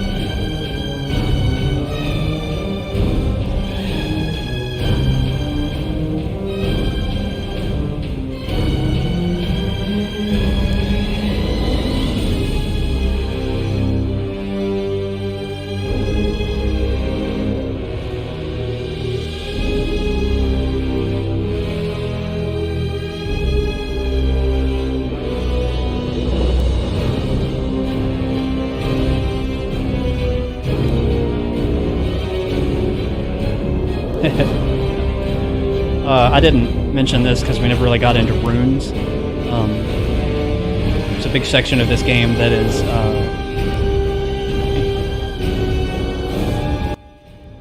let me decrease the screaming soundtrack for a second. Yeah, there's a big section of this game that is about collecting runes, which are the written language of the Great Ones. And they're usually just like these weird, like, hatch mark kind of symbols. And you can memorize 3 at once, and they give you like passive effects throughout the game. There is one that increases your arcane damage, which is the element that is like the alien damage type. It's where you use like crazy space magic. And the rune that gives you more arcane damage, the symbol is the letters H and P. It's pretty obvious. This game was a giant love letter to Lovecraft. Is BB your favorite game ever? Pretty much, man. Pretty much. Sekiro's a close second, though. I think Sekiro's also quite good.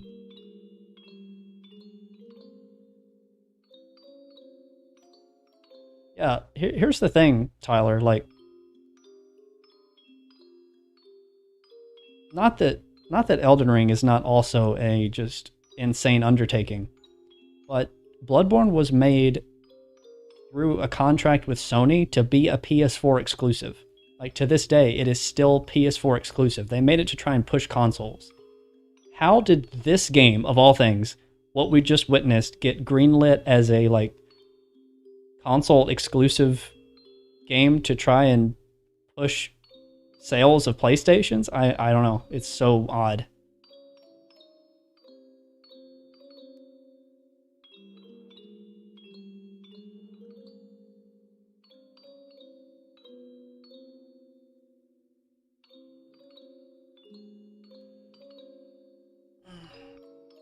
Yeah, maybe one day I'll have to do another weird Bloodborne run where we see like the parts of the game that we didn't see today. I'd like to do something that really requires runes, something where we see more of like the werewolf side of the game, like something we never even touched on is the reason that people are turning into werewolves is that they started infusing themselves with the alien blood because it made them feel good. And then they just started mutating. Are there really 3 endings? Yes and no. There are 3 endings, but they're not like super different endings. Basically, the 3 endings are you go to Gehrman and he's like, hey, I want to kill you so you can escape the dream. And you can say yes, and then you don't fight him and you just credits. Then there's the ending where you kill Gehrman like I did, but you don't have the umbilical cord.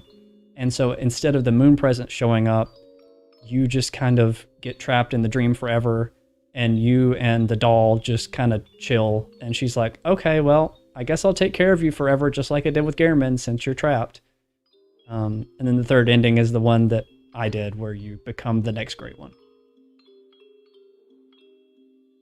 $2 from Orange River, probably my favorite run of yours so far this year. Well, thanks, man. I had fun with this one. It was a giant pain to route for sure. I mean, there are faster strategies than what I did, absolutely. If you want to do a gun-only run of Bloodborne, there are many other ways and many faster ways to accomplish what I did today. But it's also like when you're on stream, it not only needs to be like kind of time efficient, but it also needs to be consistent. Because if it's really luck-based, or if it's something that takes a lot of tries to get right, you're just going to bore everyone on stream doing the same thing over and over and over and over until it works, right? And there were a couple places in this stream where that was the case. You know, at the very beginning when I had to use the wolf to clip through the gate, that was a little slow. And then about the middle of the stream when we did the glitch to freeze the Shadows of Yharnam so I could enter that fight without their AI being active, that was a little slow as well. And then the last part that I was concerned about was using the Come Dungeon to farm Blood Echoes. I didn't want to just do that over and over and over for 30 minutes on stream, but I think having a backup account was a good way to deal with that issue. Good. So yeah, basically once you've finished the game, you restart in the same place that you open the game, and you can play through a second time with all of your gear from your first playthrough if you want. And all of the enemies and bosses and stuff have their health and damage scaled up to compensate. So that is New Game Plus, and maybe at some point we'll do New Game Plus. Yeah, I think it would be cool to do the DLC. I think it'd be cool to do the rest of the game that we skipped at some point. Probably can't continue with gun only. Once you have enemies and bosses with extra health, the whole bullet thing kind of falls apart, and you no longer have enough to kill them with just bullets. But, you know, I could do something else in the future. I could play the game the way you're supposed to play, and, you know, actually get a weapon and stuff. I could show you guys my favorite weapon. In fact, I can do that right now. Yeah, Sax, and that tends to be the way I go with things. Like, I like the stuff I like. I recognize that by consuming too much of it, I will become a crazy person.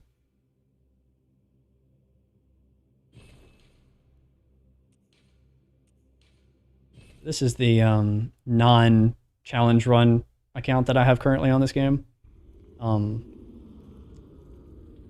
The weapon that I use when I'm not using just the gun usually is the Blade of Mercy, which are these two tiny little like dagger swords. They are much more vicious, much more, you know, stronger, longer, farther reaching weapons in Bloodborne. But I like these because they attack like this.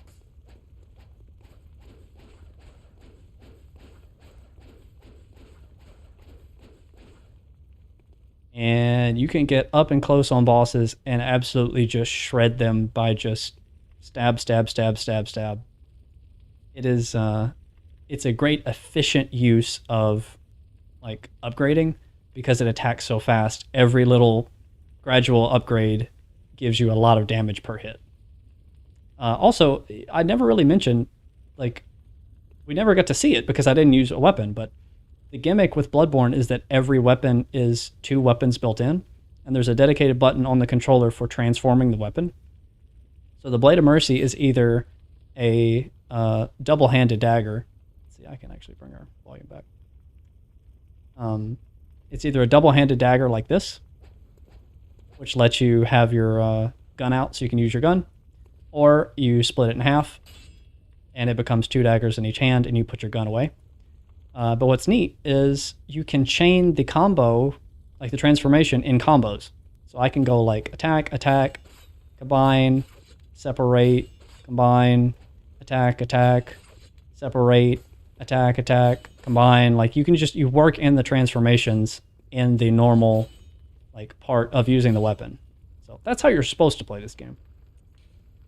And this one's a fan favorite too. I don't have a lot of stats on this account, but I can show you a couple of them. The threaded cane is exactly what it looks like. It is a cane that you use as a melee weapon until you transform it. And once you transform it, it does this. And now, it is a chain whip. And that's what I used for my first playthrough, because it just looks pretty cool. So yeah, there's a lot of weapons like that in this game. You just kind of use what looks cool to you and make it work. Alright guys, that was Bloodborne. I had a great time. I hope you had a great time.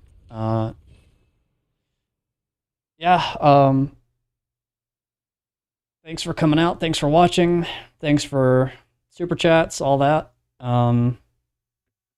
As always, I am always working on glitch videos, and Ocarina will be the next one, Ocarina of Time. Just gonna throw some hours at that and try to get it out to you guys soonish.